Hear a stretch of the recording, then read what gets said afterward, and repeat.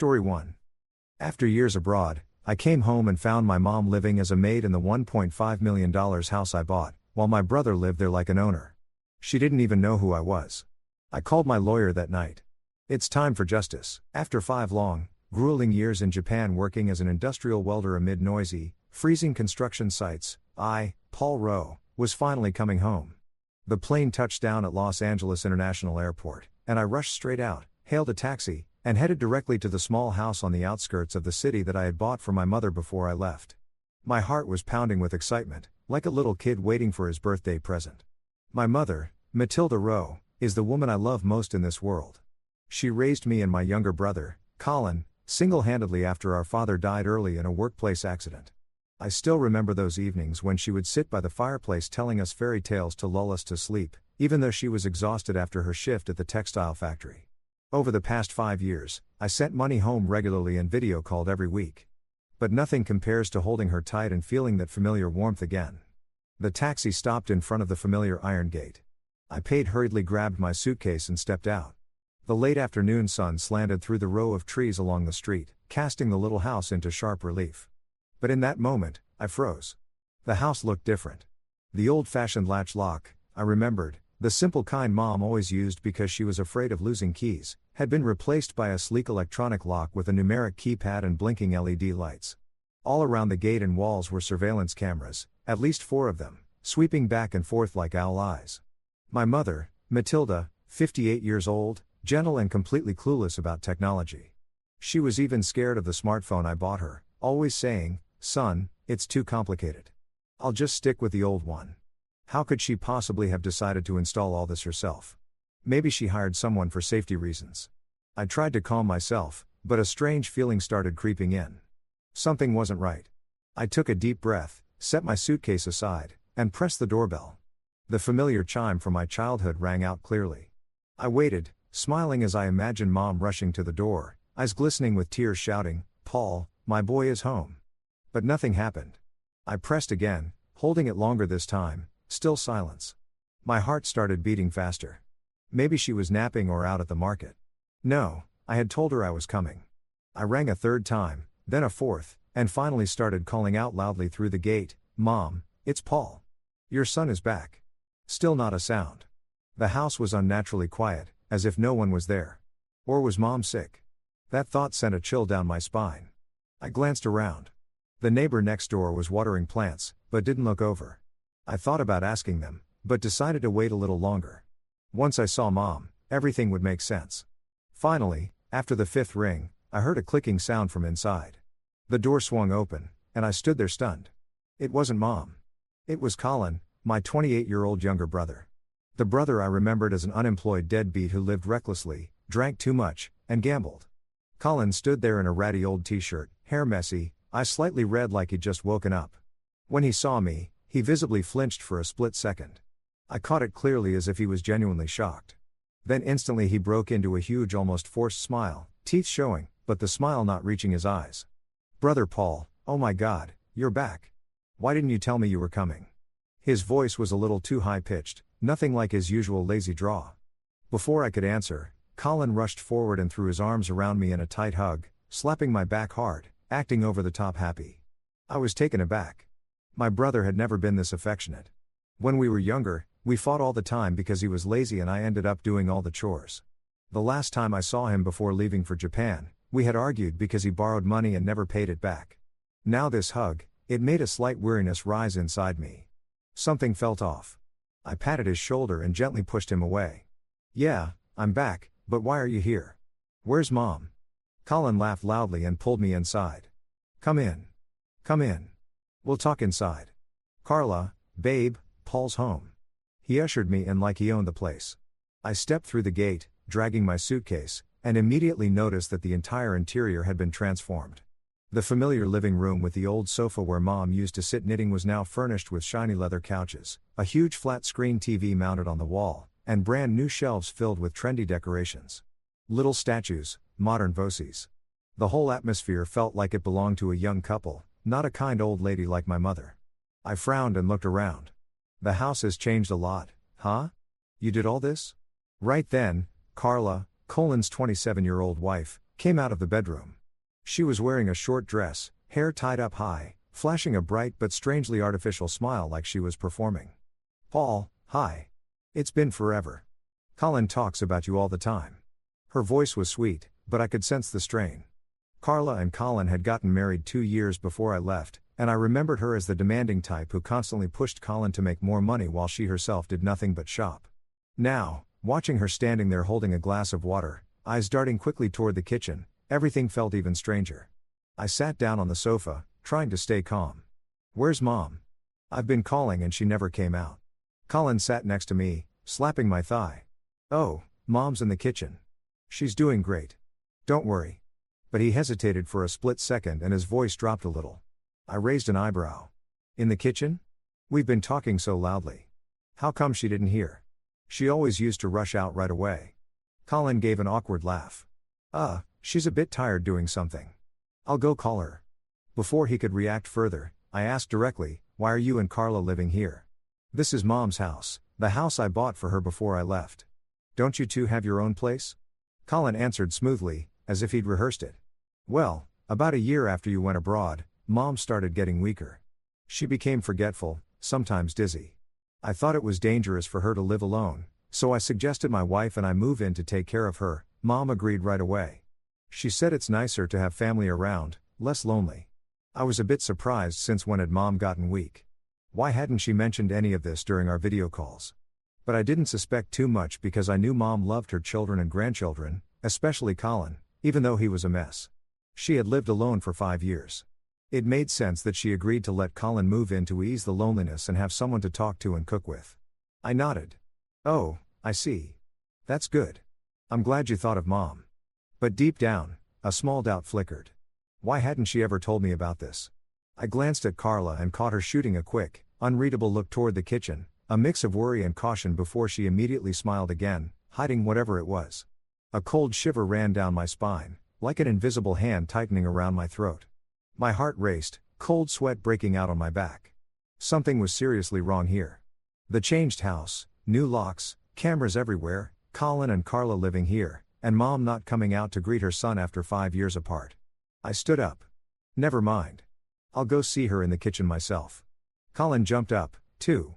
"Yeah, let me take you," but I didn't wait. I headed straight for the kitchen. Every step felt heavy. The air in the house suddenly became oppressive, tense like in a horror movie. I could hear the faint clinking of dishes from the kitchen. But why wasn't Mom calling out? The bad feeling surged stronger, and I pushed the kitchen door open hard, ready to face whatever was waiting on the other side. And then I froze on the threshold, my heart almost stopping. There in front of me was my mother, Matilda. But not the mother I remembered. She was wearing an old crumpled maid's outfit, the faded apron she used to wear only when scrubbing the house years ago. She was bent over the kitchen sink, looking exhausted, visibly gaunt and frail. Her hands trembling as if she had no strength left. Those rough, calloused fingers that had worked hard her entire life now shook violently as they clutched a sponge. Water dripped from the faucet onto the wet floor. The heavy air in the kitchen was thick with the smell of detergent mixed with leftover food. But what truly paralyzed me was the sight of her. The strong woman who had single-handedly raised my brother and me, now reduced to a shadow, weak and utterly drained. Why was she doing housework in this condition? My throat tightened, tears welled up, but I forced them back. I called out to her, my voice strangled as if someone were choking me. She turned her head slowly and looked at me with dull, vacant eyes, as though struggling to recognize a distant face from a foggy memory. Her hair had turned much grayer, tangled and unkempt. Her face was so sunken I barely recognized her. Deep wrinkles carved into her skin, cheeks hollow, eyes cloudy behind a veil of mist. She used to be radiant, always beaming when I came home. But now she looked as if she had aged 10 years in the 5 I'd been away. Pain stabbed through my chest like a sharp knife. How had Mom ended up like this? I had sent money home faithfully every month, believing she was living comfortably. Yet the reality in front of me left me reeling. She stared at me for a long time, blinking as if trying to focus. Then a faint spark of recognition flickered in her eyes. She stammered. "Paul, my son, you're back." Her voice trembled, breaking off between words, her feet shuffled slightly as if she wanted to come closer. She let the sponge fall from her hands, water dripping onto the floor. In that moment, hope flared inside me. I wanted to rush forward and hug her right then. But instantly, Colin cut in from behind, his voice quick and loud. Mom, go rest. You're not feeling well. You shouldn't be working so hard or you'll wear yourself out. He darted into the kitchen, planting himself between me and her, one hand on her shoulder as if holding her back, his face full of concern. Yet, I clearly saw the strain in it. I turned to Colin, waiting for an explanation about this not feeling well business. Why hadn't anyone told me? But in that split second, I saw him flinch, his shoulders tensing before he forced himself to relax and flash an awkward smile. Paul. Mom gets tired really easily. Let me help her. I frowned. The unease inside me grew stronger. Why was he reacting so fast as if he'd rehearsed this exact scenario? Colin spoke hurriedly, his voice rising slightly with tension. Lately, Mom's been really forgetful. Sometimes she remembers things, sometimes she doesn't. And she gets emotional easily. She cries when she sees people she knows. Come on, let's take her to the living room and talk there. Standing here too long will tire her out. Carla appeared in the doorway, her tone soft, but her eyes flashing with calculation. He's right, Paul. I'll get her some water to feel better. Their reactions were too quick, too perfectly synchronized, like they had practiced this, prepared answers for every possible question. The strange feeling inside me swelled like a balloon about to burst. What were they hiding? Why did Mom look so utterly exhausted? And why had they left her washing dishes alone? I didn't wait any longer. I stepped forward and wrapped my mother in a tight hug. She trembled in my arms, her body cold and fragile, completely unlike the warm, strong embrace I remembered from the days. She comforted me after fights with Colin or cooked dinner for us despite her own exhaustion. Now she was so thin, I could feel every bone. Her skin was ice cold, as if she hadn't been warm in a very long time. Overwhelming sorrow surged through me. I couldn't hold back the tears any longer. Mom, I'm home. I'm so sorry I left you alone for so long. She whispered something incoherent, resting her head on my shoulder. But she didn't hug me back as if she were afraid of something. I gently led her to the living room, supporting her step by careful step because she walked unsteadily, legs shaky. The moment we sat on the sofa, the first thing I asked was, why are you letting Mom do housework in this state? She's so weak. She needs to rest. Carla jumped in quickly, her voice dripping with forced sincerity. Oh, Paul, she insists on doing it. She says she wants to keep busy, that sitting idle makes her restless. Colin and I have tried to stop her, but she won't listen. Colin nodded vigorously. Exactly, bro. Mom's stubborn as a mule. We tell her over and over, but she never listens. Yet, their excuses rang completely hollow. How could Mom insist on washing dishes with hands that shook like that? And why weren't they helping her? I turned to Mom, trying to speak gently. Mom, it's Paul. Look at me clearly. Are you okay? How have you been living? If anything's wrong, tell me. Don't hide it from me. Matilda looked at me, struggling to form words, her sentences broken and halting. My son, I missed you, but my mind's been so confused lately. Her memory was clearly jumbled, her voice small and trembling, as though she was terrified of saying the wrong thing.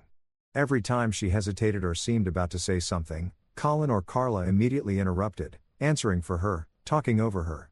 Mom says she's fine, just forgetful. Or Carla, she missed you so much, but she's tired now. Mom fell silent at once, shrinking into herself in fear, shoulders hunching, eyes dropping like a frightened bird. That was the moment everything became crystal clear. Matilda kept glancing at Colin and Carla with anxious, weary eyes, the look of someone long accustomed to being controlled and too scared to speak without permission. She huddled on the sofa, clutching the hem of her apron as if afraid of being scolded for saying the wrong thing. My heart clenched with a mixture of pain and rage. What the hell was going on here? Why was my mother terrified of her own son and daughter-in-law? I wanted to ask her directly, Mom, tell me, what have they done to you? But with Colin and Carla sitting right there on either side, watching her every move, I knew she wouldn't dare tell the truth. She would stay silent or repeat whatever script they'd given her. I swallowed my words, choking on them while my mind spun with 1,000 questions. I had planned to stay the night, cook for her, hold her while she slept like when I was little. But the tension and the way Colin kept trying to control everything made it clear that staying now would get me nowhere. They would watch every second. I'd never get a moment alone with her. Okay, I'll stay tonight, Mom. I tried. Colin immediately cut in. The house is cramped, bro. Sleeping on the sofa wouldn't be comfortable.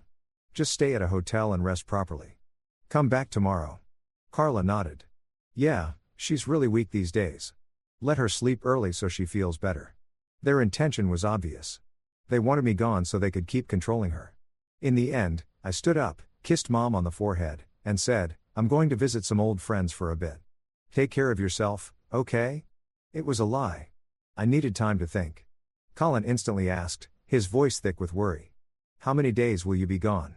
And will you come back here afterward?" I saw right through him. He wanted me away as long as possible, so I answered vaguely. "After I see my friends, I might have to fly straight back to Japan. I only got a short leave. Work's crazy." Colin visibly relaxed, his shoulders dropping, a genuine smile breaking across his face. "Cool. Have fun then." That unguarded reaction sent a chill through me. Why was he so relieved? As if my leaving meant they were free to do whatever they wanted. It confirmed beyond doubt that in this house something horrific was being hidden. I stepped out of the gate, my heart heavy as if it were dragging stones behind it. The late afternoon sunlight slanted through the trees, but it couldn't chase away the gnawing dread eating at me from the inside. Through the window, Mom watched me leave, her eyes glistening with tears. Yet, she didn't dare wave, as if terrified of being punished for it. The sight stabbed my heart. Why was she so afraid? I hailed a taxi, slumped into the back seat, and told the driver in a hoarse voice, "Head straight to the outskirts toward the airport." But halfway there, passing familiar streets lined with coffee shops and children playing, I suddenly changed my mind. "Turn around, man. Find a hotel near the old neighborhood instead." The driver glanced at me in the rear view mirror and raised an eyebrow. "What's up, kid? Forget something?" I shook my head, voice low. "No, I just don't want to go far yet." Truth was, a terrible unease noted at me. A dark premonition whispering that if I truly left now, Mom would be in real danger. I needed to see what would happen once they thought I was gone. Once they believed I'd flown back to Japan, and they could act freely without fear of being caught. The taxi stopped in front of a small, run-down hotel on the outskirts. The kind of place meant for working-class guys like me.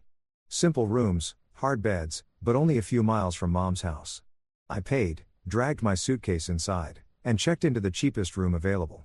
The place was dim and smelled of damp mold, but I didn't care. I collapsed onto the bed, my mind spinning. 5 years in Japan, slaving away welding steel amid smoke, dust, and deafening machines, thinking that sending money home every month was enough to keep Mom comfortable. And now, the house filled with brand new things. Mom's skin and bones. Colin and Carla controlling her every glance. I remembered our recent video calls. She'd always cut them short, saying, "I'm fine, son." But her eyes avoided the camera as if someone were watching her. Now everything clicked into place, forming a horrifying picture. I had to watch them. I had to find proof. But how could Colin do this? He was my little brother, blood of my blood. When we were kids, we played together. I taught him how to kick a soccer ball. Mom would smile and say, "You two love each other. Always protect one another." And now he'd betrayed her for money. The thought sent ice through my veins. I lay awake all night, the distant sound of traffic echoing like a warning. For the next few days, I watched from a distance, acting like an amateur detective. Early each morning, I put on an old jacket and baseball cap, stood at the street corner a safe distance away, hiding behind the trees. I saw Colin and Carla forcing Matilda to take some kind of pills every day. Each morning, they made her sit at the dining table. Carla would hold a cloudy white pill, shove it into Mom's mouth, and Mom would swallow with trembling hands, eyes downcast, never resisting. I thought they were vitamins. She really was weak. Maybe she needed them, so I didn't dwell on it at first. But why was she growing more and more dazed? I remembered how strong she used to be, walking to the market, laughing. Mom still got plenty of strength. "Don't worry about me." Now she shuffled around the house like a ghost, doing chores from dawn till dusk. I watched for 3 straight days, heart pounding every time they locked the doors and the cameras swept the yard like they were keeping her prisoner. During the day, Colin would go out, supposedly job hunting, as he claimed. But I saw him hanging out at the nearby bar, laughing with his buddies. Carla stayed home, her face always twisted in anger, snapping and yelling at Mom for dropping a plate while washing dishes. I wanted to charge in, but I held back. I needed solid proof. Those nights in the hotel, I lay clutching my phone, scrolling through old photos of Mom, tears streaming down my face. Why hadn't I come home sooner? Regret and dread churned inside me like a ticking bomb. Then one evening, everything shattered. It was pitch black outside, a cold drizzle falling. I stood in the shadows across the street, rain soaking my coat, but I didn't care. Through the lit kitchen window, I watched Mom frantically preparing dinner, hands shaking as she carried a tray of food, looking on the verge of collapse. She staggered, tried to steady herself, then suddenly fainted. The tray crashed to the floor with a deafening clatter that echoed through the quiet night. My heart seized as if someone were crushing it. I almost ran forward right then, but in that instant, Carla burst in like a wild animal, face crimson with rage. She screamed, "You useless old hag. You ruin everything. Look at this mess. Good for nothing." She started kicking Mom hard, merciless kicks, trying to rouse her. "Get up. Stop faking it. You think passing out will make me go easy on you?" She didn't care that Mom had just collapsed. She kept kicking the frail body, unleashing all her fury. Carla hurled the cruelest insults through the open window. "Keeping you around is nothing but a waste. You can't do anything, right? Why are you still alive, just leeching off us forever?" Those words cut into me like knives. I stood frozen, blood rushing to my head. All I could see was my mother crumpled on the floor.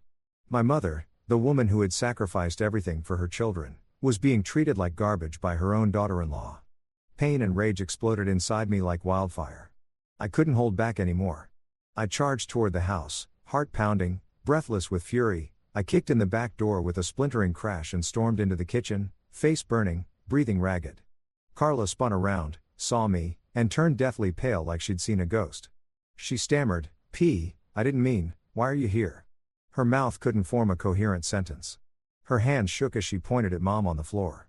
I didn't let her finish. I swung my open hand and slapped her across the face hard. The crack echoed through the kitchen. She stumbled, nearly fell, clutching her cheek, eyes wide with shock. Blood roaring in my ears, I roared, voice tearing through the air. "Who the hell do you think you are? That's my mother.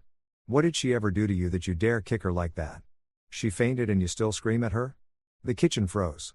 Carla leaned against the wall, face ash and lips trembling, only able to babble in terror. I just got angry because she spilled. At that moment, frantic footsteps thundered in.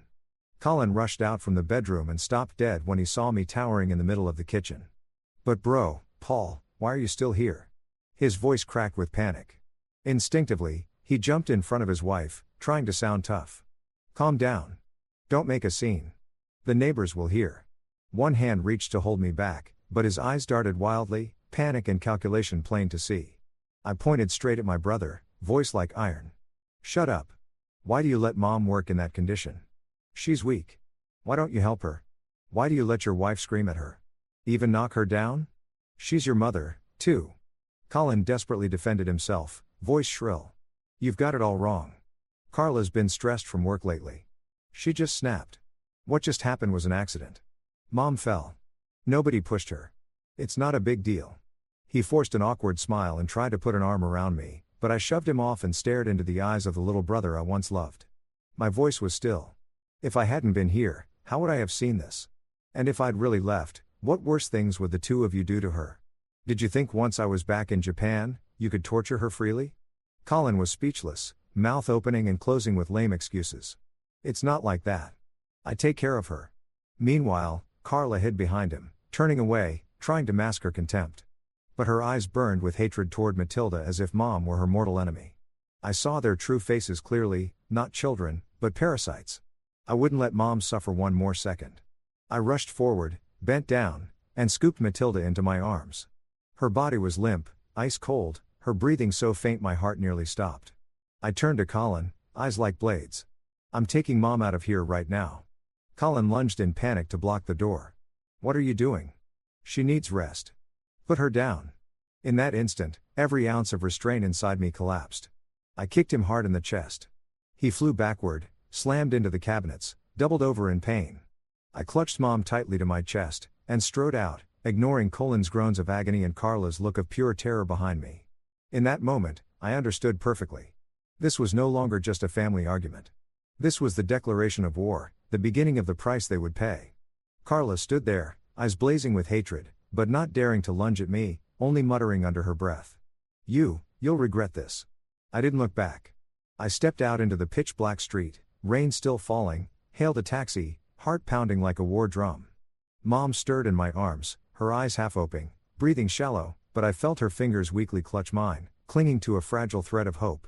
The taxi sped through the rainy night, street lights flickering through the windows, casting sharp shadows over Mom's gaunt, hollow-cheeked face, her eyes still clouded with lingering fear.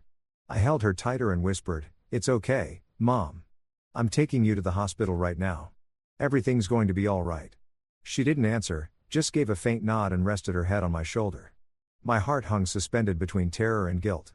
Terror that I might already be too late. Guilt that I had left her in that house for 5 long years. In Japan, I'd worked myself to the bone, welding steel amid smoke, dust, and deafening noise, thinking that sending money home was enough to keep her comfortable. Enough to make up for my absence. And now she had been abused, poisoned, and I, her eldest son, had known nothing. Every time the image of Carla kicking her or Colin making excuses flashed through my mind, my blood boiled. I would never forgive them. But first, I had to save Mom. The taxi screeched to a halt outside the emergency entrance. Neon lights glared white against the rain. I carried her inside and shouted, "Doctor, please help my mother. She just collapsed." Nurses rushed over with a wheelchair and whisked her into the ER. One of them stopped me at the door. That night, the hospital buzzed with machines and the sharp smell of disinfectant, but I barely noticed. Doctors ran full exams, drew blood, took x-rays. I sat outside the room, burning with anxiety. Every minute felt like a century. I kept thinking of the old days. Matilda, the strong woman who had raised my brother and me alone after Dad died in a factory accident. She worked at the textile mill, came home exhausted, yet still cooked with a smile, and told us fairy tales. "My boys are going to make something of themselves," she used to say. Now she lay there, frail as a withered leaf because of her youngest son and his wife. I clenched my fists, tears slipping silently down my cheeks. Why was life so cruel? Finally, the doctor emerged, face grave, holding the test results. "You're Matilda's son, correct? We have the results." I stood up, voice shaking. "Doctor, how is she? Is it serious?" He sighed heavily. "She's severely exhausted and malnourished. Her body has been pushed far beyond its limits for a long time.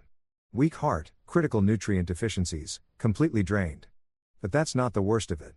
My chest tightened as I waited for the rest. More alarmingly, her blood shows high residual levels of sedatives administered continuously over an extended period. Drugs that are not appropriate for routine elderly care.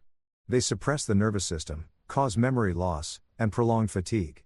I froze, ears ringing, each word slicing through me like a blade. Sedatives. They had been forcing her to take poison to control her. The doctor continued bluntly. If this had gone on much longer, she could have suffered permanent neurological damage, even life-threatening complications, coma, multiple organ failure. You brought her in just in time. I collapsed into a chair, head spinning. I had left her in that house for 5 years, sent money, made video calls, but never came back, never checked. I was the guilty one. I had blindly trusted Colin. Regret crashed over me like a tidal wave. I buried my face in my hands and sobbed silently. "It's my fault. I'm so sorry, Mom." The doctor placed a hand on my shoulder. "What matters now is treatment. We'll keep her admitted for monitoring and recovery, for fluids, nutrition, and complete cessation of the sedatives." I nodded, wiping my eyes. "Yes. Do whatever it takes. I'll stay here and take care of her. Please talk only to me about everything." In the days that followed, Mom lay in a stark white hospital room, the steady beep of the heart monitor filling the silence. Thanks to 4 fluids, vitamins, proper nutrition, and stopping the sedatives entirely, Matilda slowly began to regain clarity. Her eyes were no longer vacant. A spark of awareness returned. She looked at me and gave a weak smile. "Paul, you really came back." I took her hand, voice thick with emotion. "Yes, Mom. I'm here now. Just get better. Okay." She started recognizing people clearly again, speaking coherently, no longer dazed like that first day I found her in the dark kitchen. She asked about the nurses, the doctors, even reminisced. "I remember the night you left for Japan. I cried all night." Every word healed something inside me, yet also reminded me of the pain she had endured. I never left her bedside. I took care of every meal, every nap, every little thing. Mornings, I washed her face and spoon-fed her nutritious porridge. "Come on, Mom. It's good." Afternoons, I told her funny stories from Japan to make her laugh. Nights I sat holding her hand while she slept, listening to her steady breathing. In the quiet hospital nights, with only rain tapping the window, I wondered what Colin and Carla were doing now. Mom grew stronger day by day. Color returned to her skin. Her hands stopped trembling. The doctor checked her and smiled. Excellent progress. No traces of the drugs left in her system. I breathed a sigh of relief, but the weight in my heart remained. Why did she have to suffer like this? One sunny afternoon, golden light streamed through the window, warming the room. I gently asked, "Mom, why did you let them treat you that way? Why didn't you tell me?" Matilda looked at me, eyes suddenly filling with tears, then burst into wrenching sobs, her whole body shaking as if releasing years of pent-up pain. She cried loudly, tears soaking the pillow, clutching my hand. "My son, they controlled me. I was so scared." I held her, stroking her back. "Tell me everything, Mom. It's okay now." When she finally calmed down, she wiped her eyes and began, voice trembling, each word cutting me to the core. She told me that sometime after I left for Japan, Colin and Carla came asking to stay just temporarily. They were having a hard time. Because she loved her son, she happily agreed, thinking it would be nice to have family around. At first, they were attentive. Carla cooked. Colin fixed things around the house. Mom was overjoyed. I thought they had changed. But within months, their true colors emerged. They took over the house as if it were theirs, forced her to do all the chores, and monitored her every hour. They said, "An old woman needs to keep busy to stay healthy." But really, they made me clean and cook from morning till night, she said, choking up. They forbade her from going out. "It's dangerous, Mom." Gradually cut off contact with neighbors by installing cameras and locking the doors. Then they started giving her vitamins for the brain to keep you sharp. She took them at first thinking they were harmless. But soon her mind grew foggy, her body weak, her memory fragmented. She forgot names, dates, everything. When she tried to refuse the pills, they forced her and threatened. "If you don't obey, we'll put you in a nursing home, and those places are hell." Terrified and cornered, she obeyed right up until the day I returned. "It hurts so much, son, but I endured it so you could work in peace." I asked why she never called me. She shook her head. "I don't know how to use the phone properly and Colin controlled it, took it away. If I tried to call you on my own, they'd starve me for days. Just water, no food." She recounted one time she secretly tried to call me. Carla caught her, snatched the phone, and screamed, "Do you want to starve?" They locked her in her room for 2 days until she nearly passed out from hunger. Hearing all this, I gripped her hand so hard it hurt. My chest crushed by pain, rage, and burning guilt. How dare they? Colin, my own brother, my blood, tortured our mother like this. I held her tight. "I'm so sorry, Mom. I'll make this right." She stroked my hair. "All I need is you, Paul." Her story opened a black abyss. They hadn't just physically abused her. They had poisoned her mind and isolated her completely. I now understood those video calls, her silence, her averted eyes. They had been sitting right there watching. Fury surged through me, mixed with cold determination. What was their motive? Money? The house? I would find out. But first, Mom had to be fully strong again. In the days that followed, I lived in a state of total chaos, as if trapped inside a whirlwind with no way out. By day, I sat beside Mom's hospital bed, smiling, chatting with her, spoon-feeding her nutritious porridge, telling funny stories from Japan. Like the time I nearly fell off the scaffolding in a strong wind, or the best sushi I'd ever eaten. But inside my head, everything was a storm. I was torn between blind rage that made me want to storm back to the old house, punch Colin square in the face and scream, "You piece of filth," and endless self-reproach. How could I have been so blindly trusting? For 5 whole years, I sent money home faithfully, $1,000 every single month, thinking that was enough to keep Mom comfortable, enough to make up for my absence. In reality, I had abandoned her, left her alone to face 2 monsters wearing the masks of son and daughter-in-law. Every night, lying on the hospital room's hard sofa, I tossed and turned, haunted by the image of Mom being kicked across the kitchen floor, mixed with memories of her smiling face the day I left for Japan. "Take care of yourself, son. I'll be waiting for you." It was my fault. If I had come home sooner, if I had checked more carefully, none of this would have happened. I couldn't understand why Colin and Carla could treat our mother with such cruelty, or what their real goal was. What could they possibly want from a kind old woman? The money I sent, the little house I bought for her with my own sweat and blood. The thought sent ice through my veins like an invisible hand squeezing my throat. The feeling that a much larger conspiracy was lurking behind everything wouldn't let me sit still. I couldn't just wait for Mom to recover and do nothing. The knowing dread was like the ticking of a time bomb. I suddenly remembered an old high school friend who once mentioned a private investigator who could dig up any secret. The next morning, while Mom slept soundly after her IV drip, I slipped out of the hospital and called Daniel. I asked him about a trustworthy pie. "Paul, be careful," Daniel said, voice worried. "But I know a good one, Jack Heron. Specializes in family cases and financial tracking. I'll send you his number." I called Jack immediately, voice shaking as I gave him the short version. My brother and his wife have been abusing my mother. I need them watched. Jack listened calmly. I understand, Mr. Paul. I'll monitor the couple's every move. Home, work, finances, $500 a day, but I guarantee results. I agreed on the spot and wired the advance, heart pounding like I was awaiting a verdict. This was the first step. I would no longer let them walk free. Just a few days later, Jack contacted me through an encrypted call, voice low. Paul, I have extremely serious information, enough to prove their real motive. Meet me at the coffee shop near the hospital. My heart hammered in my chest. I told Mom, I'm just going to grab some food. Then rushed out into the light drizzle that made the air feel even heavier. In the small cafe, Jack sat in a dark corner with a thick folder. He slid it across the table. I got an audio recording from their living room while Colin and Carla were talking. I placed a legal listening device through the window. You authorized it. I put on the earphones, pressed play, and my world collapsed. Carla's shrill voice. We have to hurry and finish transferring the house title to us, Colin. All is back. Things could fall apart if he stays too long. Colin, anxious. I know. Tomorrow, I'll contact our usual notary. That guy will rubber stamp everything. Mom's forged power of attorney is still valid. Just a few more signatures and it's done. Carla pressing. Get it finished fast. I'm not losing this house. Paul's money transfers are almost gone. We need to sell the place for capital. The recording ended with their laughter as if they were discussing a business deal instead of stealing their own mother's home. I sat frozen, ears ringing, hands trembling around the earphones. Transfer the house title. Forged power of attorney. They were planning to seize the very house I had bought with years of blood and sweat so Mom could live out her days in peace. Jack continued gravely. That's not all. I also discovered that the savings account in Matilda's name has been systematically drained over a long period. All withdrawals made by Colin using the forged power of attorney. I accessed the bank system. Here are the statements. He pushed over pages dense with numbers. The balance was exactly the money I had wired home every month for 5 years. More than $60,000 now almost completely gone.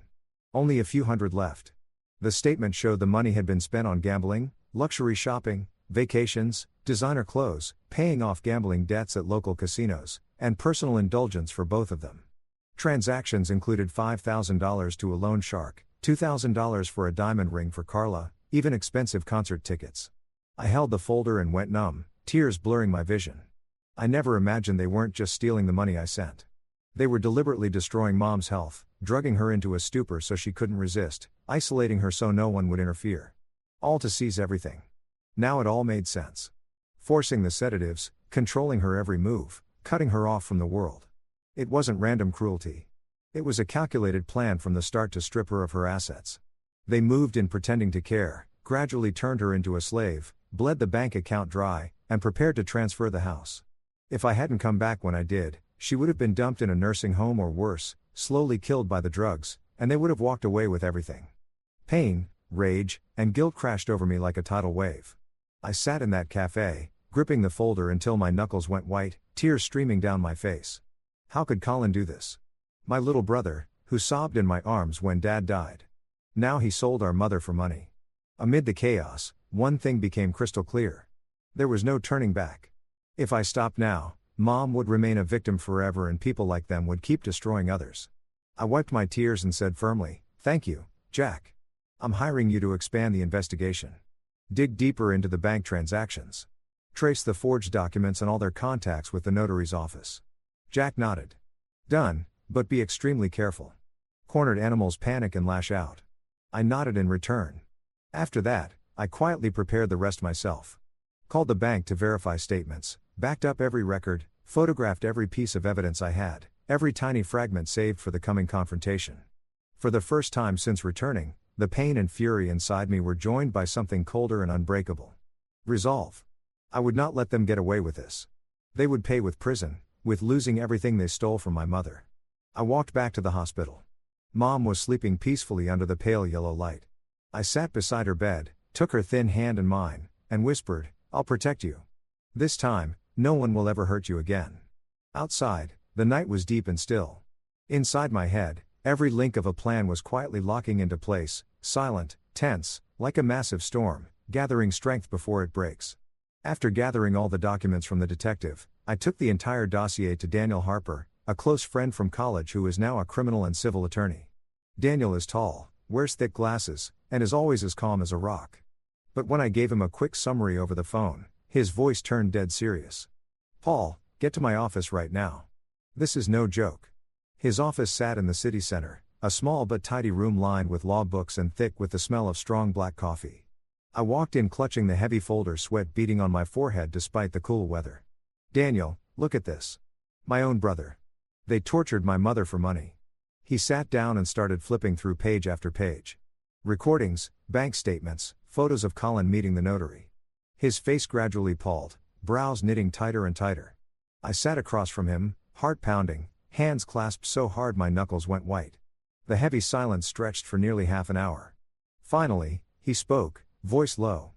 "Paul, the initial evidence you have is pretty strong. The recording clearly shows intent to seize the house.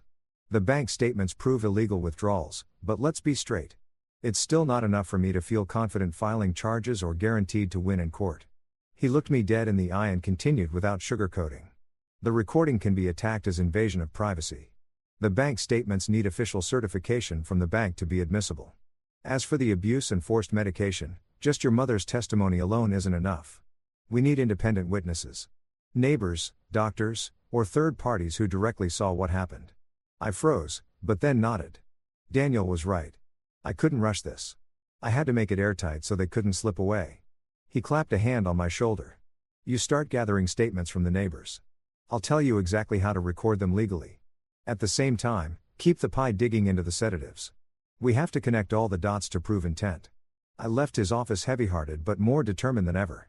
Back at the hospital, Mom asked, "Where did you go, son?" I smiled. "Just meeting an old friend, Mom." That same day, I began collecting more evidence myself. Starting with the neighbors around the house I had bought for Mom. It's a quiet suburban street of similar bungalows. Most residents are elderly and had known Mom for years. I remembered how she used to bring cookies to Mrs. Smith next door. How Mr. Johnson mowed her lawn for her. Now I needed them to testify. It wasn't easy at first. I drove to the neighborhood and parked a safe distance away so Colin and Carla, who were still living there, probably panicking because Mom had disappeared, wouldn't spot me. First, I knocked on Mrs. Smith's door. She's a 70-year-old widow who often sits on her porch knitting. "Hello, ma'am. I'm Paul, Matilda's son." She peered at me through her thick glasses, eyes wary. "Yes, I remember you. What do you need, young man?" I took a deep breath and explained briefly. "Mom is in the hospital exhausted and injured because Colin and Carla abused her. I need you to tell me what you've seen so we can get justice." She was silent for a moment, staring at the street, then sighed. "Come in. I feel so sorry for Matilda." Her voice shook as she spoke. "I heard shouting from your house all the time. Carla screaming at Matilda, calling her useless.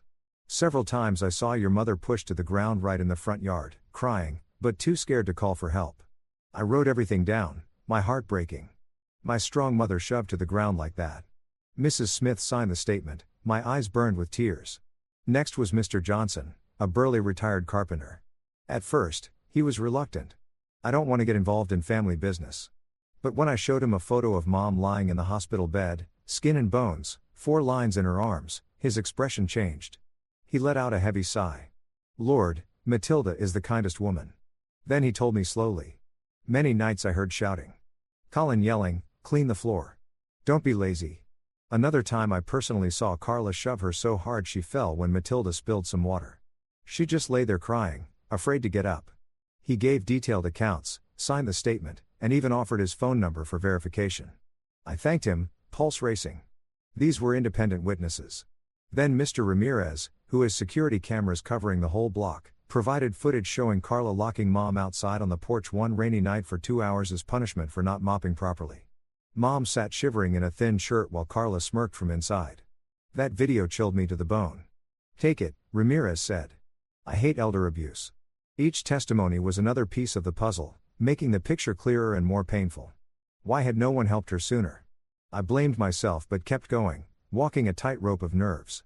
At the same time, Pie Jack kept tracing the sedatives Mom had been forced to take. I called him, "Jack, focus on the drugs. I need the source and who bought them." A few days later, he called back excited. "Got it, Paul. Carla repeatedly bought the drugs from an unlicensed back alley clinic. The doctor there has no proper license.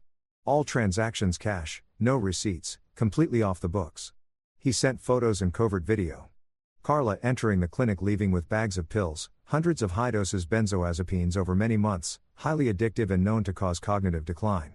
Combined with mom's own testimony, this proved the drugs were administered deliberately and systematically, not for treatment, but to keep her docile and unable to resist signing papers. Jack said, "This is solid independent evidence. You can charge them with illegal drug administration."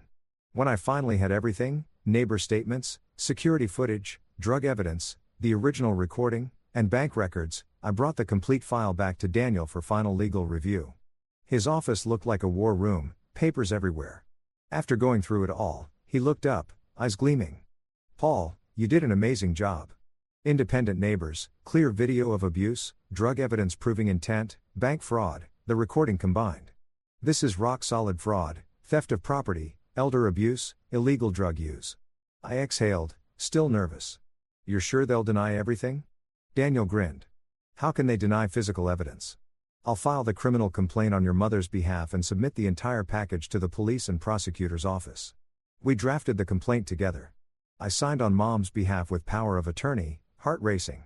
The day we filed, it poured rain as if the sky itself were washing away the darkness. Daniel drove me to police headquarters, the waterproof briefcase on my lap. The receiving officer reviewed the file, face turning grave. "This is very serious. We're opening an investigation immediately." From that moment, it was no longer just a family tragedy. It had officially become a criminal case. I walked out into the rain, water lashing my face, but for the first time, I felt a mix of relief and electric anticipation. Colin and Carla would be summoned. They would panic. Back at the hospital, Mom looked at me and asked, "Are you happy, son?" I hugged her tight. "Yes, Mom. Everything is going to be all right." But inside, the storm was rising. Justice was coming, and I would watch them fall. Then the day finally came. The authorities officially summoned Colin and Carla to the police station for questioning regarding the abuse of Matilda, illegal appropriation of property, and the unlawful administration of sedatives. Daniel called me. "They've received the summons. First session is tomorrow morning. You don't have to be there. Let the police handle it." But I couldn't just sit and wait. I quietly went to the station, stood under a dripping tree in the light rain, and watched from a distance. Colin and Carla arrived in that beat-up old car. The one we had once pulled money to buy together years ago. When they stepped out, both were ashen. Carla clutched her handbag so tightly her knuckles went white. Colin kept his head down like a convicted man. They disappeared into the gray building and I imagined the scene inside. A cold interrogation room, harsh fluorescent lights, detectives sitting across from them with a thick stack of evidence. Right from the first session, they panicked, twisting, denying, lying. Daniel later told me from his sources. Colin claimed I only took care of Mom, never abused her. Carla insisted those were just vitamins, not sedatives. They denied everything, but the videos and bank statements made them stammer. I pictured Colin, the brother who once strutted around, now trembling when asked, "Why did you drain your mother's savings account?" And Carla, the sharp-tongued woman, reduced to mumbling, "I don't know anything." A mix of tension and grim satisfaction coursed through me. They were scared. They finally realized the net was closing. After leaving the station, Colin and Carla understood the situation was completely out of control and prosecution was now very real. They no longer laughed or joked. They sped home in panic. Jack the P. I was still watching and reported, "They're screaming at each other." Carla yelled, "You've dragged me into this." Colin was smashing things. They tried to hire lawyers, but the evidence was so overwhelming that no one wanted the case. Raw terror swallowed them whole. They knew there was no escape. The recording clearly revealed their plan to steal the house. The security footage showed Mom locked outside in the rain. The bank statements proved the theft. The neighbors' testimonies were airtight. I stayed at the hospital caring for Mom, but my blood was racing. Justice was closing in. Mom sensed it and asked, "What's worrying you, Paul?" I shook my head. "Nothing, Mom. Just work." Then in the grip of absolute fear, the two of them showed up at the hospital the first time in ages. They appeared before Matilda, looking broken, haggarded, and desperate. It was a late afternoon. The rain had stopped. Weak sunlight filtering through the window. I was feeding Mom porridge when the door opened. They stepped in. Colin gaunt, dark circles under his eyes, Carla's makeup smudged, clothes wrinkled. They stood frozen near the door, afraid to come closer. Colin mumbled, "Mom, Paul, we came to visit." Mom froze, the spoon in her hand trembled, that familiar look of fear returned to her eyes, memories of the abuse flooding back. I stood up and planted myself in front of the bed, voice ice cold. "What are you two doing here? Haven't you hurt her enough?" They exchanged glances. Then Colin dropped to his knees, tears streaming. "Mom, I'm sorry. It's all my fault." He sobbed, begging Mom to forgive him, blaming debts, desperation, Carla's influence, pleading with her to withdraw the complaint. "Mom, I was drowning in gambling debts. I panicked. Carla pushed me, said we had to take your money to pay them off. I was wrong. Please forgive me. Withdraw the complaint. I don't want to go to prison." He wailed, clutching the bed frame, looking utterly pathetic. Carla knelt beside him, voice shaking. "Mom, I was wrong. I was greedy. But I regret it now. Give us a way out, please. We swear we'll pay back every cent. Leave the house. Disappear from your life forever. Don't send us to jail. Have mercy." She cried, tears rolling down her cheeks. But I could see the falseness, her eyes darting, still acting. I stood over them and saw them clearly for what they were. No longer arrogant, just naked fear. Colin, who once hugged me so smugly at the front door, now gravelled like a wet dog. Carla, who had kicked my mother on the kitchen floor, now begged on her knees. My heart itched. This was my own flesh and blood, yet also my enemy. I couldn't hold back. My voice was still as I listed every crime. "You think I don't know everything? I have proof of it all. Video of you locking Mom outside in the rain, Carla. You kicking her when she fainted. Every dollar I sent home. You drained it for gambling and shopping. Every sedative pill you forced down her throat, Colin, to make her sign fake documents and steal her house. You were going to sell her home to pay your debts." They hung their heads, unable to meet my eyes. Colin could barely speak. I shouted, "Admit it. Admit what you did to her." For the first time, with no way left to lie, Colin confessed everything. Greed, crushing gambling debts, Carla's urging, forcing the drug so Mom would sign the forged power of attorney, planning to sell the house. "Fine, I admit it. I stole the money you sent. I was drowning in debt.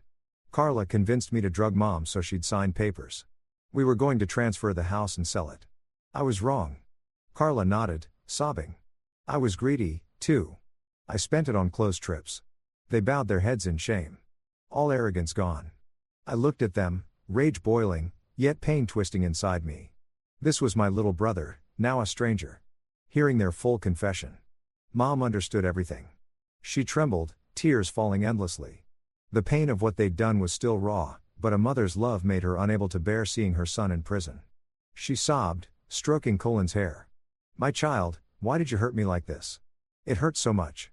Then she looked at me, voice frail. "Paul, I can't bear it. Give them one chance, son." I fiercely objected. "No, Mom. They nearly killed you, stole everything, tried to take your house. They have to face the law." But she shook her head, tears streaming. "I know, but Colin is still my son. I can't watch him go to prison. Give them a chance to start over. On the condition they leave the house immediately, repay every dollar they took and disappear from my life forever." She turned to them, voice weak but firm, "Promise me, pay back the money and leave. Never come back." After a long internal struggle out of respect for my mother's wishes, I agreed to withdraw the criminal complaint while the case was still in the preliminary verification stage. Daniel warned, "You sure? Withdrawing now stops the case, but if they break the agreement, you can refile." I nodded heavily. "I'm honoring Mom's decision." We contacted the police, withdrew the complaint, and Colin and Carla signed a legally binding commitment to repay the full $60,000 in installments and vacate the house within a week. For now, they escaped criminal prosecution. They left the hospital with fake gratitude, Colin hugging Mom one last time, Carla forcing a smile. "Thank you, Mom." "Paul," but I saw the truth in their eyes. No real remorse, only temporary relief. I walked them to the door, an uneasy premonition, gnawing at me. Would they keep their word or would they betray us again?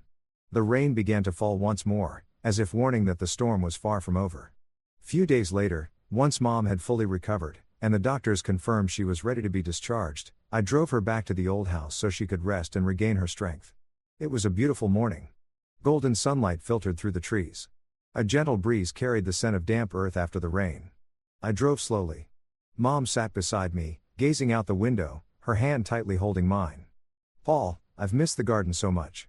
I'm going to plant flowers again. I smiled. Of course, Mom. I'll help you. From now on, I'm staying here with you. No more Japan.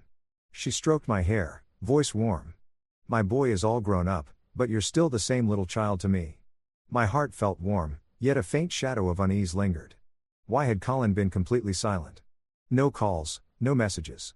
They had promised to repay the money in installments, but so far only the first $10,000 had arrived. What about the rest? I told myself, they're terrified of prison. They'll keep their word.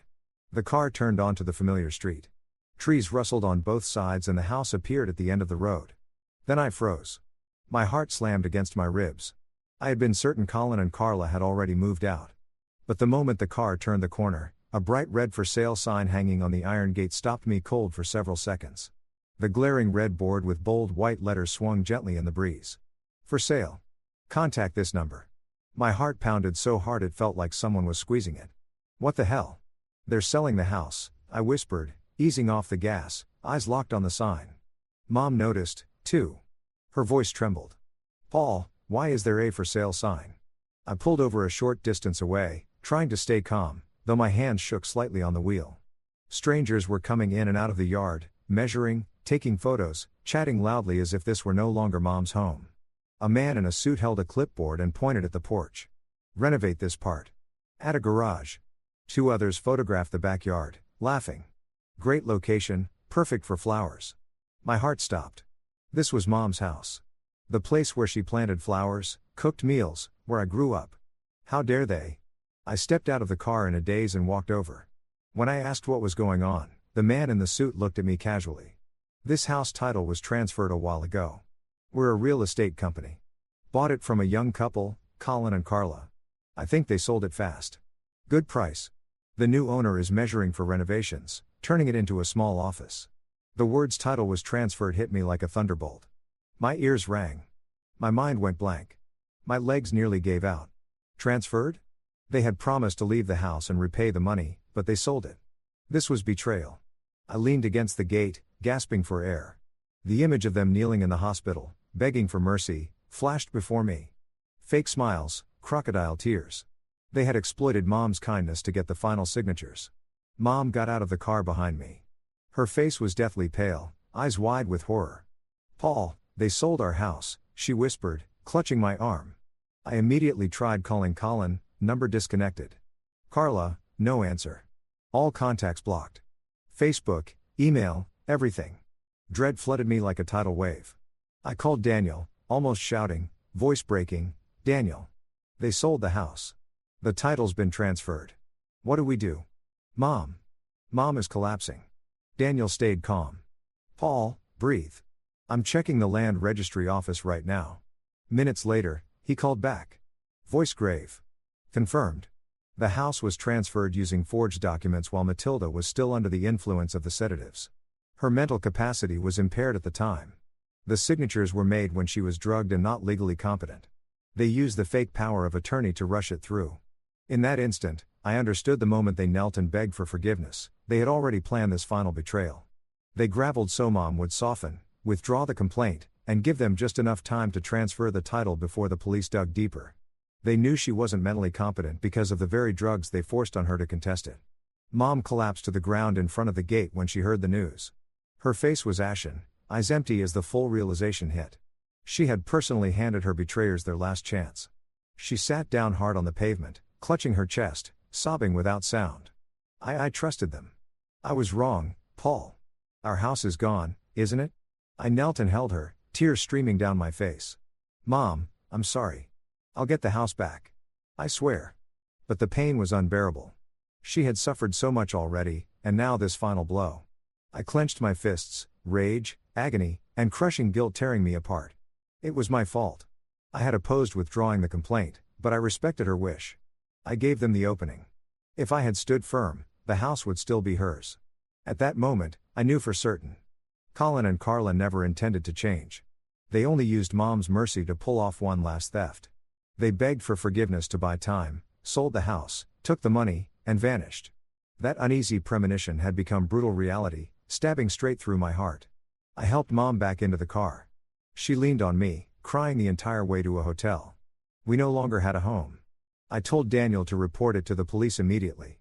Daniel, they committed fraud. They forged the transfer. He replied. Already on it, Paul.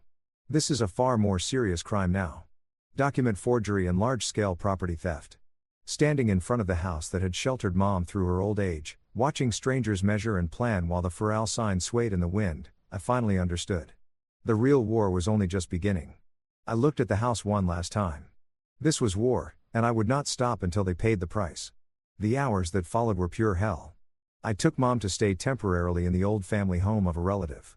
Matilda lay on the bed, eyes red and swollen, whispering over and over, "I was wrong, Paul. I never should have forgiven them." I held her tightly and tried to comfort her. "It's not your fault, Mom. It's mine. I'll get everything back. I promise." But inside, I was burning. Rage and guilt tore at me. Why had I let her talk me into withdrawing the complaint? Why hadn't I stood firm from the start? Daniel worked fast. He prepared a new criminal complaint with the additional evidence, forged title transfer documents, the fraudulent sale of the house, and filed it with the police. The officer who received it looked grave. "This is a big case, Mr. Paul. The stolen savings plus the value of the house amount to hundreds of thousands of dollars. Clear signs of organized crime, forgery, asset flight." Within days, federal arrest warrants were issued. Photos of Colin and Carla went up everywhere. Airports, bus stations, even local TV news. Wanted fraud, theft of property, elder abuse. The red headline flashed on the screen. I stared at the television, my heart twisting. My little brother, now a nationally wanted criminal. That uneasy feeling I'd had in the hospital had come true. But I felt no relief, only pain.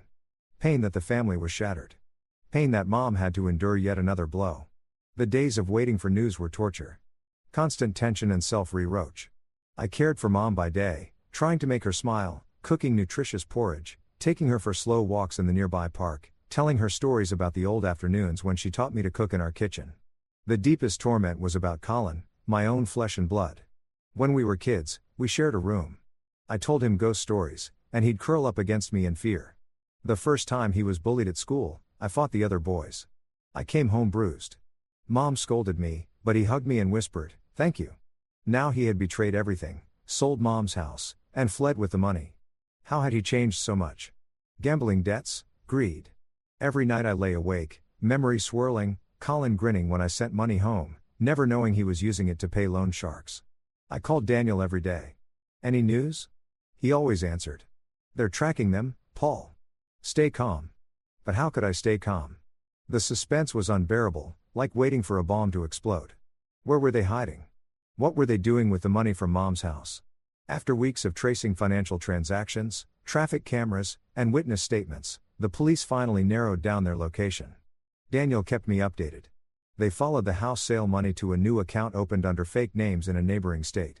Highway cameras caught their car at toll booths. A motel worker reported young couple always arguing said they were on the run.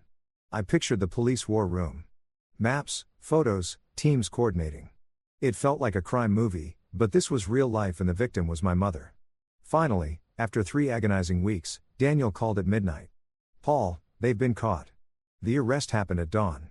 They were in a rundown motel already packing to flee to another state. Police reports later revealed the details. SWAT burst in at 4 a.m. while they were still asleep. Suitcases ready by the door. Carla screamed.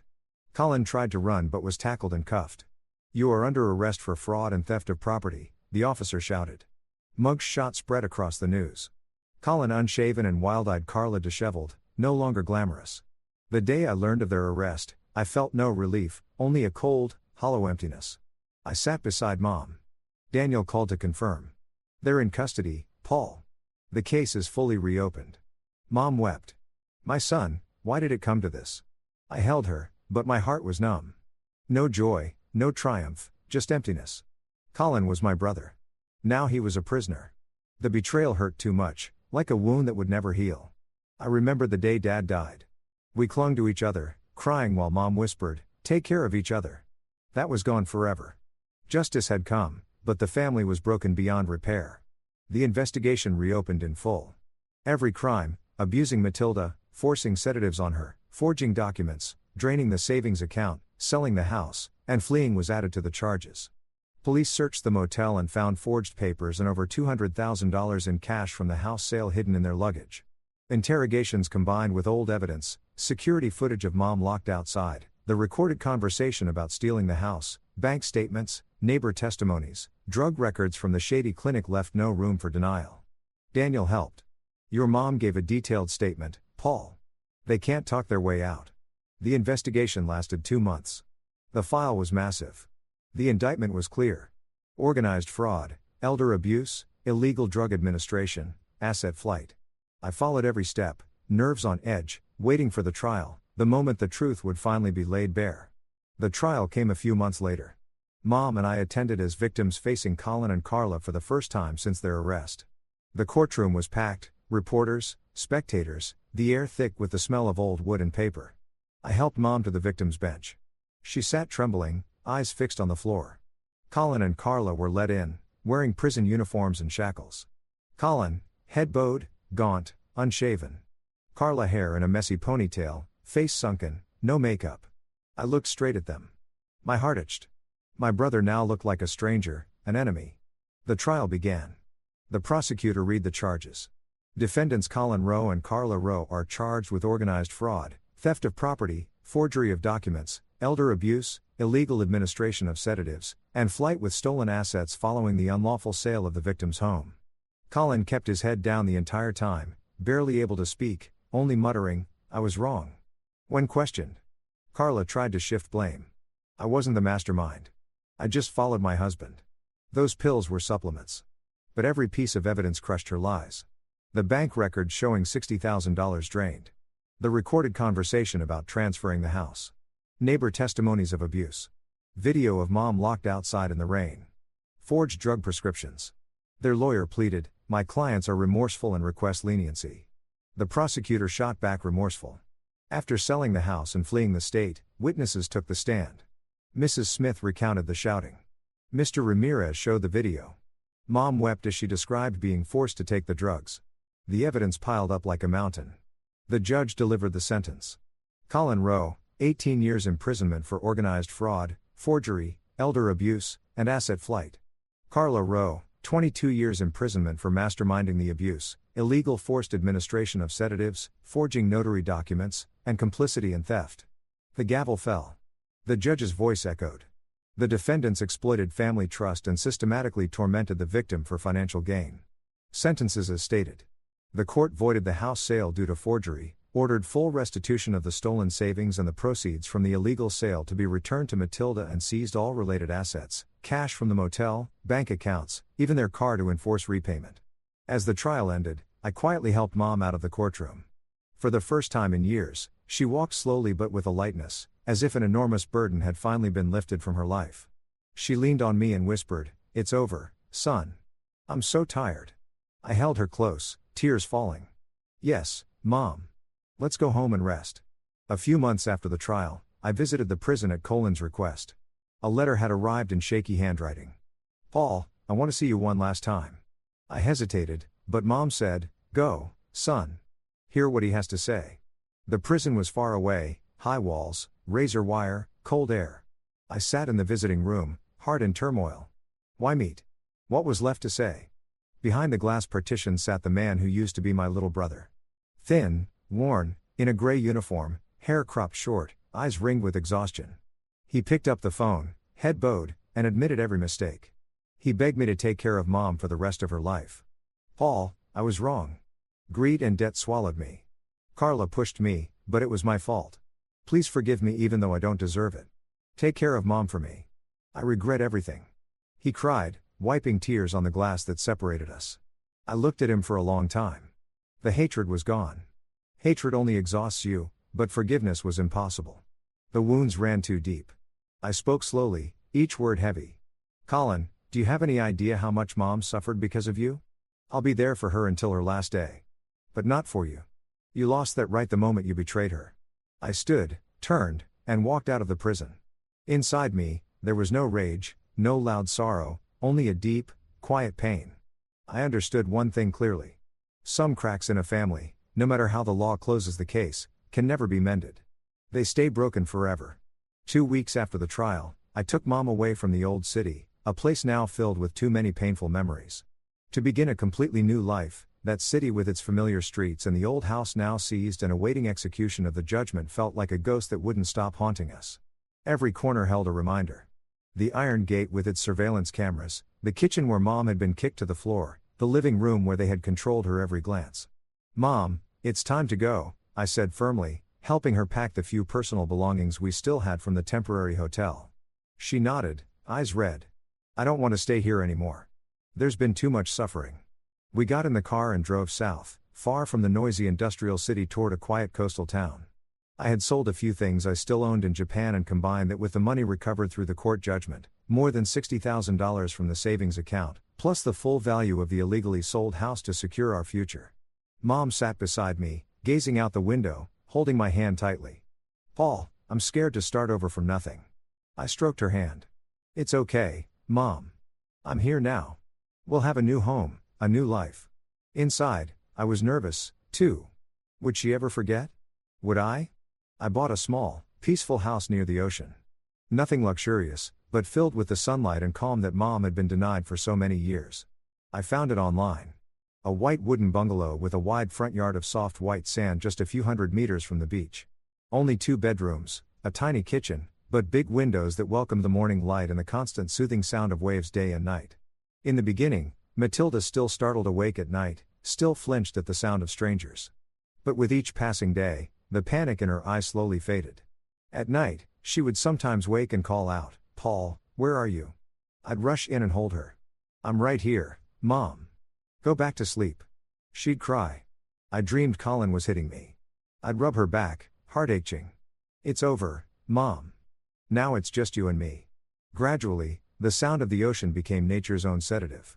She slept more deeply, woke less often. I took her for regular therapy sessions and physical rehabilitation.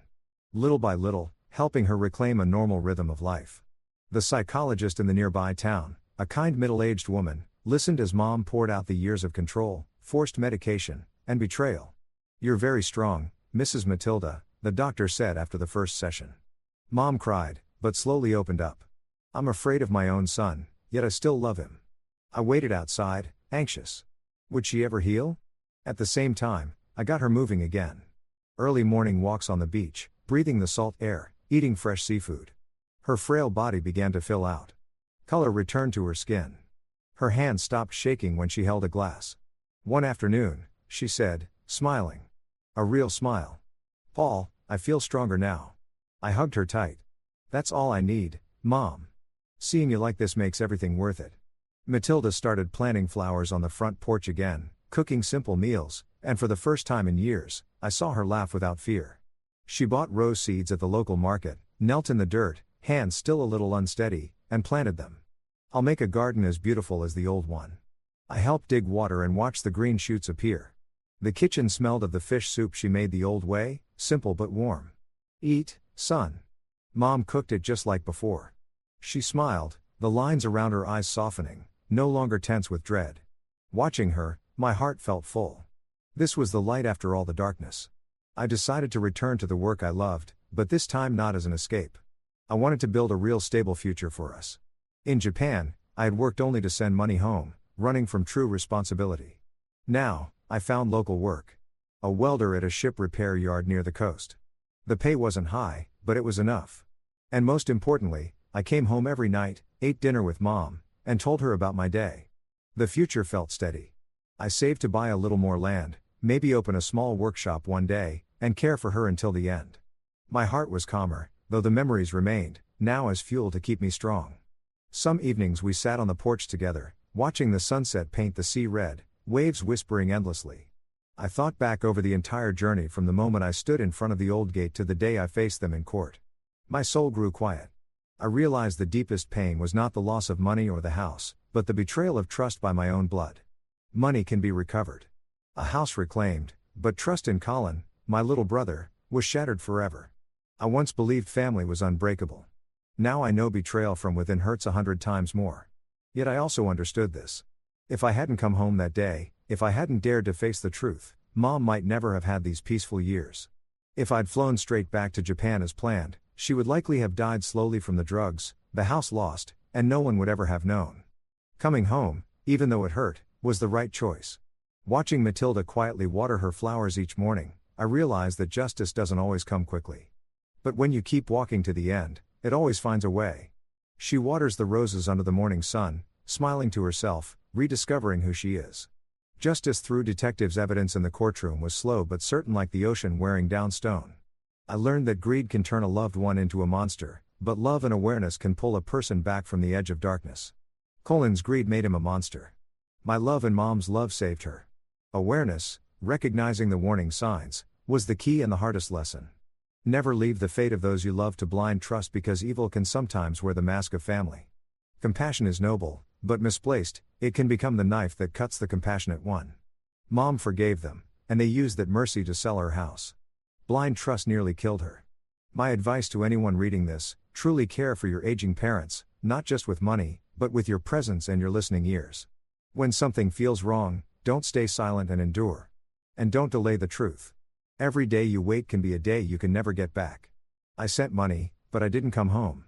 Didn't really listen. And I almost lost her. Care means being there, calling often, visiting. That is the lesson I paid for in pain. I close this chapter not with hatred, but with a silent promise to myself. From this day forward, I will never again let anyone hurt my mother. I watch her water the flowers and whisper the vow, "Mom, I'll always be here." I hold no more hatred for Colin. He's already paying the price. There is only peace and the quiet joy of being beside her. The journey ends, but the lesson lasts forever. Story 2.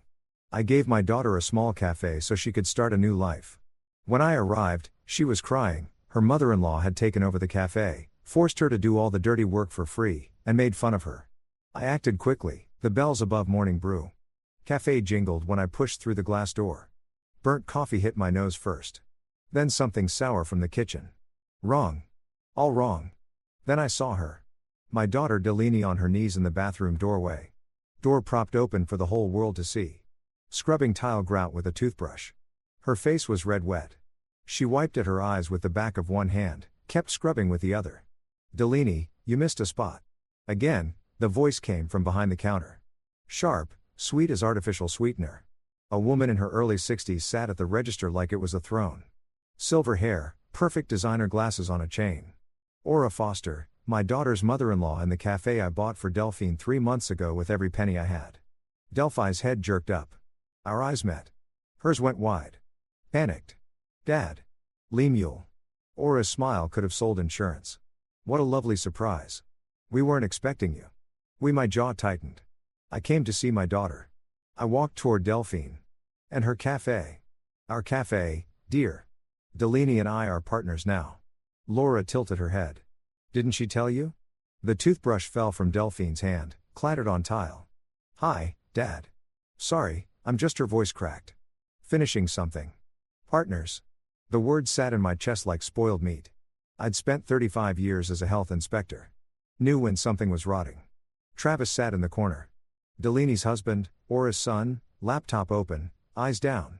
He shifted in his seat when I looked at him, but didn't speak. One customer in the whole place, an older woman at the window table. She stared into her coffee like it held answers. "Let me help you, honey." I reached for the toothbrush. "Oh, no." Lee Mueller stood, smoothed her skirt.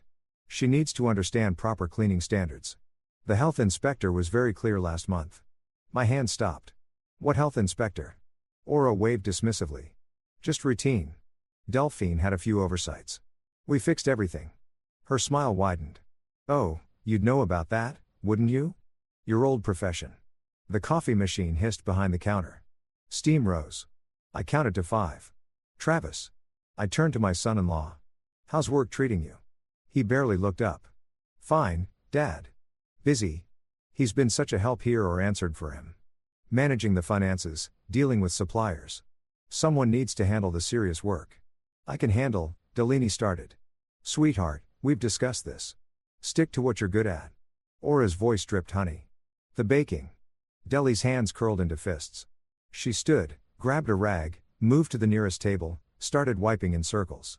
Fast circles. I ordered coffee from Aura. Not from my daughter. Had to. She poured it with theatrical precision. Tell me what you think of our blend. I've made some improvements to the sourcing. Our improvements. Every word. A tiny knife. The coffee was weak. Bitter. Wrong temperature. I'd shut down restaurants for less. Delicious, I said. My hand shook when I raised the cup. Coffee sloshed, spilled on the counter. Aura's eyes tracked the movement. Something flickered in her expression. Satisfaction, maybe. She pulled a towel from under the counter, wiped the spill with exaggerated care. No worries, Lemuel. Accidents happen. I wanted to grab that towel. Wanted to deep breath. Count to 10 this time. The woman at the window table stood, left without finishing her coffee. The bell jangled behind her. I'd love to see the partnership papers. I said, voice steady, casual. Business documents so boring. Aura laughed. Travis handles all that legal stuff. Isn't that right, honey? Travis nodded, said nothing. 35 years I'd inspected restaurants, watched owners lie, watched them squirm, watched them try every trick in the book. I knew guilt. I knew deception. I knew when I was looking at both. Well, I set down my cup. I should let you ladies get back to work. Oh, we're always working, Aura beamed. Running a successful business takes constant attention. Constant. But that's what family does, right? We support each other. I looked at Delaney. She stood at the far table, rag in hand, staring at nothing. Right? I said. The bells jangled when I left. Gentler this time. Or maybe my ears were ringing too loud to tell. I drove home. 20 minutes through Portland traffic, mind racing, hands tight on the wheel. Around 7, my doorbell rang. Delaney stood in my apartment hallway, eyes read. She walked in without speaking, sat on my couch, pulled her knees to her chest. I told her I was picking up supplies. She whispered. I sat beside her. Waited. The dam broke. Dad, I'm so sorry. Tears streamed down her face. I didn't want to tell you. I was ashamed. Ashamed of what? She said she'd help with startup costs. Said it was a family investment. Made it sound so generous. Her words tumbled out fast. Desperate. Then the papers. There was so much legal language. Travis said it was normal. He promised it was just to protect everyone. My chest tightened. Let me see them. She pulled a folder from her bag. Shaking hands. I opened it. Partnership agreement. Page 1 looks standard. Page 3 made my stomach turn. Page 7. She owns 51%. Delaney sobbed. The lawyer said I can't forget what the lawyer said. My voice came out cold flat. I'll fix this. Dad, she's got money connections. And Delaney. I took her hands. Look at me. She did. I spent 35 years closing down restaurants that broke the rules. I squeezed her hands. I'll fix this fast. She left after 10, sneaking back like a teenager breaking curfew. I sat in the dark. The partnership documents lay on my coffee table. 51 pages of legal theft. My eyes drifted to the shelf. Between my vintage sanitation posters, Wash Your Hands, Save Lives, from 1952, sat a small leather wallet. I hadn't opened it in 3 years. My hand reached almost by itself. Inside, my old ID badge. Senior Health Inspector, Oregon Health Authority. The photo showed a younger me, more hair, less gray. Same eyes. Same eyes that had shut down 43 restaurants in my career. I ran my thumb over the embossed seal. A smile crept across my face. Not a nice smile. The badge sat on my nightstand when I woke. Habit kicked in. Early mornings, decades of them. 6 a.m. sharp. I showered, dressed carefully, khakis, button-down shirt, comfortable shoes, inspector casual. Muscle memory is funny. Hadn't worn this combination in 3 years. My reflection showed someone different from yesterday's shocked father. This man had a plan. The cafe opened at 7. I got there at 7:30. Delaney stood behind the counter alone, dark circles under her eyes. She jumped when the bell rang. Dad, what are you? Black coffee, please. I spoke loud enough for the 2 customers at separate tables and one of those cinnamon rolls. Her eyes flickered, understanding. Right. Yes. 1 coffee, 1 roll coming up. I took the corner table, unfolded the Oregonian, glanced at headlines I didn't read. My real attention was on operations. The refrigerator door hung open. 20 seconds. 30. Temperature abuse. Delaney grabbed milk. Closed it. Finally. No thermometer visible on the outside. Red flag. Dairy products sat near the prep area. Too close to where she'd just cut vegetables. Cross-contamination risk. No date stickers on open containers. Violation of OR 3330. Her phone sat on the prep counter. Contamination vector. I'd seen enough in 10 minutes to cite 5 violations. My coffee arrived. I thanked her. She hurried away. 35 years I'd done this. The same way a carpenter sees load-bearing walls. I saw health code violations. Automatic. Unavoidable. Lee Mule. Becoming a regular already? Aura appeared from the back. Fresh makeup, fresh smile. She pulled out the chair across from me. Uninvited. See, I told Delaney. Good coffee sells itself. The place seems different from last time. I sipped my coffee. Still weak, still wrong temperature. New systems? Oh, absolutely. Aura leaned forward, eager. I've implemented several efficiency measures, reduced waste, optimized inventory, streamlined operations. Small businesses fail because of overspending on unnecessary things such as premium dairy for one. The generic brand is half the price. Her eyes glittered. Customers can't tell the difference. Optimize corporate speak for cheap out. I'd shut down a restaurant for serving expired milk once. Apparently, in Aura's world, expired was just another optimization opportunity. Mental note, check the walk-in fridge date labels if they existed. Smart, I said. Thank you. Travis and I have been reviewing every expense line. He's got such a head for numbers. Travis arrived, then nodded at me, sat at his usual corner table, headphones on before his laptop even opened. The morning rush started. 3 customers became 5. Delaney moved between counter and tables. Aura stayed planted at the register. No, no, no. Aura's voice cut through the calf. Buzz. She crossed to where Delaney wiped a table. Circular motions. Watch. She grabbed the cloth from Delphine's hand. Demonstrated. Slow, deliberate, like teaching a child. See, no streaks. It's not complicated. I was doing it that way. Were you? Because 3 customers mentioned streaky tables yesterday. 3. Do you know what that does to our reputation?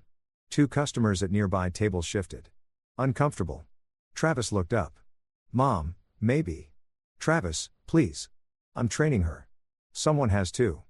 35 years I'd inspected restaurants. Never once did I check if tables were wiped in circles or straight lines. Know why? Because it doesn't matter. But control matters to people like Aura. Control is the point. Excuse me, I stood. Could I use the bathroom? Of course, Aura beamed. Down the hall. We keep everything very clean. Lemuel would approve, wouldn't you, Lemuel? Given your background. I walked past the counter. The bathroom hallway gave me a perfect view of the kitchen pass-through. Cleaning chemicals stored on the shelf next to dry goods. Violation. Mop sink too close to handwashing sink. Another violation. I took 3 photos with my phone. Quick, subtle. The bathroom itself was clean. Deli's work, I'd bet. But the handwashing station had a crack in the sink basin. Minor, but citable. 4 more photos. When I returned, Aurora had taken my seat. Literally, she sat in my chair looking at my newspaper. You know what section I love? She didn't wait for an answer. Business. I read it every morning. Understanding market trends is crucial for success. I'm sure it is. Delphine never reads it. No head for business, that girl. Sweet. But Aura trailed off. Let the silence finish her sentence. I pulled out my wallet. Left a 20 on the table. Coffee and roll were maybe $6. Keep the change, Delaney.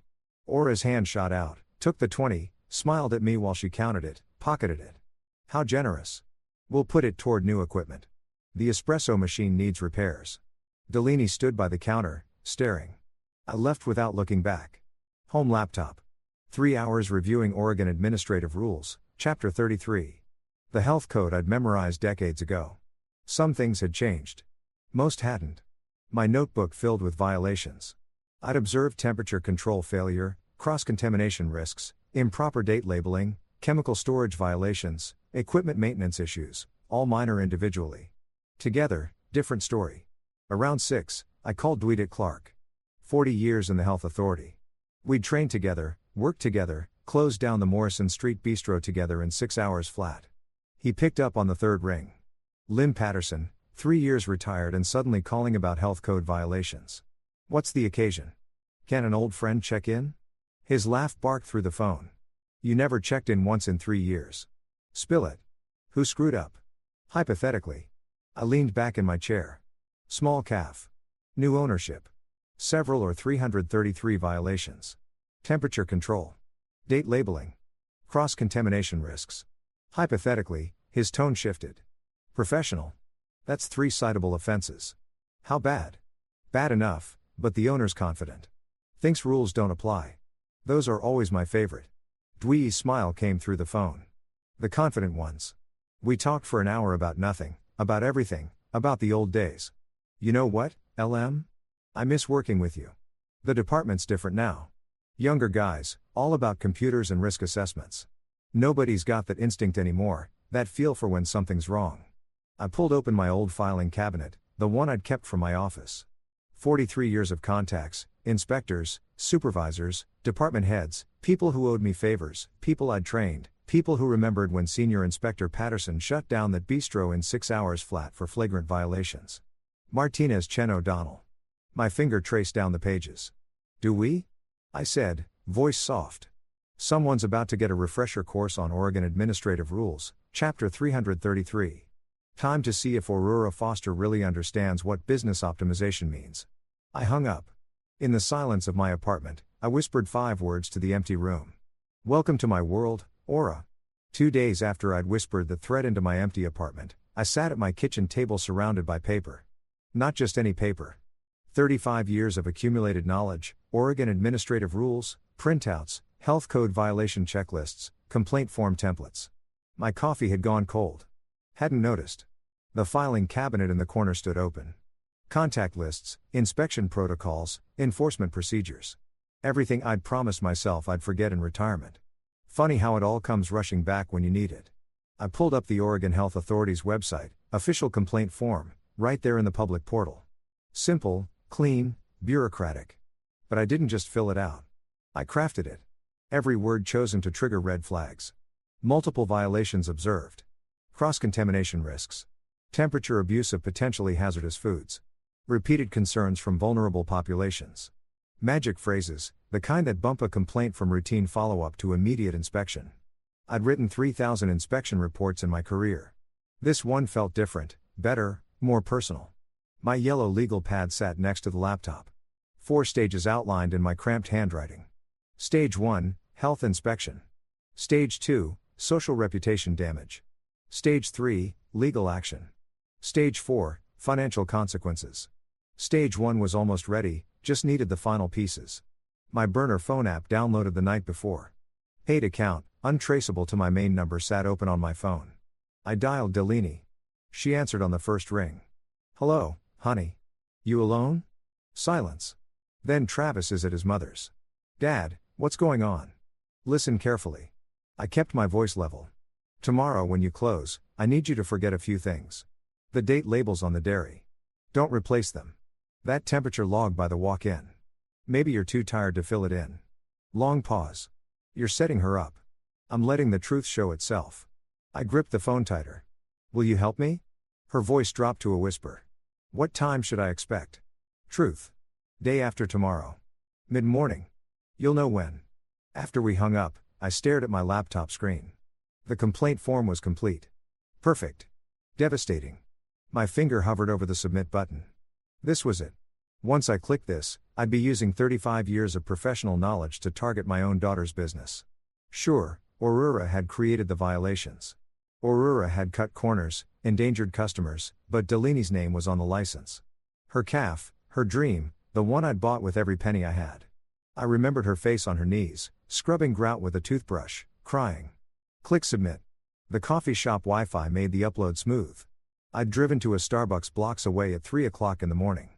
Paranoid maybe, but complaints were logged with timestamps and IP addresses. Back home, I opened my email. Confirmation from OA. Your complaint has been received and assigned reference number 2025 PDX 11847 stage 1 in motion. Late afternoon, my phone rang. Dewey's name on the screen. You still up? His voice was warm. Of course you are. Tell me. Pulled up the complaint. Lim, you manipulative bastard. He laughed. You wrote it like a textbook example. Hit every trigger phrase we have. Vulnerable populations. That's code red for us. I mentioned elderly customers and young children. Exactly. Makes it high risk. Automatic priority response. Papers rustled on his end. Complaints flagged. Should get assigned to a team within 48 hours. Will. I'm monitoring it personally. Not because you asked. Because the complaint warrants it. Everything by the book. Lim. I'm not breaking protocol. Your complaint just happens to be perfectly written. You trained me well. Yeah, I did. His voice softened. But Lim, stay away from the scene when it happens. You can't be anywhere near Morning Brew that day. If there's any connection between you and the inspection, I understand. Do you? Because Aura sounds like the type to ask questions. Why now? Why this timing? You visited her cafe recently, right? As a customer, as a father. That's what you tell her if she asks. Nothing more. Got it. I promised. Meant it mostly. Evening came. I opened my laptop, writing the high of my complaint submission. Stage 1 was working. I could feel it. The Google review page for Morning Brew stared back at me. 43 reviews. Average, 4.2 stars. Most were positive. A few complaints about service speed. Nothing about sanitation. Time to change that. I created a new Google account. Philip Henderson. I'd pulled the name from a random generator website. Apparently the 47th most common male name combination in America. Perfect. Generic. Forgettable. Profile picture stolen from a stock photo site. Middle-aged white guy. Slight smile. Blue shirt. Could be anyone. Could be everyone. Philip Henderson. Concerned citizen and absolute fiction. The review wrote itself. 1 star. Professional but concerned. Disappointed by apparent lack of attention to sanitation standards. Observed concerning practices during recent visit. Hope management takes food safety more seriously. My cursor hovered over post. Should I use a VPN proxy server? No. Overthinking it. Just a review from a fake account with a fake name and a fake photo. Clicked post. 11:47 p.m. The review appeared instantly. I leaned back, satisfied. 2 strategic strikes in one day. The complaint official and devastating. The review, public and damaging. 35 years I'd filed inspection reports. Never once had I enjoyed it this much. My laptop chimed. Video call incoming. Fletcher's face filled the screen. Berlin apartment behind him. Dad, you look different. Focused. I'm fixing what needs fixing. Does Delaney know your plan? She knows enough. Not everything. Fletcher leaned closer to his camera. And the legal side. Is it everything I'm doing is legal? I'm just making sure the law does its job. He nodded slowly. Dad, I'm transferring $5,000 to your account tomorrow morning. Don't argue. You spent your retirement on Delphine's dream. Let me help protect it. My throat tightened. You're a good son, Fletcher. Learned from a good father. His smile was fierce. Now go get her. After we hung up, I sat in the dark. Fletcher's support steadied me. Made this feel less like revenge, more like justice. My phone buzzed. Past midnight. Dwi again. It's done. No preamble. Day after tomorrow at 10 a.m. Martinez and Chen, they're the best we have. Thorough fare by the book. They'll find everything that's findable. Do we? Don't thank me. I didn't do anything except let the system work exactly as designed. You wrote a textbook perfect complaint. It got the response it deserved. He paused. Lim, stay away from Morning Brew that day. You hear me? If Aura suspects any connection, I understand. But I knew myself. I'd spent 35 years watching inspections unfold. I wouldn't miss this one. After we hung up, I sat listening to Portland's rain against my window. Stage 1 almost complete. 48 hours until Aurora Foster learned what 3 decades of health inspection experience looked like when aimed at her. My phone glowed. 1 new notification. Google alert. Someone had replied to my Philip Henderson review. I opened it expecting nothing. Aura, her verified business account. The reply was public, visible to everyone. We take all customer concerns seriously and would appreciate the opportunity to discuss your experience. Please contact us directly at your earliest convenience. We pride ourselves on exceeding all health and safety standards. Professional, appropriate, and underneath a threat. I'm watching. I see you. I will find you. Should have felt worried. Instead, I smiled. Let her watch. Let her waste energy chasing Philip Henderson's ghost. I had bigger problems lined up for her. Problems with badges and clipboards and the full force of organ administrative rules. Chapter 333. 2 days crawled by like wounded animals. I cleaned my apartment twice, reorganized my vintage sanitation poster collection, called Fletcher to discuss Berlin weather of all things. Anything to burn time. The morning of the inspection, I woke at 5. Couldn't help it. Decades of early morning inspections had programmed my internal clock. By 9:30, I'd violated Dewey's instructions. Been there, small calf, across Morrison Street for morning brew. Perfect sightline through both establishments' windows. I ordered cappuccino, made myself comfortable at the corner table. "What temperature do you keep your milk?" I asked the barista. She laughed. "That's a weird question." 40 degrees. Manager's obsessed with the thermometer. Checks it like 5 times a day. Good manager. The cappuccino arrived. Perfect microphone. Heated to exactly 150 degrees if I'd bet money. The irony of drinking properly prepared coffee while waiting to watch morning brew gets cited for temperature violations. Sometimes life has a sense of humor. Usually a dark one. 10 a.m. sharp. White Oregon Health Authority sedan pulled up. 2 inspectors emerged. Woman with clipboard. Martinez. I recognized her from training sessions years ago. Man with digital thermometer visible on his belt. Chen, younger, methodical, all business, no social niceties. Through morning brew's large front window, I watched Aura's expression shift. Welcoming smile, then confusion, then concern. Martinez showed her badge. I couldn't hear the words, but I'd said them 1,000 times. Oregon Health Authority routine inspection. Aura's smile got bigger. Welcoming. She thought this was formality. Martinez didn't smile back. Professionals never do. Chen moved toward the kitchen. Aura's hand fluttered up, trying to redirect him. Her gesture said, "Let me show you around." Chen ignored her. Also professional. Never let the owner control the inspection route. I took another sip of excellent cappuccino. This was what justice tasted like. Turned out it tasted like properly steamed milk and other people's panic. Martinez spread out at the front counter, checking temperatures, opening containers. Chen disappeared into the kitchen. Delaney stood frozen by the espresso machine. Travis sat in the corner, laptop open, headphones on, deliberately oblivious. 40 minutes later, the inspectors emerged from the kitchen. Even from across the street, I could see Aura's face had gone pale. She was talking fast, gesturing, pointing at Delaney, at the kitchen, at the inspection report in Martinez's hand.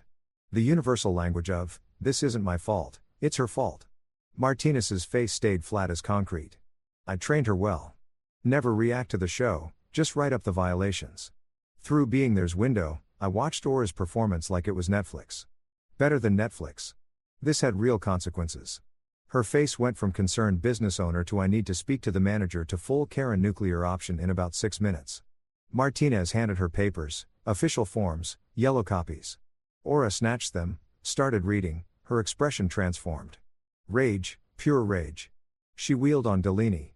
Even through closed windows, I could tell she was screaming. 2 customers grabbed their coats, left hurriedly. Travis pulled off his headphones, looked up, did nothing. Cowardice personified. The inspectors left professional, unmoved. They'd seen the show before.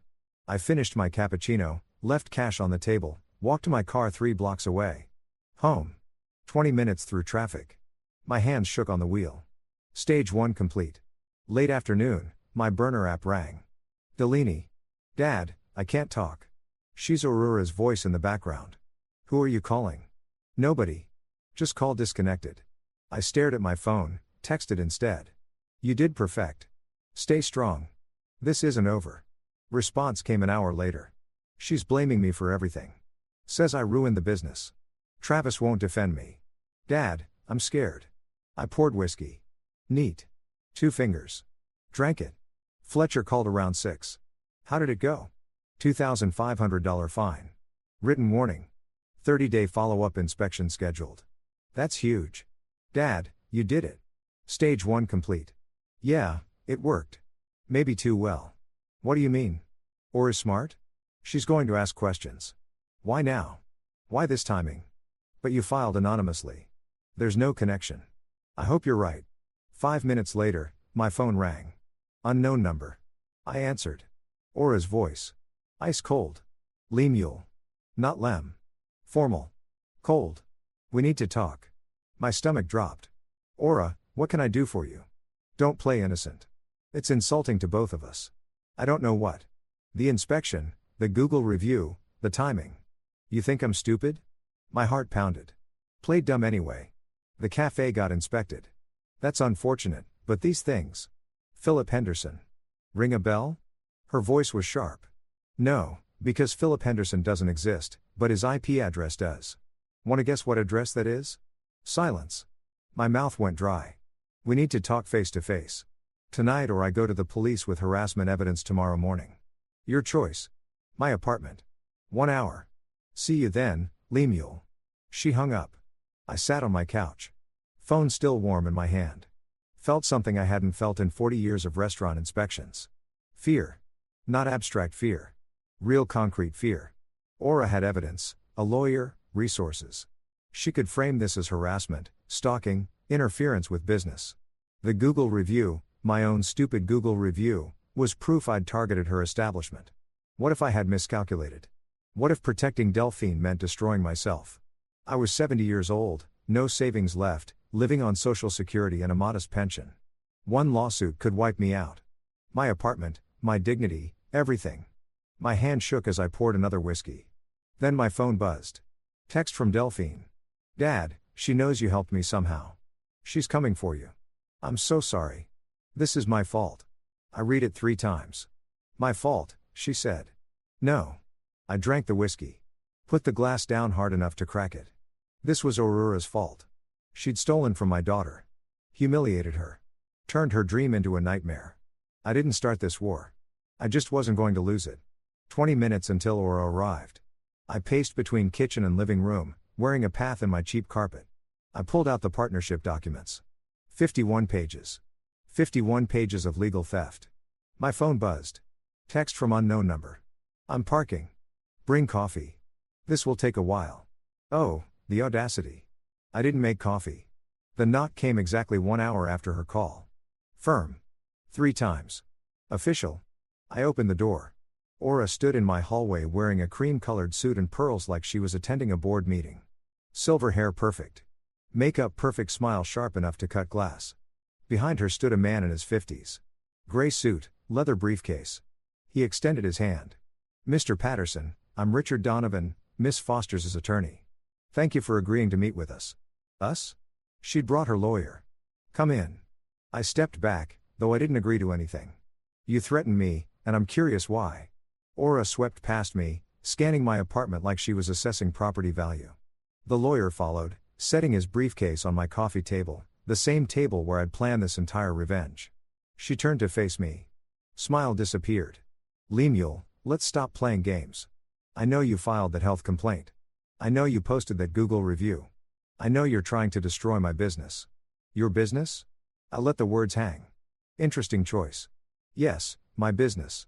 The one I saved from your daughter's incompetence. The one you're now sabotaging.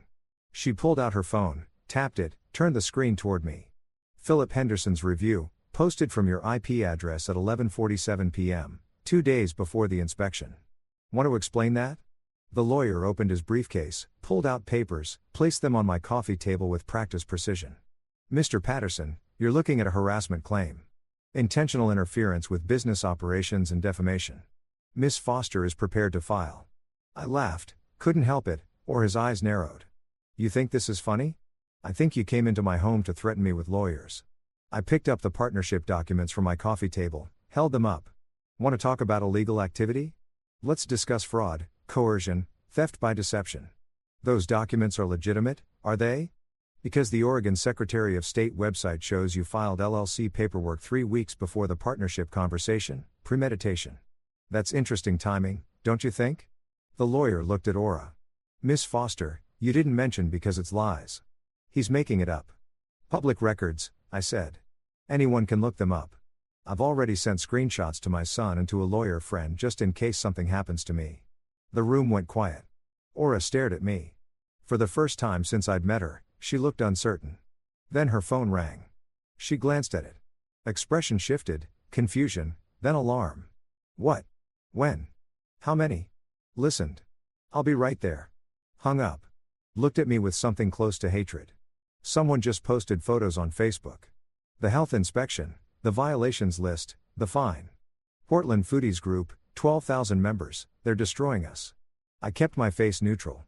Inside, I was thinking, stage 2. I didn't plan that one, but I'll take it. Aura grabbed her purse. This isn't over. No, I agreed. It's not. But Aura, that Google review, that's the least of your problems. You started a war with someone who spent 35 years shutting down people who broke the rules. I'm just getting started. She left, lawyer scrambling after her. I closed the door, leaned against it. My hands were shaking. Stage 1 complete. Her confidence shaken. Next move, hers. And I had no idea what it would be. My phone buzzed. Text from unknown number. Dad, it wasn't me who posted the photos, but thank you to whoever did. D, if it wasn't Delaney and it wasn't me, then who? The apartment door closed behind Aura and her lawyer. I stood there back against it, heart hammering. Stage 1 had worked. The inspection, the fine, the Facebook post going viral. But Aura wasn't retreating. She was escalating. And the mystery Facebook post. Someone else was in this game. Someone I didn't know about. That should have worried me more than it did. I poured another whiskey. This one I actually drank. Wait. Voices in the hallway. I opened my door. Quiet. Peered out. Our Donovan waited for the elevator, his back to me, checking his phone. Aura stood apart, pulling out her cell. I stayed in my doorway, out of sight. Hallway acoustics are funny things. Her voice carried. No, don't worry about Patterson. He's made his little health complaint. Feeling powerful. But the transfer documents are almost complete. 1 more month and Morning Brew will be entirely mine legally and permanently. My breath stopped. His daughter signed everything we need. She was so desperate to save the partnership. Stupid girl doesn't realize she signed away full ownership. 51% was just the first step. The elevator dinged. Aura continued. By the time he figures it out, it'll be too late to challenge. Yes. Send the final papers next week. Doors closed. Voice cut off. I stood frozen. Not 51%. 100%. Complete theft. My $85,000. Delaney's dream. Everything gone in 30 days. I walked back inside, phone in hand, shaking hands. The business card was tucked into my address book. Fern Rodriguez, business attorney. We'd met 3 years ago at Morning Brew. She'd said, if your daughter ever needs legal help, I know this world. I dialed 4 rings. This is Fern Rodriguez. Ms. Rodriguez Lemuel Patterson. We met at my daughter's cafe 3 years ago. I need an emergency meeting. My daughter is being defrauded and we have approximately 30 days to stop it. Pause.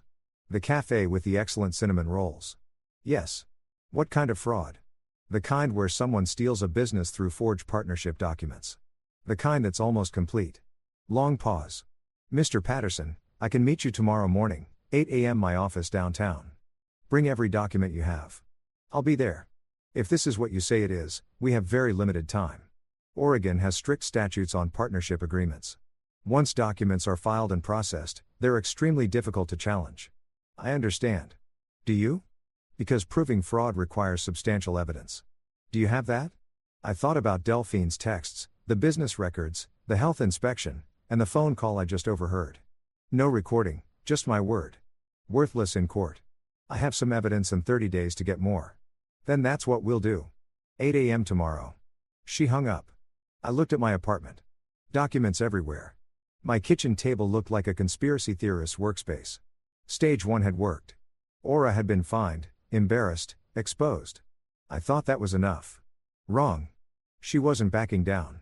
She was going nuclear. My phone buzzed. Text from Delaney. Dad, are you okay? Travis said his mother is furious. What happened?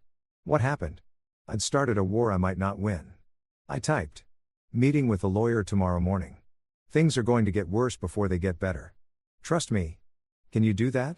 3 dots. Then I trust you always. I stared at those 2 words. Always. I opened my laptop, created a new document, evidence log, or a foster fraud case. Started typing.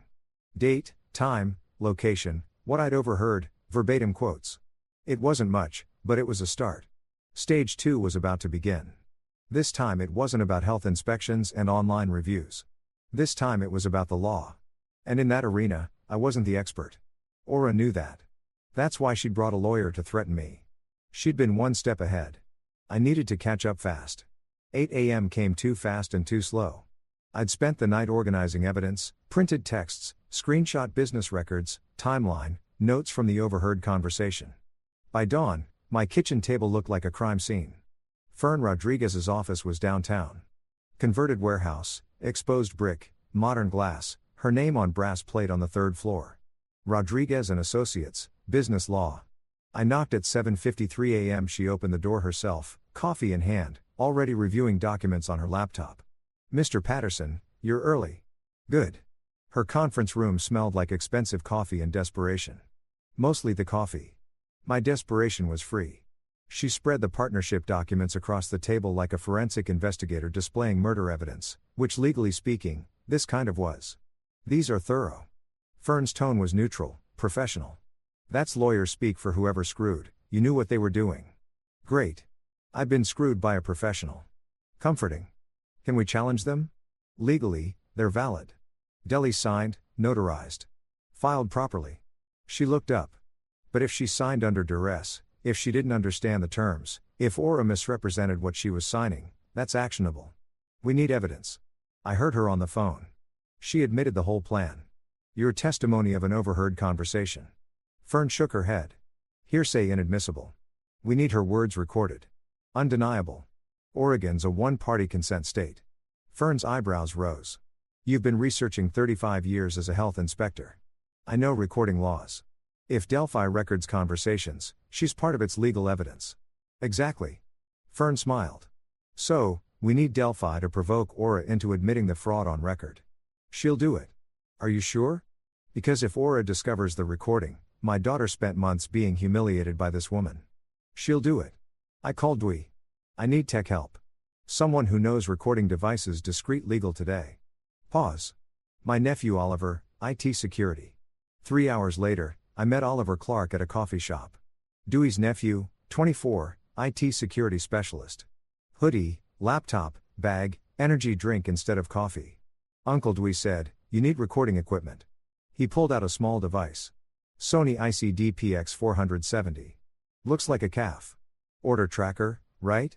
Clips to an apron. 44 hours recording time, voice activated." I took it and it's legal. Oregon's a one-party consent state. If she's participating, she can record it. Totally legal. What if Aura finds it? Oliver grinned, generic looking. "Worst case, your daughter says it's for tracking orders. Young people are so easy to please. Give them a chance to explain gadgets, and they'll help you commit legal adjacent surveillance for free." That afternoon, I opened my laptop. Proton Mail account, anonymous, encrypted. Subject, disturbing story about exploitation in family business. Morning brew calf. I wrote carefully. "Ms. Pierce. I'm writing anonymously because I fear retaliation. Morning Brew Cafe on Morrison Street. You may remember it for excellent cinnamon rolls. The owner, Delaney Patterson Foster, is being systematically exploited by her mother-in-law, Aurora Foster. Aura pressured Delphine into signing away majority control, now treats her like unpaid labor, takes all profits, publicly humiliates her. Recent health inspection revealed violations are created. Someone needs to tell this story." Hit send before I could second guess. 3 days crawled by. Delaney wore the recorder clipped to her apron. Captured hours of Aura's demeaning commands, cutting remarks, constant criticism, pattern of abuse evidence. Day 4, mid-after afternoon, slow period. Travis had just left for a meeting. Aura counted the register. Delaney approached. "Recorder active. And can I ask you something?" "What?" Aura didn't look up. "I've been thinking about the partnership, about the calf. Will it ever really be mine again?" The way Dad intended. Aura paused, looked up, amused. "Yours, Delaney, sweetie, when was it ever yours?" "Dad bought it for me. Your father threw away his retirement on a business you couldn't manage. I salvaged it. This cafe works because of me. But legally, I still own part of it, right?" Aura laughed cold. "Legally, stupid girl, this cafe is already mine. The papers you signed, they transfer full ownership. Your father just doesn't know it yet. Another month and it's final. You'll be an employee if I'm generous enough to keep you." Silence on the recording. Delaney genuinely shocked. "You signed everything. Travis made sure of that. You trusted him. Trusted me. And that was your mistake." Then silence. 10 seconds of nothing. When it resumed. "And there's nothing your father can do about it. His little health inspection tantrum cost me $2,500. I'll make that back in a week." That evening, we listened in Fern's office. Me, Delaney, Fern, Oliver. When the gap hit, Fern's face fell. Wait, it cut out. Oliver examined the device. Power interruption. The clip must have loosened. I'm sorry. Of course it did. I laughed, slightly hysterical. Of course, because nothing in this plan could go smoothly. Fern cleared her throat. It's still usable. But with that gap, a defense attorney could argue context is missing. So, we need more. We need more. 2 nights later, Delaney called late evening, voice shaking. Dad, I heard Travis on the phone with his mother. He said he chose her over me. Come over now. The guest room is yours. She arrived 30 minutes later. 1 suitcase, red eyes. Tell me. He was on the phone with Aura. I wasn't supposed to hear. She was yelling about someone asking questions. Some food blogger. Travis kept saying he'd handle it. Then Aura must have accused him of being weak because he said, her voice cracked. I chose you over her. I'm with you. I've always been with you. What did you say? I told him to leave. Told him we were done. He tried to explain, but there's nothing to explain. He chose his mother over his wife. Simple as that.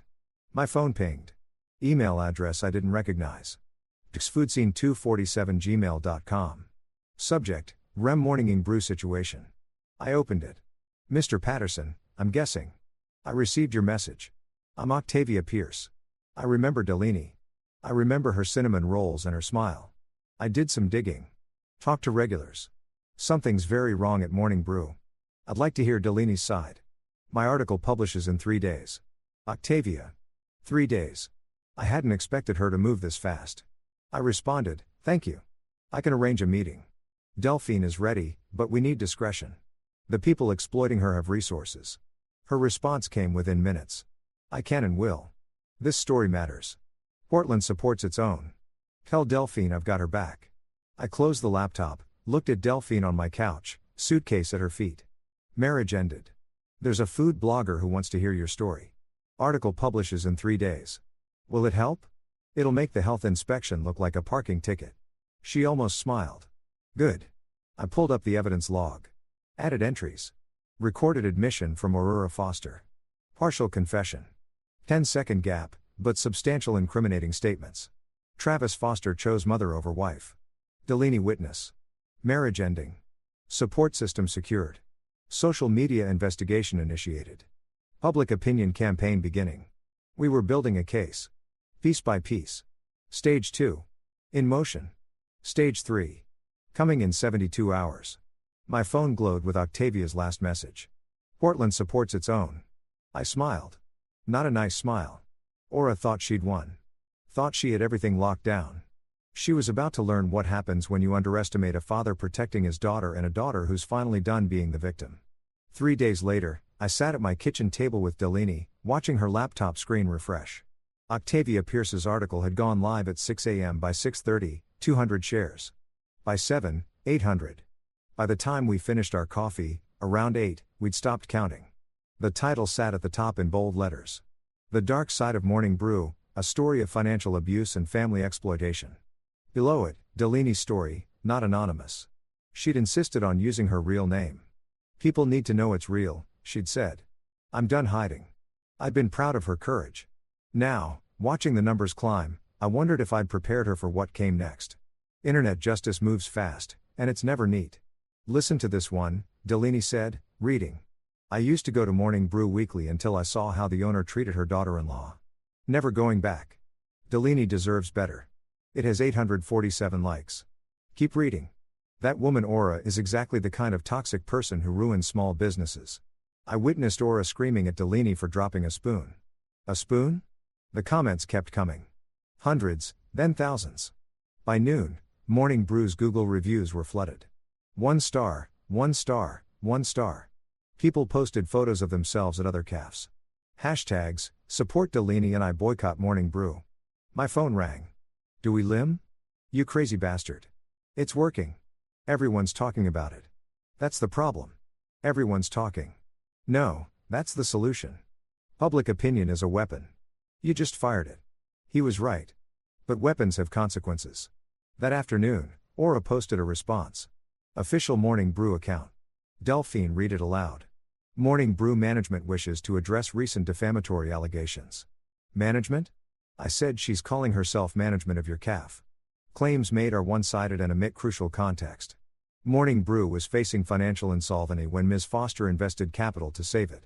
Delaney scrolled. Oh, no. The comments. What are they saying?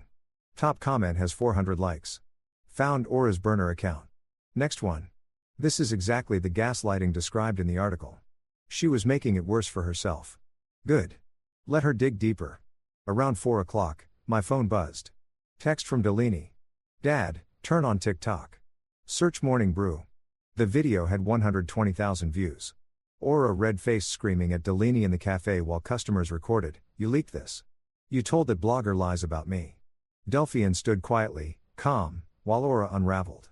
The comments were brutal, creative, hilarious. She's giving strong "I want to speak to the manager" energy, except she is the manager, and the manager's screaming at the owner. I screenshot that one for posterity. That evening, my email pinged. Unknown sender. Subject, your past. I opened it. Mr. Patterson, I've learned interesting information about your employment history. Specifically, your termination from County Health Inspection in 1999 for conflict of interest and ethical violations. My stomach dropped. 25 years. I'd kept that buried for 25 years. $20,000 cash. Instructions will follow. Or Portland Sentinel receives a full dossier on your fraudulent career. You have 48 hours. Delaney looked up from her laptop. Dad, you okay? Fine. I closed the email, opened it again, read it twice. She crossed to me. What is it? I showed her. Her face went pale, then hard. What happened in 1999? I'd known this question would come eventually. Hoped it wouldn't. I was a county inspector. Saw another inspector cite a small family restaurant, Mexican place, elderly immigrant couple for violations that were technically accurate, but applied with unusual strictness, the kind of strictness white-owned restaurants didn't face. Delphine listened. I filed a complaint about discriminatory enforcement. My supervisor disagreed. I went over his head to the county commissioner. The restaurant's citations got reduced and I got fired for standing up for fairness for insubordination and conflict of interest. I had eaten at their restaurant twice. Technically violated impartiality protocols. I paused. So technically they were right to fire me. But you were standing up against discrimination. Yes. And I lost my job for it. Had to move to Oregon. Start over. I never told you and Fletcher because it's complicated. Being right doesn't always mean winning. 25 years. I'd spent 35 years rebuilding that career in Oregon. One email could destroy it. 3 whissies. That was too many. I poured them anyway. What if Delaney believed Aurora's version? What if she thought her father was actually corrupt? Maybe I had gone too far. Maybe I should have just hired a lawyer from the beginning, filed a civil suit, handled this through proper channels. Instead, I'd orchestrated health inspections, manipulated social media, pushed my daughter to record conversations. Was I any better than Aura? I looked at my phone. I could call Fletcher, ask him to wire the money. End this or I could keep fighting. I drank the 3rd whiskey, then poured the rest down the sink. 3 was too many. I needed to think clearly. I opened a new document, started typing everything about 1999, every detail. If Aura was going to tell my story, I'd tell it first. My way. If my children couldn't understand that sometimes doing the right thing costs you everything, then I'd failed to teach them the most important lesson anyway. Delaney put her hand on my shoulder. Dad, you sacrificed your job to do the right thing. Now you're doing it again. That's not corruption. That's consistency. The email says you'll be disappointed in me. The email is from a woman who slaps her own son and steals from her daughter-in-law. She turned my laptop toward me. Look, public opinion is decided. You're the hero. Tell the whole story. They'll understand. When had she become so strong? Okay, I said. Tomorrow morning, I call Portland Sentinel. Tell them everything. My phone buzzed. Text from unknown number. 48 hours starts now. I know you're with Delaney. I know you're planning something. Pay me or I destroy you both. Oh. Not even hiding anymore. I put the phone down, looked at Delaney. Tomorrow morning, I'm calling Portland Sentinel and forwarding them this text. Blackmail is a crime in Oregon. She smiled. Fierce. Tomorrow morning. But tonight, let's watch her PR statement get torn apart. I'll make popcorn. We spent the next hour reading comments. Someone had edited the TikTok video to add dramatic music. Someone else created a bad business owner bingo card. For the first time in months, Delphine laughed. Really laughed. At midnight, my laptop pinged. Email from Octavia. Lim Portland Sentinel contacted me for an interview. They're doing a follow-up piece about systemic elder financial abuse in family businesses. Your fight is becoming a movement. A movement? Christ. I just wanted to save my daughter's calf.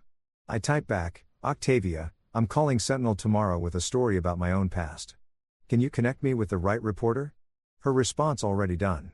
Marcus Chen, expect his call at 8 a.m. Portland loves comeback stories, especially ones about standing up to bullies. I closed the laptop.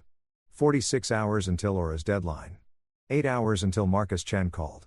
1 week until the lawsuit hit the courts. I turned off the lights. Tomorrow, we'd tell Portland the truth. All of it, and we'd let Aurora face the consequences of threatening the wrong man.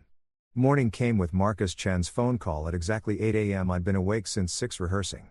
How do you explain 25 years of buried history without sounding defensive? Turns out you just tell the truth. Marcus listened for 40 minutes without interrupting. When I finished, including Aura's blackmail demand and threatening text, there was silence. Then, Mr. Patterson, this isn't about corruption. This is about someone who sacrificed their career for fairness and is doing it again. Can you forward me that blackmail text? Oregon has strong anti-blackmail statutes. This woman just committed a felony. I forwarded them immediately. By noon, Marcus had written his article. By 2:00 p.m., it was published. The Inspector's Principles. Lemuel Patterson's 25-year fight for justice. Aura's blackmail attempt had backfired spectacularly. Instead of destroying my credibility, she'd given me a platform to explain exactly why I fought so hard, and she'd committed a crime doing it. The article included quotes from the restaurant owners I defended in 1999. Marcus had tracked them down. They were still running their business. Grateful, it included the blackmail texts with Aura's identity revealed through reporter investigation. Oregon State Bar received complaint about the extortion. By evening, Aura's lawyer, her third, quit. Richard Donovan had left after the confrontation. The second lasted 1 day after learning about the blackmail. The third sent one aggressive cease and desist letter, then withdrew when he read Marcus' article. Ms. Foster, did you send extortion demands? Because if you did, I'm withdrawing immediately. I don't represent criminals. 2 days later, Fern filed the official lawsuit. Patterson vs. Foster.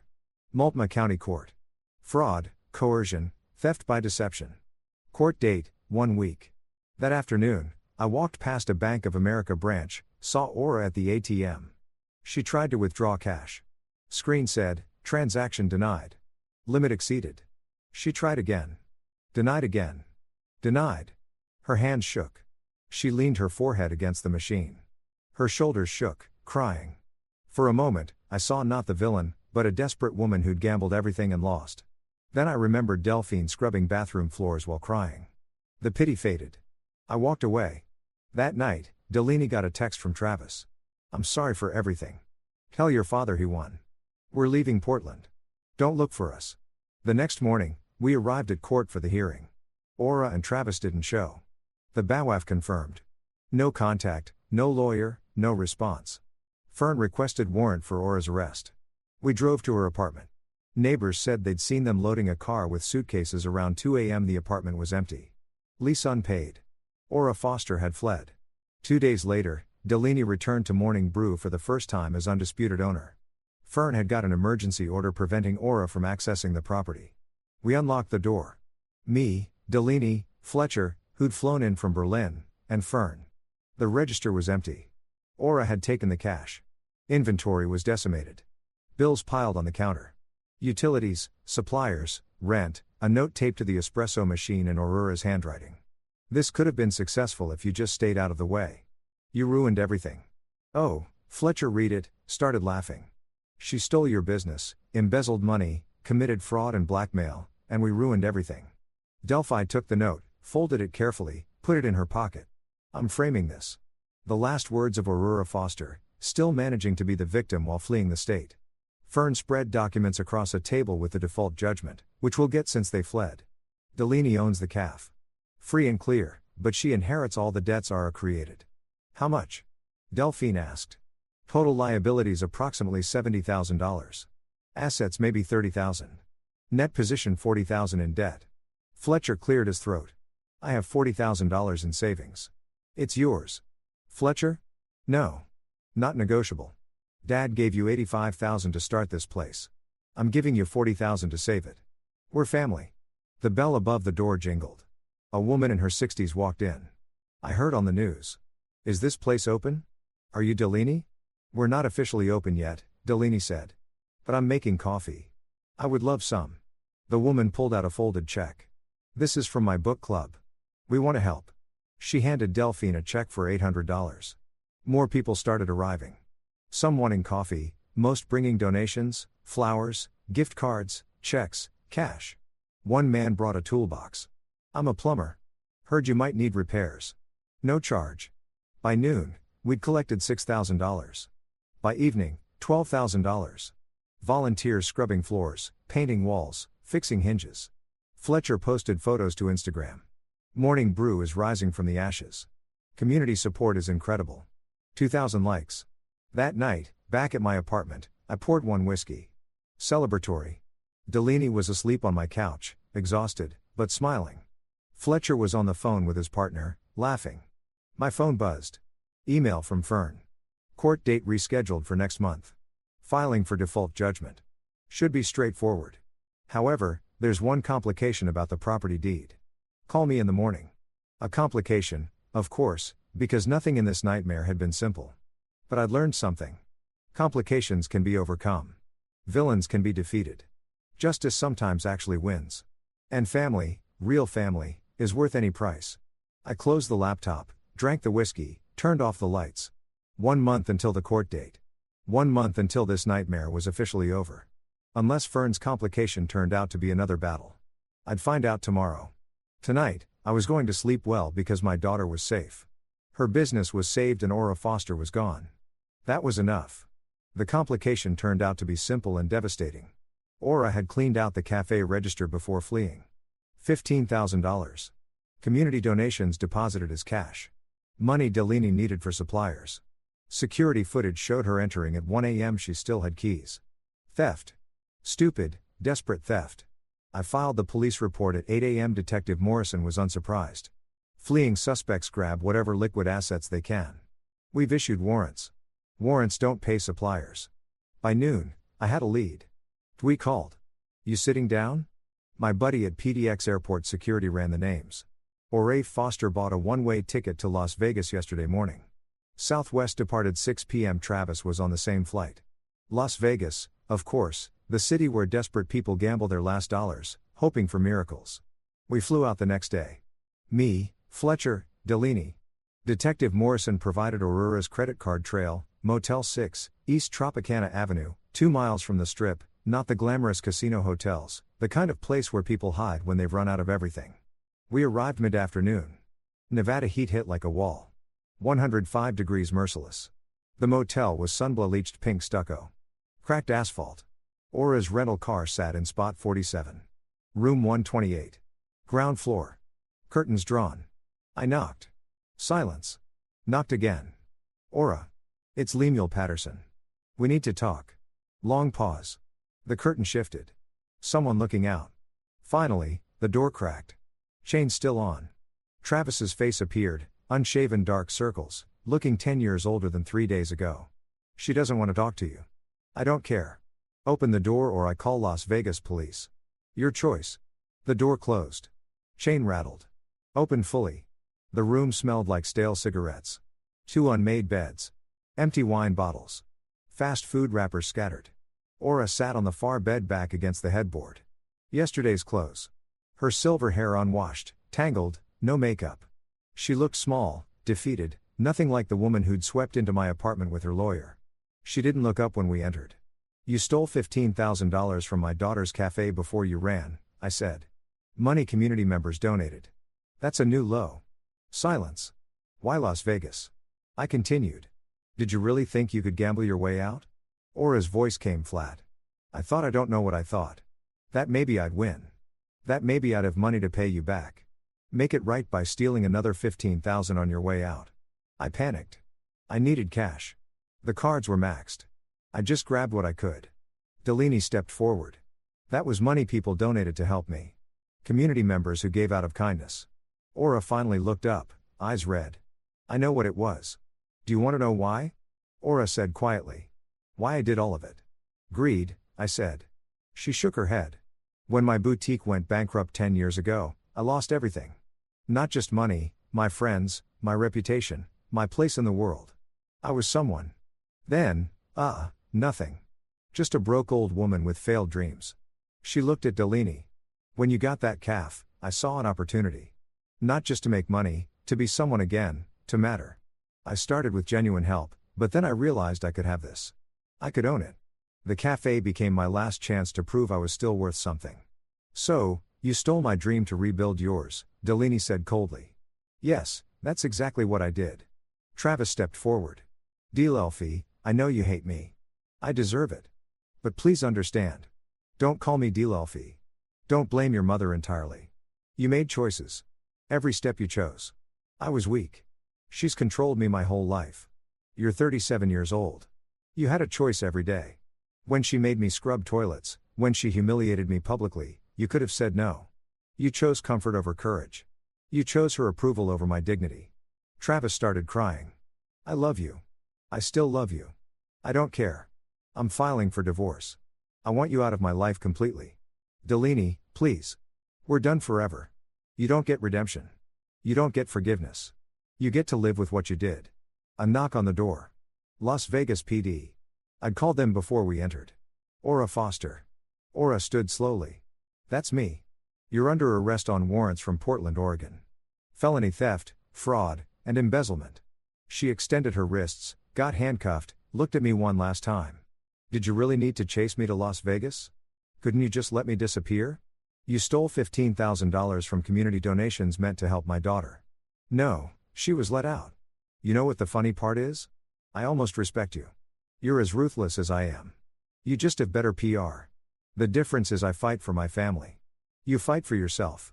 We stood in the parking lot afterward watching the police cruiser pull onto Tropicana Avenue.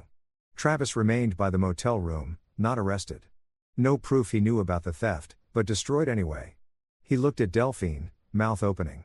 She turned away, walked to our rental car without looking back. That was the moment of defeat, not the handcuffs. The turn back. Fletcher put his hand on my shoulder. Come on, Dad. Let's take Delphine home. We flew back that night, landed in Portland at 11 p.m., drove through dark streets to Morning Brew. The cafe sat empty, temporarily closed sign in the window. I need to see inside, Delaney said. We unlocked the door. The interior smelled stale. Most inventory gone. Aura had taken it when she cleaned the register. Delaney picked up envelopes from the counter. Bills, unpaid suppliers, final notices, started opening them.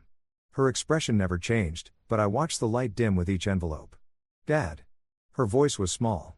It's worse than I thought. How bad? She spread bills across the counter. With the stolen money, unpaid suppliers, legal fees, back rent, we owe $23,000 before we can even think about reopening. Fletcher spoke up. I have the $40,000 I offered. You already loan money. I can't take more. And $40,000 barely gets us operational. It doesn't cover inventory, staff, insurance. She looked up at me, eyes filling with tears. Dad, I won legally, but I lost everything anyway. Morning Brew is dead. I opened my mouth. Nothing came out. She was right. We defeated Aura. Gotten justice, but justice doesn't pay bills. Let's go home, I said finally. We'll figure something out tomorrow. Driving away, watching Morning Brew disappear in the rearview mirror.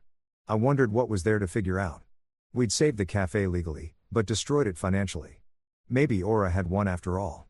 Back at my apartment at 1 a.m., Delaney went to bed exhausted. Fletcher made tea. Neither of us drank. Dad, he said after long silence. What do we do now? I didn't have an answer. For the first time in this entire nightmare, I genuinely didn't know. The next morning came too early. My phone buzzed. Missed calls, text messages, emails, numbers I didn't recognize. First text, saw the news about Morning Brew. We want to help Susan. Our second, read about Delaney. Attaching donation coffees on us. Portland Foodies Group. More texts, more offers.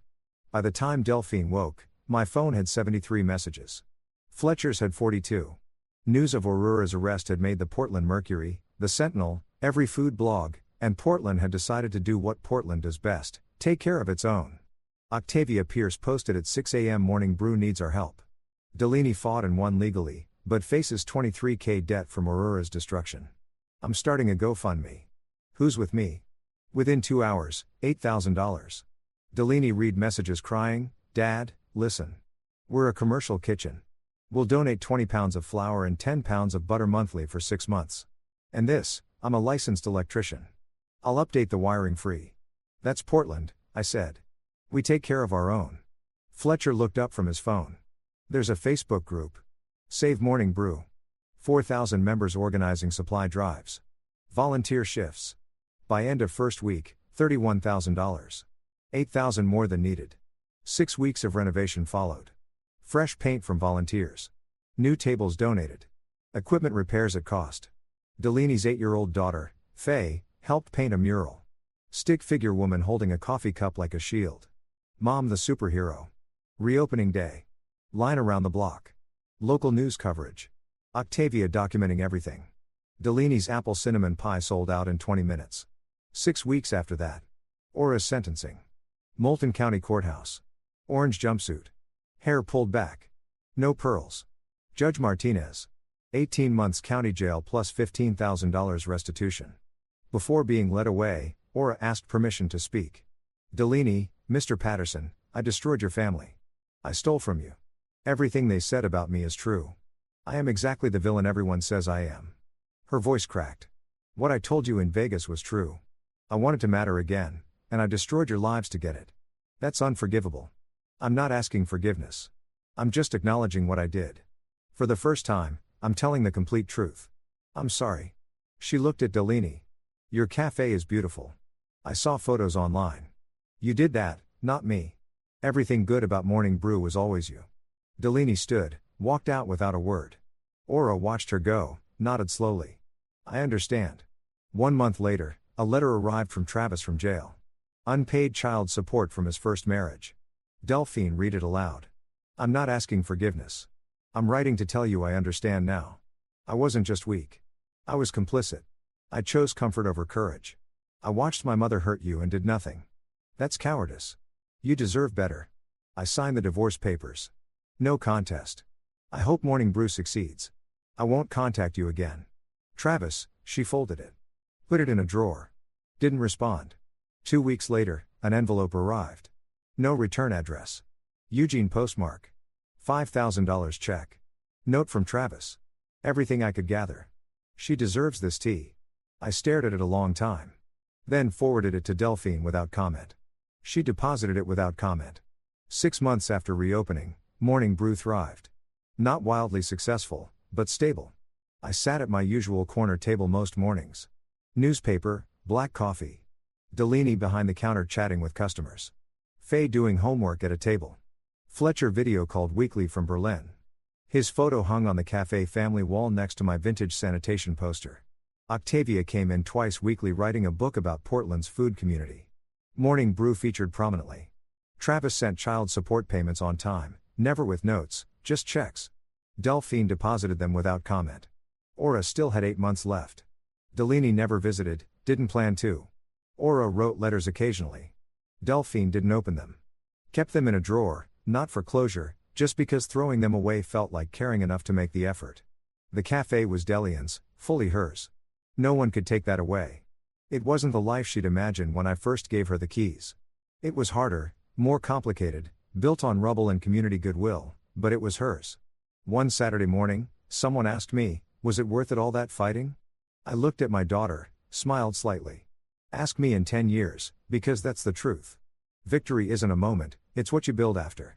Fletcher appeared on video call at the bar. Dad, you know what's funny? Aura thought an old inspector would be easy. She forgot. I spent 35 years shutting down establishments that thought they were smarter than the rules. He laughed. That's the most you've ever sounded like a movie hero. Heroes don't exist, Fletcher. Just stubborn old men who refuse to let bullies win. Dad, Delaney called from the counter. Order up. Your cinnamon roll is ready. I walked over. She watched nervously. I bit into it. Chewed. Swallowed. Well, perfect. Just like everything else you do. She smiled. Really smiled. The kind that's been missing for months. That right there, that's the victory. Not the legal judgments, not Aura in prison. Not the money raised. Just my daughter smiling while making cinnamon rolls in her own calf. I'm 70 years old. My retirement savings are gone. My daughter's a divorced single mother running a calf. That almost destroyed her. But she's free. She's strong. She survived what tried to break her. The mountain air through the cafe door felt clean. I breathed it in, all of it. Story 3. My wife told me the family vacation was cancelled. Too tight this year, just staying in. So, I spent the day working. That afternoon, my wife's sister posted a video, a full house, turkey carving, family-only invitations. Everyone was there except me. I stayed silent until wife texted, "Venmo me $3,000. It's urgent." I replied, "Ask the family you chose." Then I cut off every payment and watched the fallout. Look, I'm not the kind of guy who throws tantrums when things don't go my way. I'm an engineer, for crying out loud. We solve problems with logic, spreadsheets, and the occasional stress-induced energy drink binge at 2 a.m. So, when my wife Laura sat me down at the kitchen table with that serious face she reserves for bad news and discount shoe sales, I figured we were about to have a real adult conversation about our finances. You know, the kind where two mature people acknowledge that life's expensive and sometimes you've got to make sacrifices. Real heartwarming stuff, honey, she said, doing that thing where she touches my hand like I'm a golden retriever about to hear, "He can't go to the park. The family vacation's off this year. Money's just too tight right now." She gave me these puppy dog eyes that could have won an Oscar, and honestly, I bought it. Hook, line, and sinker like an absolute chump. I nodded like the responsible, understanding husband I apparently was back then. "Sure, babe," I said, probably sounding like I just agreed to donate a kidney. Times are tough. It's 2025. Everyone's broke unless they're selling crypto or feet pics on the internet. I even threw in a supportive shoulder squeeze because I'm nothing if not a team player. We're in this together, right? For better or worse, in sickness and health, in poverty and whatever the opposite of poverty is that we clearly weren't experiencing. So, I did what any beautiful spouse would do. I canceled my vacation leave at work, which, let me tell you, was about as fun as canceling Christmas. My boss actually looked concerned when I told him I wasn't taking time off. "You sure, man? You've been here 3 years and haven't used half your PTO. That's not healthy." But no, I insisted. Got to stay home. Got to save money. Got to be the rock of financial responsibility while the economy does whatever nightmare thing it's doing this week. I even, and this is where I really deserve a medal for husband of the century, offered to pick up extra shifts at the engineering firm, more billable hours, more overtime, more money for the family fund, because that's what we do when times are tough, right? We buckle down, we sacrifice, we adult so hard it hurts. That morning started like any other day in my newly vacation-free existence. I was parked at my home desk, drowning in project reports that read like they've been written by robots having existential crisis. CAD files, stress calculations, client emails asking why things cost money. The usual engineering glamour. My coffee was getting cold. My neck was developing that special kind of ache that screams you need a better chair and also a vacation. And I was generally living my best budget-conscious life. Then I saw it, the notification that would fundamentally alter my understanding of marriage, trust, and what constitutes acceptable behavior in a committed relationship. Laura had posted a photo on social media because of course she had, because this is 2025 and if you didn't post it, did it even happen? The photo showed her in full makeup, the kind that takes 45 minutes and 3 YouTube tutorials to achieve, wearing a sun hat that probably cost more than our last grocery run. She was smiling like she just won the lottery. Or at least like someone who definitely wasn't experiencing a crushing budget crisis. The caption, "Working from home today, son." Working from home with a sun hat, right? Because nothing says remote spreadsheet warrior like looking ready for a garden party in the Hamptons. I stared at that photo for a solid 30 seconds, my engineer brain trying to calculate the probability that she was in fact working from our home and not say literally anywhere else on planet Earth. The math wasn't matting, as the kids say or used to say. I don't know. I'm busy working to afford a vacation I'm apparently not invited to. But hey, maybe I was overthinking it. Maybe she was just feeling cute, wanted to boost her mood during these tough financial times. Maybe the sun hat was on sale, and she was practicing self-care on a budget. I'm a reasonable man. I can give people the benefit of the doubt. I went back to my reports, tried to focus on load-bearing calculations, and almost managed to convince myself everything was fine. Then 2 p.m. rolled around like a wrecking ball aimed directly at my naive little heart. My phone buzzed with a notification from Instagram, her sister Becky's account, which I followed purely out of family obligation and not because I actually wanted to see 40 photos of her overpriced lattes and inspirational quotes about living your truth. But this wasn't a latte. This wasn't a quote. This was a full HD video that would have been better suited for a food magazine spread or perhaps as evidence in my upcoming divorce proceedings. The video panned across what can only be described as a dining setup that Martha Stewart would weep over. We're talking a full roasted turkey, golden, glistening, probably organic and free range, and personally blessed by a celebrity chef. There were cousins laughing like they were auditioning for a stock photo about family happiness. There were side dishes that could feed a small village. There was champagne. Champagne, the kind that comes in bottles, not boxes, which was already suspicious given our supposed financial situation. And there, right in the center of this Norman Rockwell painting come to life, was my wife Laura, my budget-conscious, vacation-canceling, we're so broke wife. She was wearing a floral dress that I'd definitely never seen before. The kind that makes you look like you're about to frolic through a meadow or star in a commercial about yogurt that makes you happy. Her hair was done. Her makeup was perfect. She was pouring champagne like she was celebrating the fact that her husband was home alone eating leftover pasta and contemplating his life choices. But here's the kicker. The caption that really twisted the knife and then set it on fire for good measure. Family-only vacation. Nothing beats tradition. Turkey red heart sparkles. Family only. Family only. I read it 3 times to make sure I wasn't having a stroke. I checked my marriage certificate. Yep, still valid. I checked the calendar. Yep, still married. I checked my bank account. Yep, still funding this whole operation. But apparently somewhere in the fine print of our wedding vows, there was a clause that said family was a flexible term that could exclude the person legally bound to you when it was convenient for turkey dinners and Instagram content. I sat there at my desk, project reports forgotten, cold coffee mocking me, staring at this video of my wife living her best life at what was clearly not a budget-friendly gathering. The turkey alone probably cost more than my weekly grocery budget. The wine, forget about it. The matching floral arrangements on the table, someone had money to burn, and apparently that someone had been getting monthly deposits from yours truly, right? Guess I was just the +1 who expired. The family member with an asterisk. The husband except when there's a vacation involved. I replayed that video one more time just to make absolutely sure I wasn't hallucinating from too much engineering work and not enough vacation. Nope. Still there, still smiling. Still very much on a family vacation that I had been explicitly told we couldn't afford. And that's when I realized I wasn't having a budget crisis. I was having a clarity crisis because suddenly everything was becoming very, very clear. So here's the thing about betrayal in the digital age. It comes with receipts, high-definition time-stamped geo-tagged receipts that you can watch over and over again until you've memorized every soul-crushing detail. And that's exactly what I did with Becky's little vacation video. I replayed that sucker 12 times. 12. I'm not proud of it, but I'm also not ashamed because each viewing revealed a new layer of what the actual hell that I'd somehow missed before. First viewing, shock. Second viewing, denial. Third through fifth, anger with a side of disbelief. 6th through 10, forensic analysis that would make a detective jealous. 11. Acceptance. 12. Pure unadulterated rage mixed with the kind of clarity you only get when you realize you've been played like a fiddle at a country music concert. I zoomed in on that video like I was enhancing evidence for a crime scene investigation, which, let's be honest, this basically was. There was my father-in-law, Richard, carving that turkey with the precision and showmanship of a Food Network host who definitely wasn't worried about money being too tight. He had this smile on his face, the kind of satisfied grin that comes from a man who's about to enjoy a meal he didn't have to budget for because some sucker, that would be me, had been padding his bank account every single month like clockwork. And there was Laura, my wonderful, budget-conscious we can't afford a vacation wife, pouring champagne like she was celebrating New Year's Eve at a 5-star resort.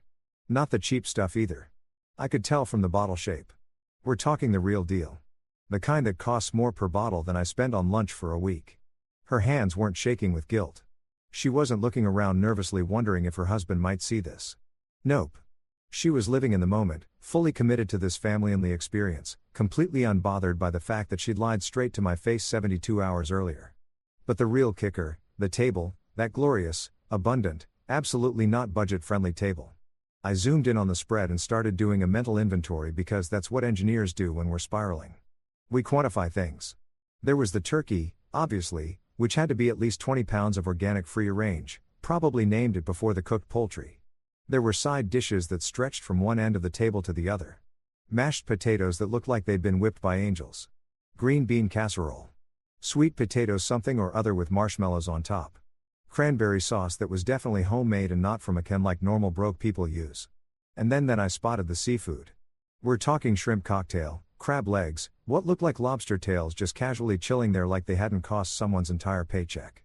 This table had more seafood than an ocean buffet at a Las Vegas casino. This was not the table of a family in financial crisis. This was the table of people who had money to burn and apparently no shame about burning it while telling me we needed to tighten our belts. Me? I was nowhere in that video. Not in the background, not at the table, not even mentioned in the caption. It was like I'd been photoshopped out of the family, except they didn't even need Photoshop because they just straight up not invited me. I didn't exist in their little vacation bubble. I was Schrodinger's husband, simultaneously married to Laura, and also completely irrelevant to family events. That's when I decided to do some investigating of my own because clearly I couldn't trust anyone to tell me the truth. I opened my banking app with the kind of dread you feel when you're about to confirm your worst suspicions. My hands were shaking a little, which annoyed me because I'm a grown man and I shouldn't be getting the stress tremors over a bank app, but here we were. I navigated to our joint account first, the one Laura and I supposedly shared for household expenses and mutual financial goals. Everything looked normal there. Mortgage payment, utilities, groceries, the usual stuff that keeps life running. But then I clicked over to my personal checking account, the one linked to my paycheck, and that's where things got interesting in the way that interesting actually means absolutely infuriating.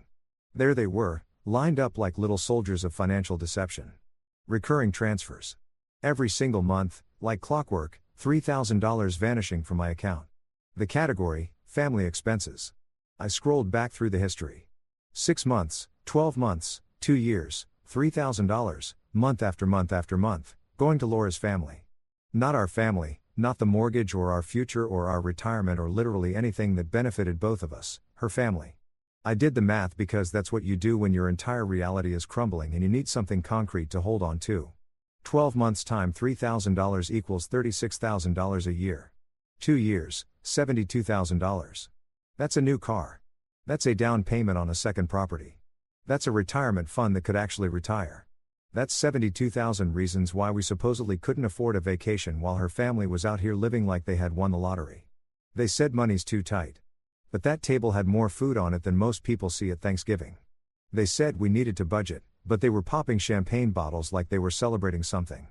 They said family vacation was canceled, but what they meant was my inclusion in the family vacation was canceled while my bank account was still expected to show up and participate. I sat there staring at those transactions, feeling like the world's biggest idiot. How had I not noticed this before? How had I just blindly approved these transfers month after month without asking questions? Oh, right. Because I trusted my wife. Because I believed her when she said her parents needed help. Because I'm apparently the kind of person who gets taken advantage of and says, "Thank you. May I have another?" But not anymore. Oh, no. Not anymore. I was done being the ATM with a wedding ring. I was done funding vacations I wasn't invited to. I was done being the invisible family member whose only value was his direct deposit. So, I did what any calm, rational, definitely not having a breakdown husband would do. I clicked on every single one of those recurring transfers and hit cancel with the kind of satisfaction usually reserved for popping bubble wrap or watching your enemy trip in public. Cancel. Cancel. Cancel. $3,000 a month. Terminated effective immediately. Then, because I'm petty and I was running on pure spite at this point, I renamed the transfer folder. Used to be labeled family support or something equally noble sounding. Now, for people who actually like me, I even added a little emoji, the shrug guy. If I was going to burn bridges, I might as well make them pretty. I leaned back in my chair, staring at my handiwork, and felt something I hadn't felt in a long time. Powerful, in control, like I'd just taken back a piece of myself that had been slowly bleeding out through monthly bank transfers and lies disguised as budget concerns. My phone buzzed with a notification, probably another Instagram update from the family-only vacation. I didn't even look at it. I didn't need to. I'd seen everything I needed to see. I'd learned everything I needed to learn. And most importantly, I'd done everything I needed to do. The turkey was carved. The champagne was poured. And my automatic payments were canceled. Let's see how long the party lasts when the money train pulls into reality station. I closed my laptop, grabbed my cold coffee, and took a sip, even though it tasted like bitter regret and old dreams. Seemed appropriate. Everything else in my life had gone cold. Might as well commit to the theme. $3,000 a month gone just like that. And you know what? It felt absolutely fantastic. 3 days. That's how long it took for the consequences of my financial independence to come knocking. 3 glorious, peaceful days where I went to work, came home, made myself dinner without consulting anyone about budgets, and slept like a man who'd finally canceled his subscription to a service he never wanted in the first place. I was living my best life, or at least a significantly less financially abused version of it. I should have known the peace wouldn't last. Peace never lasts when you've cut off someone's money supply. It's like cutting the power to a house. Eventually, someone's going to notice the lights don't work anymore and come asking questions. In this case, that someone was Laura, and those questions came in the form of a text message that popped up on my phone while I was in the middle of a meeting about load-bearing structures. Ironic considering I'd just stopped being everyone's emotional and financial load-bearer. My phone buzzed on the conference table and I glanced down out of habit. The preview was enough to make me smile in a way that probably concerned my coworkers. "Hey babe, can you Venmo me $3,000? Urgent. Urgent." That was rich. Everything was always urgent when it came to her family's needs. But apparently inviting me to family gatherings was more of a whenever we feel like it kind of situation, which is to say never. I excused myself from the meeting, walked out into the hallway, and just stared at that text message like it was a piece of modern art. I was trying to understand the audacity, the sheer unfiltered audacity of this woman to ask me for $3,000 after what had happened. But here's the thing about having your eyes open to manipulation. Once you see it, you can't unsee it. That text message wasn't a request from my loving wife who needed help. It was a transaction request from someone who'd gotten used to me being a human ATM and was now confused about why the machine wasn't dispensing cash anymore. And you know what? I was done being a machine. I was done being convenient. I was done being the solution to problems I didn't create and apparently wasn't important enough to be included in the celebrations that my money funded. So, I smiled. Not a happy smile, more like the smile of a man who's about to watch karma do its thing in real time. I typed out my response with the kind of care and precision I usually reserve for engineering calculations. Every word mattered. Every period was placed with intention. This was going to be good. Ask the family you chose. 6 words, simple, direct, packed with more meaning than a philosophy textbook. I hit send and felt a rush of satisfaction that probably wasn't healthy, but felt absolutely amazing. Anyway, it was like finally saying the thing you've been thinking for years, but were too polite to verbalize. Well, guess what? I was done being polite. Polite got me excluded from vacations while my bank account got a front row seat. I watched the message change from delivered to read in real time. Then I watched as those 3 little dots appeared, disappeared, appeared again, disappeared again. She was typing and deleting, typing and deleting. I could practically feel her confusion through the phone. This wasn't how things usually went. Usually, I just said, "Sure, babe," and moved the money without question, like the good little ATM I was supposed to be. 30 seconds later, I know because I counted because I'm petty like that. My phone started vibrating in my hand. Laura was calling. Of course, she was calling. Text messages are easy to ignore or misinterpret, but a phone call, that's when you know someone's really confused or really angry or both. I let it ring twice before answering just to make her sweat a little. Is that childish? Absolutely. Do I care? Not even a little bit.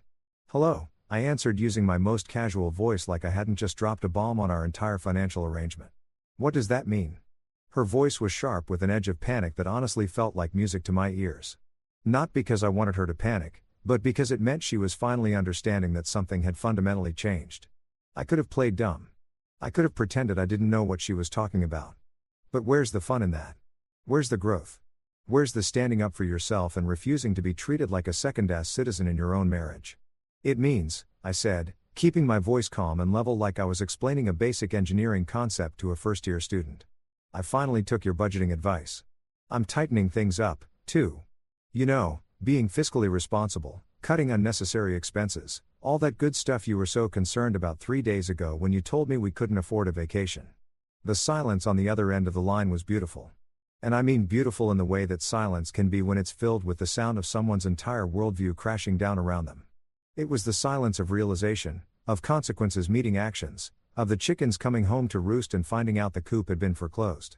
You can't be serious," she finally said, and I could hear her trying to figure out if I was joking. Spoiler alert, I wasn't joking.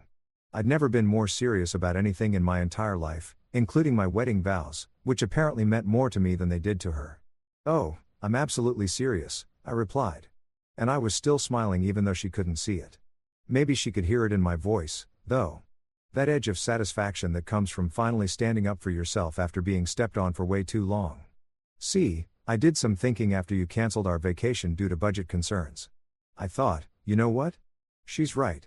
We should be more careful with money.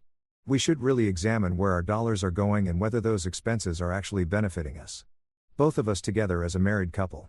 I could hear her breathing on the other end. Quick and shallow. The kind of breathing that happens when someone's getting angry or stressed or both. Good. Let her feel a fraction of what I felt watching that video of the family vacation. I apparently wasn't family enough to attend. So, I looked at our accounts. I continued really getting into it now and I found some interesting recurring expenses. $3,000 a month interesting going to your family every single month for years funding lake houses and turkey dinners and champagne brunches and apparently vacations that I'm not invited to because money's too tight. That's different. She started but I cut her off because nope, we weren't doing this.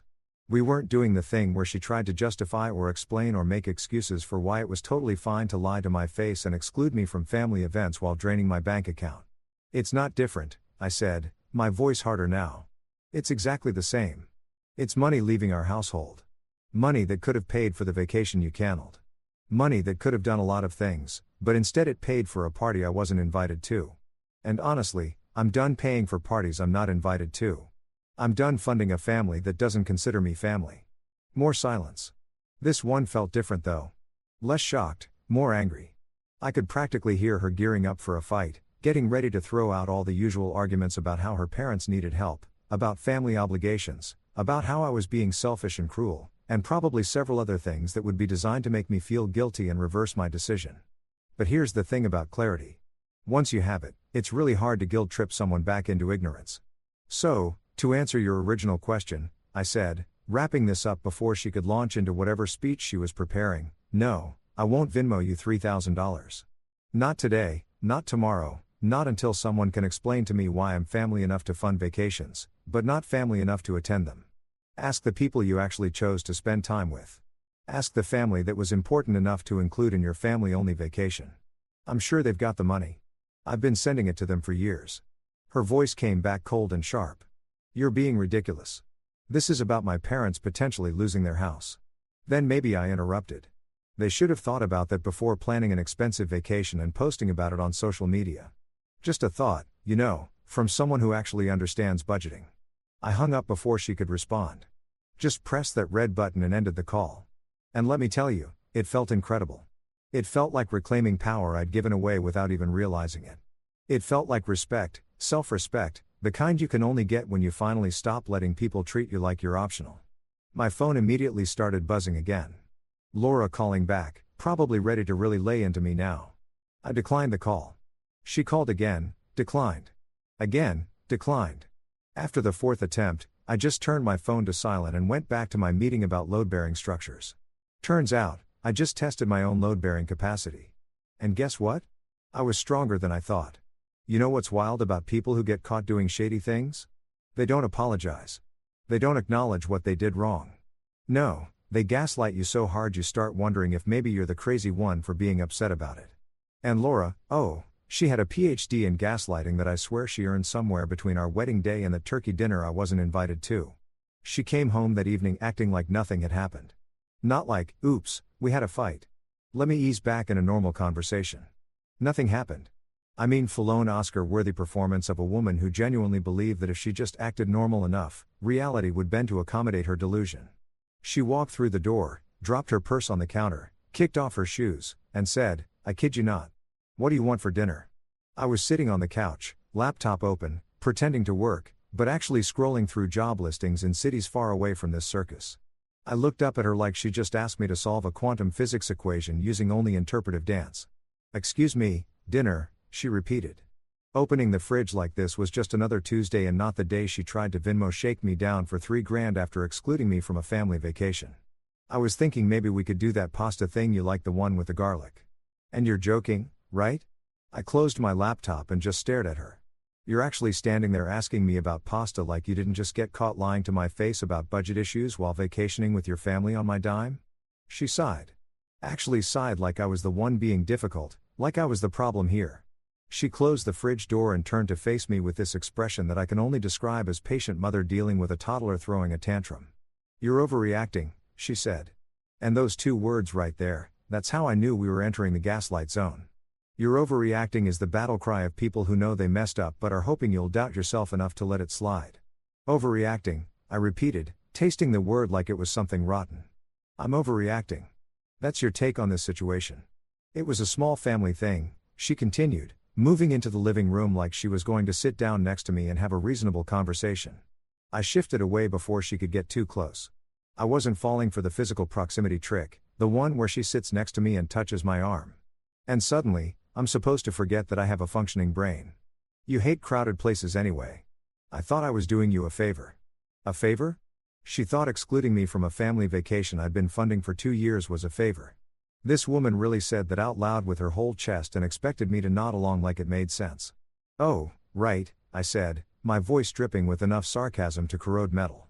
"I must have missed the survey where you asked if I wanted to be excluded.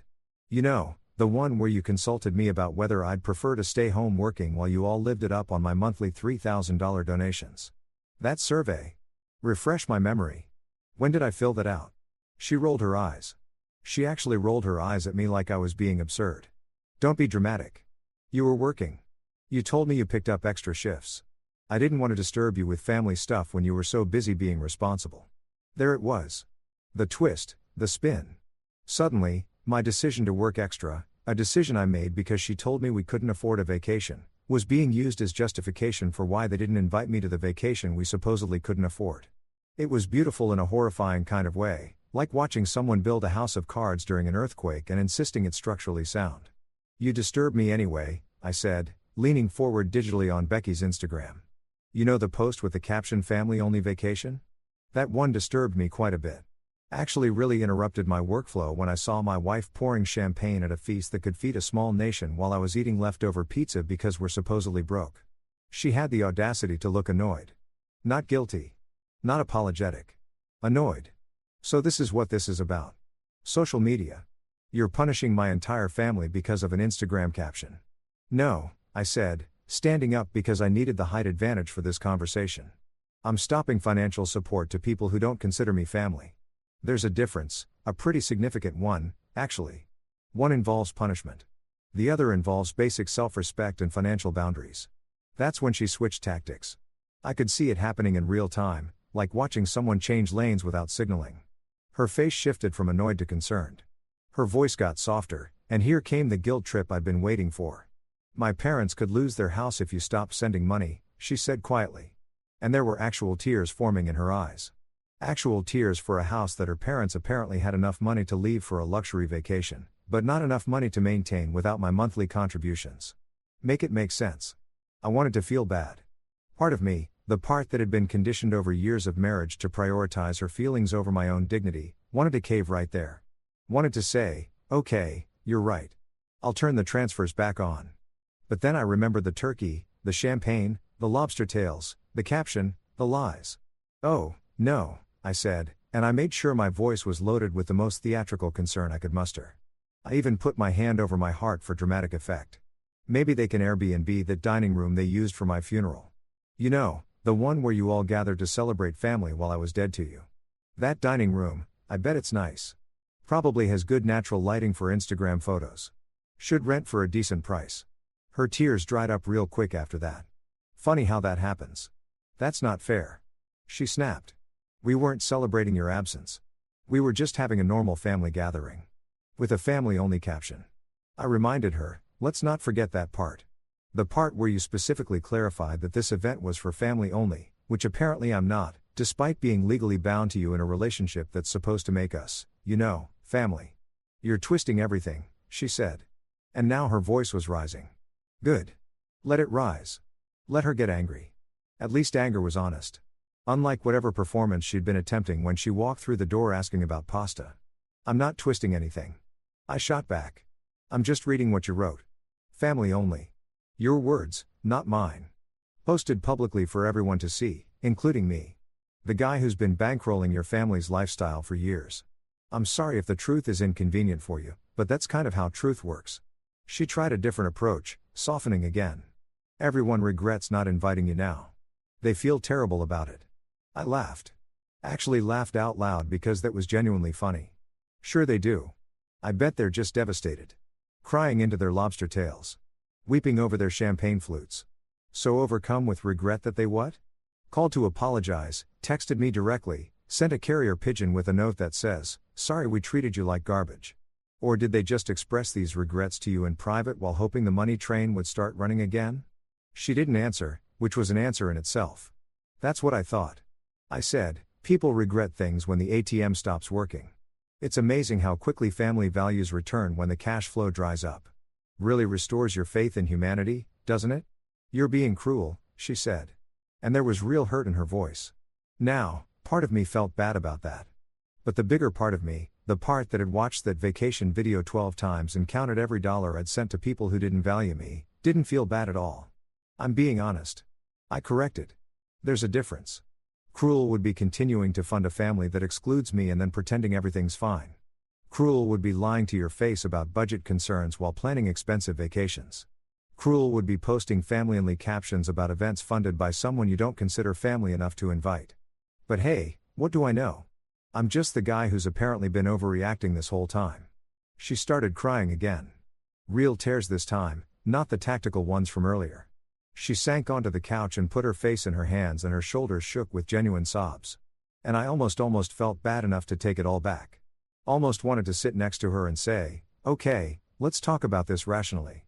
Then I remembered the video caption one more time. Family only. 2 words that had fundamentally redefined my understanding of my place in this marriage. Apparently, my marriage license didn't count as family credentials. Apparently, years of financial support and emotional investment didn't earn me a seat at the table. Apparently, I was family when it came to bills and responsibilities, but not when it came to belonging and celebration. I'm going to bed, I said quietly. In the guest room, you can have the master bedroom to yourself tonight. Consider it practice for what life looks like when you choose everyone else over your spouse. I walked away while she was still crying, and I didn't look back. Not because I didn't care, but because I cared too much about myself to keep accepting less than I deserved. The Gaslight Gala was over. The performance had ended and I for once was leaving the theater before the encore. You ever notice how when someone messes up, they don't just apologize themselves? No. They activate their entire social network like they're launching a military campaign. They deploy the troops.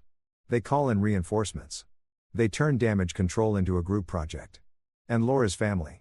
They had apparently decided that Operation Get the Money Back required a full-scale coordinated effort involving every single person who'd enjoyed the turkey dinner at my expense. It started the next morning. I was barely awake, coffee still brewing, when my phone started buzzing like it had developed a nervous disorder. First text, Becky. Second text, her husband, Ronnie. Third call, Laura's mom, Janice. It was like they'd had a conference call the night before and divided up the manipulation duties. Okay, Becky, you take the casual approach. Ronnie, you go for the bro angle. Mom, you bring out the heavy guilt. Ready? Break. I let the first few calls go to voicemail because I'm not a masochist, and I was genuinely curious what kind of messages they'd leave. Becky's was first, and it was a masterpiece of fake casual concern. Hey, just wanted to check in. Laura mentioned you guys had a little disagreement. I'm sure it's just a misunderstanding. Call me back when you get a chance. A little disagreement, right? Like the Titanic had a little water problem. Like Pompeii had a minor volcanic incident. Minimizing my completely justified anger into a little disagreement was so perfectly on brand for this family that I almost had to admire the audacity. But I didn't call back. Instead, I waited to see what the rest of the PR team would do. Ronnie texted next. Yo man, heard things got heated. Wanna grab a beer and talk it out? Yes, the bro approach. Let's grab a beer and you can explain to me why I'm wrong while pretending we're just 2 guys being guys. Never mind that Ronnie had been at that vacation dinner eating food I'd indirectly paid for. Not saying a word about how maybe they should invite the guy whose money made it possible. But sure, let's grab a beer now that the funding's dried up. What perfect timing. I ignored that, too. My coffee finished brewing and I poured myself a cup, savoring the fact that this was my coffee bought with my money in my kitchen without anyone telling me we couldn't afford the good beans. Small victories, people. Small victories. Then Janice called. Laura's mother, the matriarch, the final boss of the guilt trip dungeon. I knew I had to answer this one because if I didn't, she'd just keep calling until I did. And I had to work today and couldn't spend 8 hours declining calls from a woman who'd perfected the art of making you feel terrible for having boundaries. I answered on the fourth ring. Hello, Janice. Sweetheart, she started, and I already knew where this was going because she only called me sweetheart when she wanted something or was about to make me feel guilty about something. I heard about the situation with Laura. I just wanted to call and clear the air. Clear the air, I repeated, taking a sip of my coffee. It was good coffee. Really good. The kind you can afford when you're not sending $3,000 a month to people who don't invite you to their parties. Sure, let's clear it. You go first. There was a pause, like she hadn't expected me to be this direct. Good. Keep them off balance. That's my new strategy in life. Well, she continued, and I could hear her gathering her thoughts, probably running through the speech she'd prepared. I want you to know that what happened wasn't personal. It truly wasn't. We never meant to hurt you. You never meant to hurt me, I said slowly. But you did exclude me from a family vacation while telling me that we couldn't afford said vacation. All while I've been sending you $3,000 a month for 2 years. So, while it may not have been personal, it was definitely intentional. There's a difference. We just thought, she started, but I cut her off because no, we weren't doing the "we just thought" excuse. That's the cousin of "we meant well" and the sibling of "you're overreacting." You thought wrong. I said flatly. You thought I'd be fine with it. You thought I wouldn't notice. You thought I'd keep sending money regardless of how you treated me. And you know what? That's on me. I'll let you think that. I'll let you all think I was fine being the invisible checkbook. But that's changing now. Families make mistakes, Janice said, deploying the heavy artillery. The family card. The oldest trick in the manipulation handbook. We all make mistakes. What's important is that we move forward together. I had to laugh at that one. Actually laugh out loud. Right there in my kitchen, holding my excellent coffee that I'd bought with money that used to go to these people. Families make mistakes. I repeated. You're absolutely right, Janice. Mistake is forgetting to buy milk. Mistake is double booking a dinner reservation. Mistake is accidentally sending an email to the wrong person. You know what's not a mistake? Planning an entire vacation, filming it, posting it on social media with a family-only caption, and then asking the person you excluded for $3,000 3 days later. That's not a mistake. That's a pattern of behavior. Silence on the other end. I was on a roll now, and honestly, it felt incredible. All these years of biting my tongue, of being the good son-in-law, of not making waves, it was all coming out now like water through a broken dam. And you want to talk about moving forward together? I continued, where was that energy when you were planning the vacation? Where was the together when you were carving turkey and popping champagne? Where was the family unity when Laura was telling me we couldn't afford to take time off while you all were literally on vacation? It's funny how together only matters when you need something from me. You're being unfair, Janice said, and her voice had an edge now. The sweetness was wearing off, revealing the manipulation underneath like cheap paint peeling off a wall. Richard and I could lose everything if you stop helping us.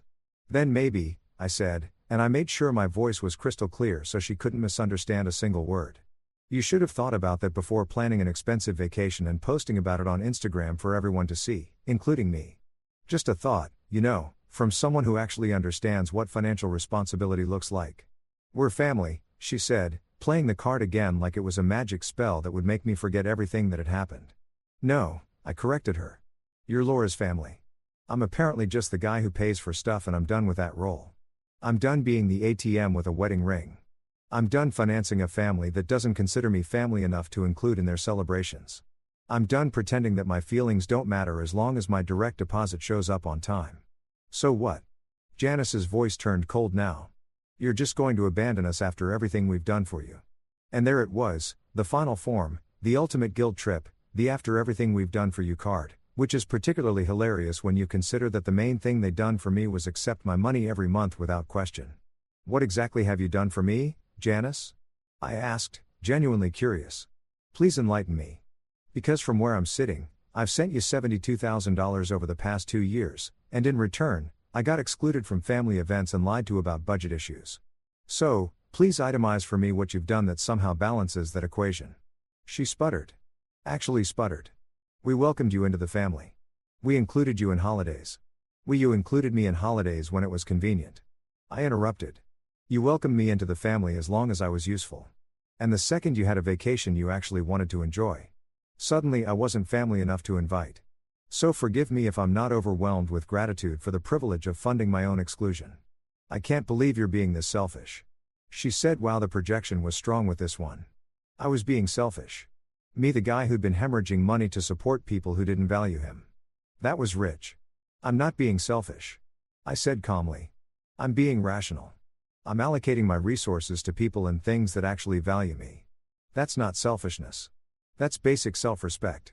Something I should have developed years ago, but better late than never, right? Don't come crying to us when you need family support, Janice said. And I could tell she meant it as a threat. But honestly, it sounded like a promise of peace. I won't, I assured her. Don't worry, I'll remember exactly who considered me family and who didn't when I needed support. Thanks for making that distinction so clear. I hung up before she could respond. Didn't even say goodbye. Just pressed that red button and ended the call. And it felt like closing a chapter in a book I never wanted to read in the first place. The phone immediately rang again. Becky, I declined. Ronnie declined. Laura calling from work. Declined. It was like playing whack-a-mole with people who suddenly cared about my feelings now that the money had stopped flowing. I silenced my phone, finished my coffee, and got ready for work. As I was leaving, I saw a group text had started in the family chat, the one I was still somehow included in despite not being family-only vacation material. I opened it against my better judgment. Messages from everyone. Becky, can't believe he's doing this. Ronnie, so ungrateful. Janice, we gave him everything. Richard, Laura's dad, finally chiming in. He'll come around. He always does. I typed out one message to the group. I can see all of these, by the way. And for the record, you didn't give me everything. I gave you everything. $72,000 to be exact. You gave me a family-only vacation caption and a masterclass in conditional acceptance. Not exactly a fair trade. Then I left the group chat entirely. Deleted. Gone. Bye. As I drove to work, my phone kept buzzing with individual messages, but I didn't look. I had work to do, a life to rebuild, and exactly zero interest in being the family PR team's rehabilitation project. They wanted me back.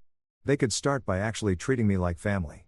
Until then, they could figure out their own budget crisis without my help. Funny how that worked out. A week passed. 7 glorious days of silence from the family PR team. 7 days of me actually enjoying my paycheck.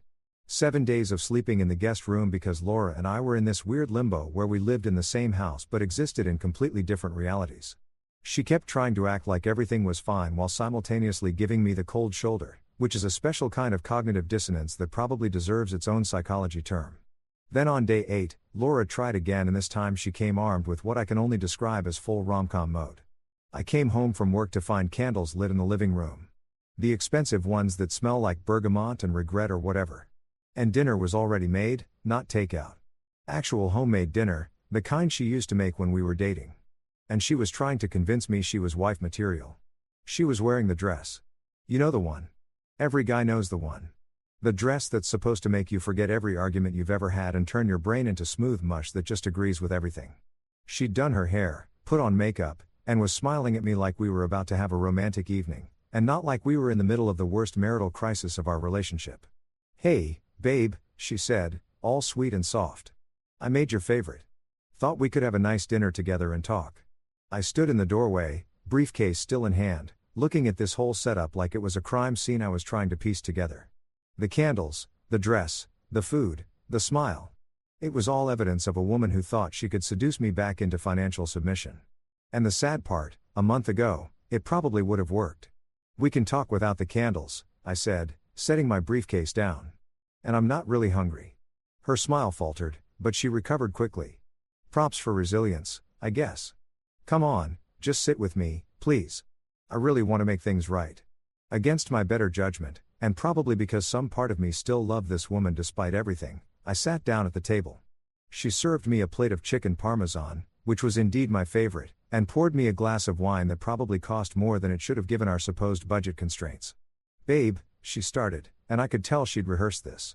Her voice had that carefully modulated quality of someone who'd practiced in front of a mirror. We just wanted one peaceful trip without stress. That's all it was. It wasn't about you. I took a sip of wine. It was good wine. Of course it was. So I'm stressed now, I asked, keeping my voice even. Is that what I am to your family? The stressful element that needed to be removed for everyone to have a good time. No, that's not what I meant, she backtracked quickly. But I wasn't letting this go. Should I start charging rent for the emotional space I take up? I continued, putting down my wine glass. You know, since I'm apparently such a burden on everyone's good time, maybe I can Venmo you monthly payments for the stress I cause by existing in your family orbit. She reached across the table to take my hand, but I pulled away. Not aggressively, just enough to make it clear that physical contact wasn't going to fix this. Her face fell, and I almost felt bad.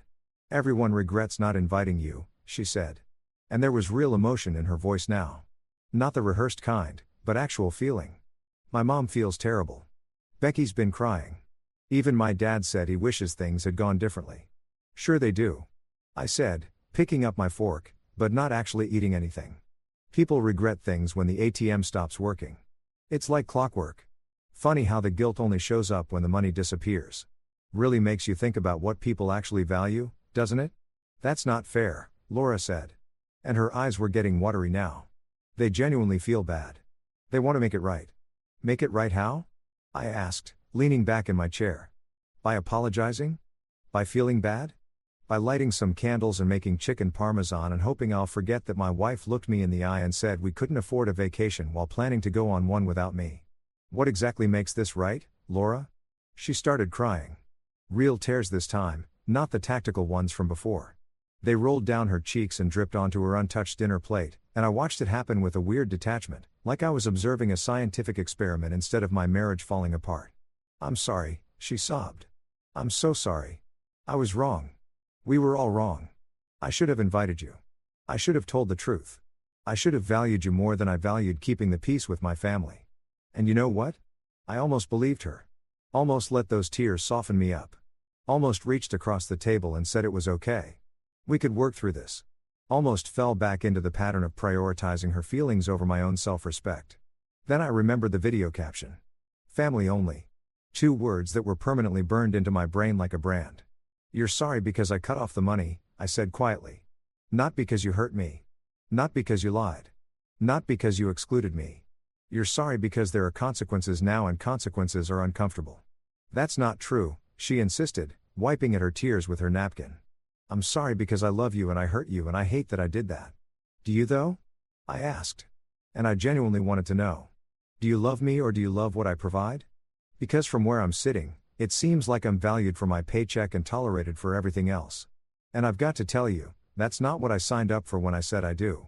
She was full on crying now, shoulders shaking, mascara running, the whole dramatic scene. And part of me, the part that had loved her for 5 years, that had married her, that had built a life with her, wanted to comfort her, wanted to be the bigger person and forgive and move forward. But the bigger part of me, the part that had finally woken up after years of being treated like a second-class citizen in my own marriage, just sat there and watched. Because you know what? My feelings mattered, too. My hurt mattered too, and I was tired of being the one who always had to be understanding while everyone else got to be selfish. Everyone regrets it, she said again through her tears. Like repetition would make it more meaningful. We all wish we could take it back. I bet you do, I said. I bet you regret it so much. But here's the thing about regret. It doesn't actually change what happened. It doesn't erase the lie. It doesn't unexclude me from that vacation. It doesn't take back the family-only caption. It just means you feel bad now that there are consequences and I'm supposed to what? Pat you on the head and say they're there. At least you feel bad about it. What do you want from me? She asked, her voice breaking. Tell me what I can do to fix this. Tell me what you need. What did I want? That was the question, wasn't it? What could possibly make this right? An apology? Already had that. Didn't fix anything. Money back. I didn't want money back. I wanted respect. Time travel not possible, unfortunately. I want you to understand, I said finally, that you can't treat someone like they're optional and then act surprised when they stop showing up. I want you to understand that love isn't just words and candles and chicken parmesan. It's actions. It's choices. It's choosing to include your partner even when it's inconvenient. It's being honest even when the truth is uncomfortable. It's treating them like they matter. Not just when you need something, but all the time. She nodded, still crying, probably agreeing with everything I said because that's what you do when you're desperate to fix something you broke. And I want you to understand, I continued, that I'm not a bank. I'm not an ATM. I'm not a financial resource to be managed and manipulated. I'm a person with feelings and boundaries and self-respect that I'm just now starting to find again after years of letting your family treat me like garbage while I smiled and sent them money. I know, she whispered. I know all of that now. I see it. I'm sorry I didn't see it before. I stood up from the table, my dinner completely untouched. The candles were still burning, making the whole scene feel like a funeral for our marriage instead of a romantic dinner. The thing about learning lessons, I said, is that they're a lot more expensive when you learn them late. You could have learned this lesson years ago if you just treated me like I mattered. But you didn't. You learned it now because I finally stood up for myself. And I'm not sure that's the same thing as genuine growth. Where are you going? She asked as I grabbed my briefcase. Guest room, I said. Same place I've been sleeping all week. Because apparently marriage vows don't count as family credentials in this house. I left her there with her candles and her tears and her chicken parmesan. And I didn't look back. Not because I didn't care, but because caring about myself had to come first for once. In the guest room, I lay on the bed and stared at the ceiling. And for the first time since this whole thing started, I didn't feel angry. I just felt tired. Tired of fighting. Tired of explaining. Tired of being the one who had to justify why I deserved basic respect and inclusion. My phone buzzed. A text from Laura. I really am sorry. I love you. I looked at it for a long time before responding. Love without respect isn't love. It's just manipulation in a prettier package. She didn't text back after that. And honestly, the silence was kind of nice because peace, I was learning, wasn't about candles and apologies. It was about finally valuing yourself enough to walk away from people who didn't. Turns out $3,000 a month is a lot of money. I know, shocking revelation, right? But apparently Laura's family hadn't quite grasped this concept until the checks stopped clearing and reality came knocking at their door like a very aggressive bill collector. And let me tell you, watching the dominoes fall from my position of newly discovered financial independence was more entertaining than anything Netflix had to offer. It started small little things I noticed through the social media grapevine that I was still technically connected to, even though I'd muted most of them. Becky posted something about tightening the belt and getting back to basics, which was hilarious, coming from a woman who'd posted 17 different brunch photos in the last month alone. Her husband, Ronnie, the guy who'd wanted to grab a beer and talk it out, suddenly had his golf clubs listed on Facebook Marketplace. The same golf clubs he'd bragged about buying just 3 months ago. Premium set, barely used, priced to sell fast. Real fast. Then came the bigger stuff. Laura's parents, Richard and Janice, the king and queen of We Might Lose Everything, listed their lake cabin, the lake cabin they bought 2 years ago, the one they'd used for weekend getaways and family gatherings, and apparently the vacation I wasn't invited to. The listing went up on a Tuesday, and by Friday, Laura was having what can only be described as a complete meltdown in our kitchen. They're selling the cabin, she said like she was announcing someone had died. The cabin where we spent every summer, where we made memories. Where I sent $3,000 a month to help maintain. I finished for her, not looking up from my laptop, where I was researching vacation destinations for one, that cabin. She glared at me like I just kicked a puppy. You're enjoying this. I'm not enjoying anything, I said, which was partially true. I wasn't enjoying her pain. But was I feeling a deep sense of satisfaction watching natural consequences play out for people who treated me like garbage? Absolutely. I'm just observing. There's a difference. They're losing everything because of you, she said, and the accusation in her voice was thick enough to cut with a knife. I closed my laptop and gave her my full attention because this needed to be said clearly. No, they're losing things because they made financial decisions based on income they didn't earn. They built a lifestyle on someone else's money, mine specifically, and didn't plan for what would happen if that money stopped. That's not on me. That's on them. That's called poor financial planning. And ironically, it's exactly what you accused us of having when you canceled our vacation. She opened her mouth to argue, but I wasn't done. And let's be real here, I continued. They're not losing everything. They're selling a vacation cabin, a luxury property, a second home that they bought with money I was sending them while telling me we couldn't afford a vacation. Do you hear yourself right now? Do you hear how absolutely ridiculous this sounds? She didn't answer, just stood there with tears forming in her eyes again, and I was honestly getting tired of the waterworks. Crying had been her go-to strategy for weeks now, and it had stopped working around day 3. Meanwhile, I was living my best life. And by best life, I mean I was finally experiencing what it felt like to keep my own money. Without that monthly $3,000 drain, my bank account was actually growing.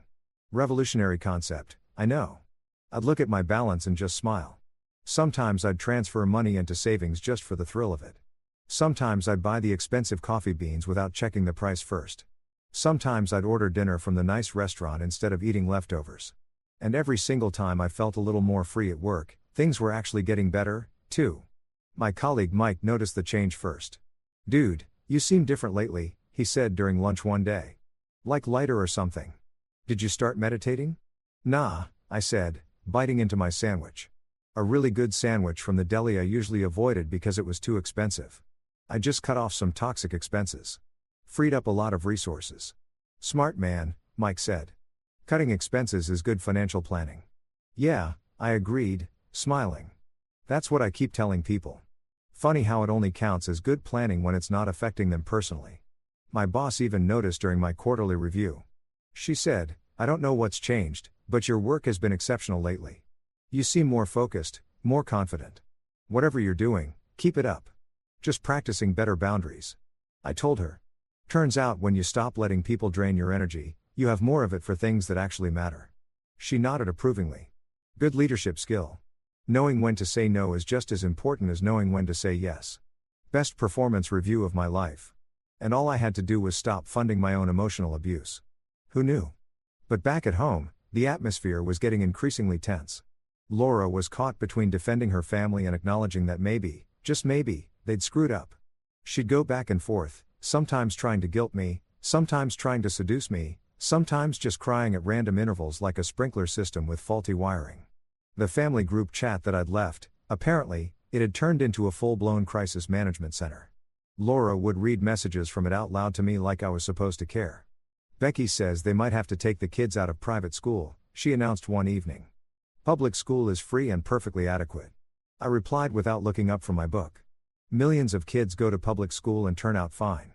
It's not a tragedy, it's a budget adjustment. My mom says they can't afford their mortgage payment this month. Then maybe they should downsize to something within their actual means instead of living in a house they can only afford with my monthly donations. Ronnie lost his job. That one made me look up. Ronnie lost his job, or Ronnie got fired for selling golf clubs during work hours on Facebook Marketplace. She didn't answer, which was an answer. 2 months passed like this. 2 months of watching Laura's family scramble to adjust to a lifestyle they could actually afford instead of the one they'd been living on my dime. 2 months of increasingly desperate attempts to get me to turn the money back on. 2 months of me sleeping better than I had in years. Then came the group text, not to the family chat I'd left, but directly to my phone from Janice. "We hope you're happy. You broke this family." I stared at that text for a solid minute, feeling absolutely nothing. No guilt, no regret, no sadness, just a kind of peaceful certainty that I'd made the right choice. I typed back slowly, making sure every word was exactly what I wanted to say. I didn't break it. I just stopped financing the glue. The responses came fast and furious after that. "Becky, that's so cruel." "Ronnie, real mature man." "Richard, we took you in like a son." "Janice, after everything we did for you," I responded to the group. "You didn't take me in like a son. You took me in like a bank. There's a difference. And what you did for me was accept $72,000 over 2 years while excluding me from family events. That's not generosity. That's exploitation. But sure, call it revenge if it makes you feel better. I call it budgeting." Then I muted all of them. Every single one. Didn't block them, just muted because I wanted them to be able to see that their messages were being delivered but ignored. Small petty. Absolutely satisfying. You have no idea. At work, they'd started calling me Mr. Financial Freedom. It started as a joke when I showed up with expensive coffee one morning and Mike said, "Whoa, look at Mr. Moneybags over here." But then I explained the whole situation, the family, the vacation, the exclusion, the $3,000 a month, and suddenly everyone was on my side. "Dude, you're a legend," Mike said, "you literally cut off toxic expenses and improved your life. That's not revenge. That's financial literacy." Even my boss, when she overheard part of the conversation, chimed in, "Cutting off toxic expenses is exactly what we teach in leadership training. Doesn't matter if it's a bad vendor or a bad relationship. If something's draining resources without providing value, you eliminate it." "See," I said to Mike, "it's not petty, it's business, it's both." Mike laughed. "But mostly, it's awesome." I'd never felt more validated in my life. At work, I was getting praised for the same decision that Laura's family was calling cruel and vengeful. Funny how perspective works, isn't it? When you're the one losing free money, it's a tragedy. When you're the one finally keeping your own money, it's called self-respect. That weekend, I did something I hadn't done in years. I went shopping for myself. Not for the house, not for Laura, not for us, just for me. I bought new clothes that actually fit instead of wearing the same stuff from 5 years ago. I bought a new watch that I'd been eyeing for months, but always talked myself out of because money was tight. I bought a gaming console that I'd wanted since college, but never justified because there were always family expenses that took priority. I came home with bags of stuff, and Laura looked at me like I'd committed a crime. "You went shopping?" she asked, staring at the bags like they contained evidence of my moral failure. "Yep," I said cheerfully. "Turns out I have disposable income now." Wild, right? It's almost like when you stop giving away $3,000 a month, you can actually afford things. "That money could have helped my family," she said quietly. "That money is helping someone who actually values me." I corrected me. I value me. Revolutionary concept, I know, but I'm really enjoying it. She didn't say anything else. Just watched as I unpacked my purchases. Each item a small declaration of independence from a family that had taken me for granted for years. That night, lying in my guest room bed, which I'd upgraded with new sheets because why not? I calculated my savings. In 2 months, I'd saved over $12,000. $12,000 that would have vanished into the black hole of Laura's family expenses. $12,000 that was now mine to do with as I pleased. And you know what I pleased to do with it? Plan a vacation. A real one just for me. Because if I was going to be excluded from family vacations anyway, I might as well make my own. 2 months turned into 3, and 3 turned into 4, and with each passing week, the family's group chat apparently descended into what can only be described as a blamefest of epic proportions. I knew this because Laura kept accidentally leaving her phone open to it or reading messages out loud with this pointed tone like I was supposed to feel guilty and immediately reverse course. Spoiler alert. I did not. The messages were honestly impressive in their creativity. They'd moved past simple guilt trips and entered the realm of full-blown victimhood narratives. According to the gospel of the family group chat, I was single-handedly responsible for everything from their financial troubles to global warming. Okay, maybe not global warming, but give them time. I'm sure they'd find a way to blame me for that, too. It was a Tuesday evening when the group chat really resurrected like a zombie that refused to stay dead. I was making myself a steak dinner. A nice ribeye that I'd bought without checking the price tag first because that's the kind of baller move you can make when you're not sending $3,000 a month to people who don't like you. When Laura's phone started buzzing like it was having a seizure. "Oh God," she muttered looking at her screen. "They're at it again." "At what?" I asked flipping my steak. It was going to be perfect. Medium rare, just the way I liked it. Cooked in a cast iron skillet I'd bought for myself last week. "The group chat," she said like that explained everything. "They're talking about you." "Fun," I said genuinely unbothered. "What am I being blamed for today?" "Economic recession, the fall of Rome, the extinction of the dinosaurs." She didn't laugh.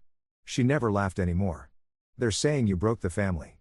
I plated my steak, added some roasted vegetables that I'd also bought without budget anxiety, and sat down at the kitchen table.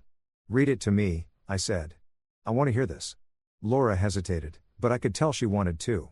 She wanted me to hear how much I'd supposedly hurt everyone, how much damage I'd supposedly caused, how I was supposedly the villain in this story. So, she opened her phone and started reading. "Mom wrote, 'We hope you're happy. You broke this family.'" She paused, looking at me expectantly, waiting for the guilt to wash over me and drown me in remorse. I took a bite of steak.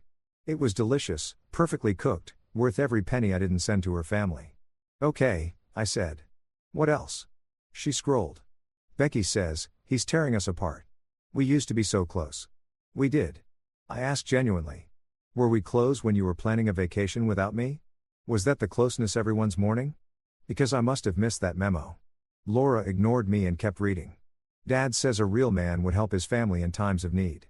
That one made me laugh. Actually, laugh out loud. Mid-chew almost choking on my perfectly seasoned steak. "A real man," I repeated. "Okay, sure. Let's talk about real men." A real man doesn't lie to his son-in-law's face about budget issues while planning expensive vacations. A real man doesn't accept monthly payments for 2 years and then exclude the person paying from family events. A real man doesn't emotionally manipulate someone and then act shocked when they set boundaries. But sure, I'm the one who's not a real man. That tracks. "You're being cruel," Laura said. And there were those tears again right on schedule. "No," I corrected, pointing my fork at her for emphasis. "I'm being honest. There's a difference. And honestly, I'm tired of being called cruel for having the audacity to stop letting people treat me like an ATM with abandonment issues." I pulled out my phone and opened the Notes app where I'd been keeping a running tally of my savings for months without sending $3,000 a month meant. I'd saved over $12,000. Actually, with interest and not stress buying things because I was depressed, it was closer to $13,000. I showed Laura the screen. "See this?" I said, "This is what your family calls breaking them. I call it fixing me." Perspective is wild, isn't it? She looked away, but I wasn't done. I was on a roll. And honestly, that steak had given me energy and confidence. "You want to know what's really breaking your family?" I asked. "It's not me cutting off money they never earned. It's the fact that they built their entire lifestyle on someone else's income and never thought about what would happen when that person got tired of being used. That's not my fault. That's theirs. That's called consequences. And apparently it's a brand new concept for everyone involved. They needed that money," Laura said weakly. "They wanted that money." I corrected. "There's a difference. Needed implies necessity. Your dad didn't need a lake cabin. Becky didn't need private school for her kids. Your mom didn't need to host elaborate turkey dinners with lobster tails and champagne. They wanted those things. And I made those things possible. And they thanked me by treating me like I was invisible. So, forgive me if I don't feel terrible about the natural consequences of their choices." My phone buzzed. I looked down and saw that somehow, despite having left the group chat months ago, I'd been added back in, probably by Janice, who had admin privileges and apparently no sense of boundaries. The latest message was from her, and it was directed at me, even though she clearly didn't think I could see it. "He's destroyed everything we built. Years of family bonds gone because he couldn't handle one mistake." I stared at that message, feeling something shift inside me. Not guilt, not sadness, just a kind of crystalline clarity that comes when you realize someone is so fundamentally wrong that it's almost beautiful in its completeness. I typed a response. My fingers flew across the keyboard with the precision of a man who had finally completely run out of patience for other people's nonsense. "I can see all of these, by the way. And for the record, you didn't give me everything. I gave you everything. $72,000 over 2 years to be exact. You gave me a family-only vacation caption and a masterclass in conditional acceptance. Not exactly a fair trade. You didn't make one mistake. You made a series of calculated decisions to exclude me while benefiting from my money. That's not a mistake. That's a pattern. And I'm not destroying anything. I'm just refusing to fund my own exclusion anymore. Big difference." I hit send and watched the chaos unfold in real time. The typing indicators went crazy. Becky started typing. Ronnie started typing. Richard started typing. Everyone had an opinion and they were all desperate to share it. "Becky, this is exactly what I'm talking about. So vengeful, Ronnie, bro, you're really going to die on this hill. Richard, we raised you better than this." That last one made me laugh so hard I nearly spit out my wine. "Raised me?" I typed back, "You didn't raise me. You tolerated me as long as I was useful. And FYI, Richard, I'm pretty sure my own parents raised me and they raised me to have self-respect and boundaries. Thanks for your concern, though." Janice jumped in. "This is what's wrong with your generation. No sense of family values, no loyalty." I took a deep breath, finished my bite of steak, and composed what would be my final message to this group chat. I wanted it to be perfect. I wanted it to capture everything I'd been feeling for months. I wanted it to be so clear and so definitive that there would be no room for misinterpretation. "Let's talk about loyalty," I typed. "Loyalty is a two-way street. You want to talk about family values? Family values means including your son-in-law in family vacations instead of lying to him about money. Family values means not exploiting someone's generosity for years and then acting shocked when they stop being generous. Family values means treating people like they matter, not just their bank accounts. You don't get to cry about broken loyalty when you were never loyal to begin with. You were loyal to my money, not to me.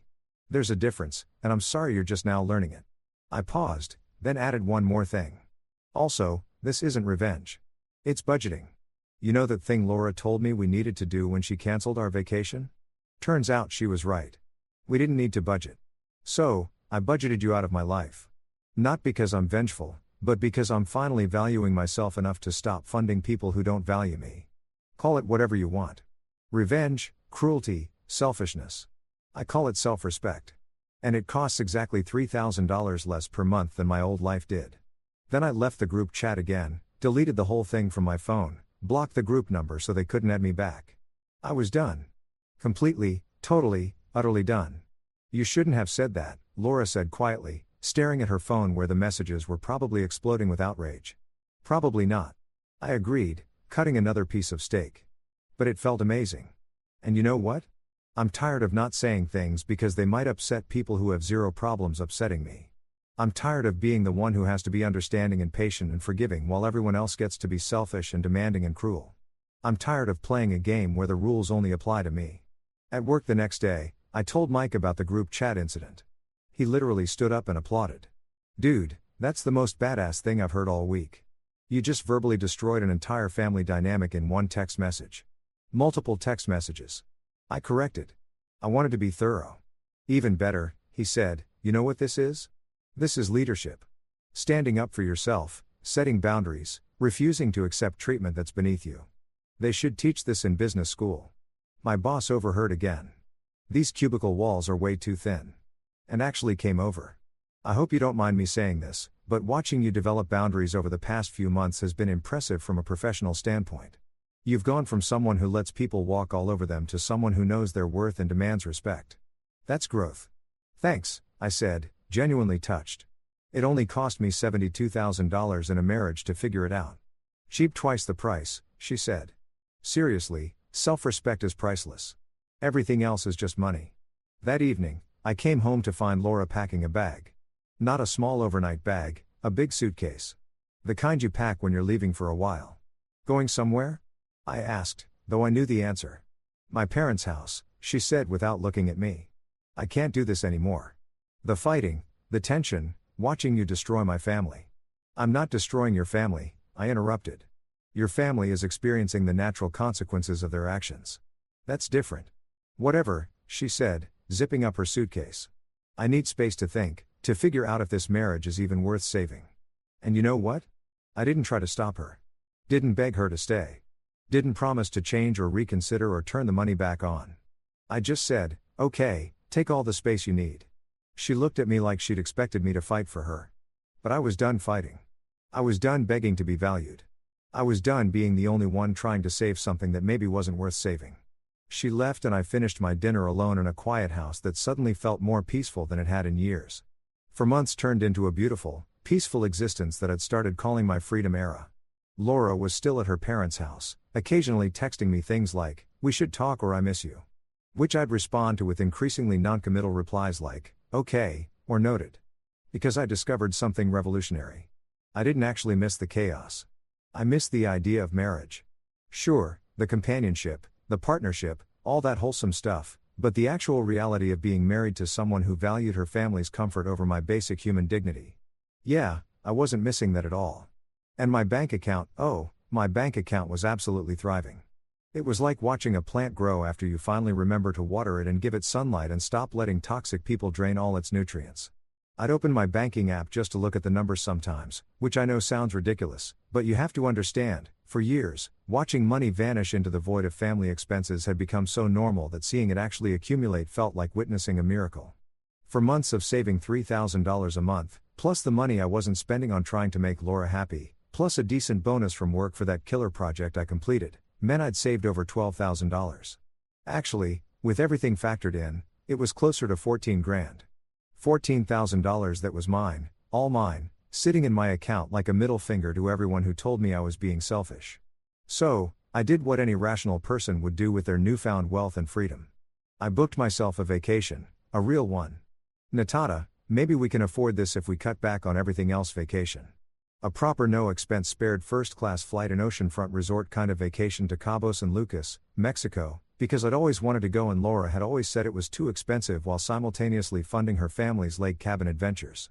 The irony was not lost on me. In fact, I was drowning in irony. Swimming in it, building a house out of irony bricks, and living their rentrée.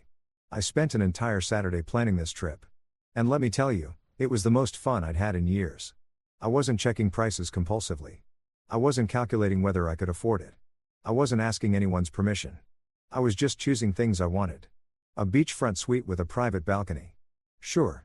All-inclusive meal plan at the resort's 5-star restaurants. Absolutely. Scuba diving excursion? Why not? Deep sea fishing trip? Hell yes. Spa package. You know what? I deserve it. By the time I was done booking, the total came to just under $8,000 for a week-long trip. $8,000. The old me would have had a panic attack. The old me would have cancelled it immediately and put the money toward family expenses. The old me would have felt guilty for even looking at the prices. The new me? The new me hit confirm booking with the biggest smile on my face and zero regrets. I didn't tell Laura about the trip right away. Why would I? We were separated. She was at her parents' house probably being told daily about what a terrible person I was. And honestly, I didn't owe her an explanation for how I spent my own money. But word travels fast in the age of social media. And apparently my excitement was visible enough that Mike noticed at work. "You're in a good mood lately," he said during lunch one day. "Like suspiciously good. Did you win the lottery or something?" "Better," I said, pulling up the resort photos on my phone. "I'm going to Cabo solo for a week." "Leaving in 3 weeks," Mike whistled, looking at the pictures of pristine beaches and infinity pools. "Damn, that's fancy. Good for you, man. You deserve it after all the crap you've been through." "Thanks," I said, and I meant it. It felt good to have someone actually support my happiness instead of making me feel guilty for it. "How much did this run you?" he asked, then immediately backtracked. "Sorry, that's rude. You don't have to." $8,000, I said, not caring about the money talk. $8,000 for 7 days of paradise. You know what the best part is? That's less than 3 months of the money I was sending to Laura's family. 3 months of funding people who didn't value me or 1 week of experiencing pure uninterrupted joy. Seems like a pretty easy choice. Mike raised his coffee cup to financial independence and self-respect. "I'll drink to that," I said, clinking my cup against his. That evening, I made the mistake of posting about my upcoming trip on Instagram. Just a simple post with one of the resort photos and a caption that said, "Solo vacation countdown begins." Sometimes you have to choose yourself. Basic stuff, the kind of thing people post every day without drama. Except, of course, nothing in my life could be dramery. Within an hour, my phone started blowing up. Laura called, declined. Her mom called, declined. Becky texted a paragraph about how inappropriate it was for me to flaunt my wealth while her family was struggling. I replied with a screenshot of my Instagram post and wrote, "I'm posting about a vacation I saved for with my own money. You know, the money I used to give you. Yeah, it turns out when you keep your own paycheck, you can afford nice things. Wild concept." She didn't respond to that, but the best or worst, depending on your perspective, came from Richard, Laura's dad. He sent me a long text message that I had to read 3 times to believe was real. "I can't believe you're spending thousands on a vacation while my daughter is suffering while our family is struggling to make ends meet. You used to be a good man. I don't know what happened to you, but this isn't the person we welcomed into our family. You should be ashamed of yourself." I stared at that message for a solid 5 minutes, watching my blood pressure rise in real time. Then I took a deep breath, cracked my knuckles like I was about to type the great American novel, and composed my response. "Richard, let me break this down for you in terms you might understand. I'm spending $8,000 on one vacation for myself. Over 2 years, I sent you $36,000. $36,000 in family support. That's 4.5 Kobo trips worth of money that I gave to your family. Money that helped fund your lake cabin, your lifestyle, your family vacations that I wasn't invited to. You didn't think I should be ashamed when I was sending you money every month. You didn't think I was a bad person when I was working extra shifts to support your family. I was a good man when I was useful.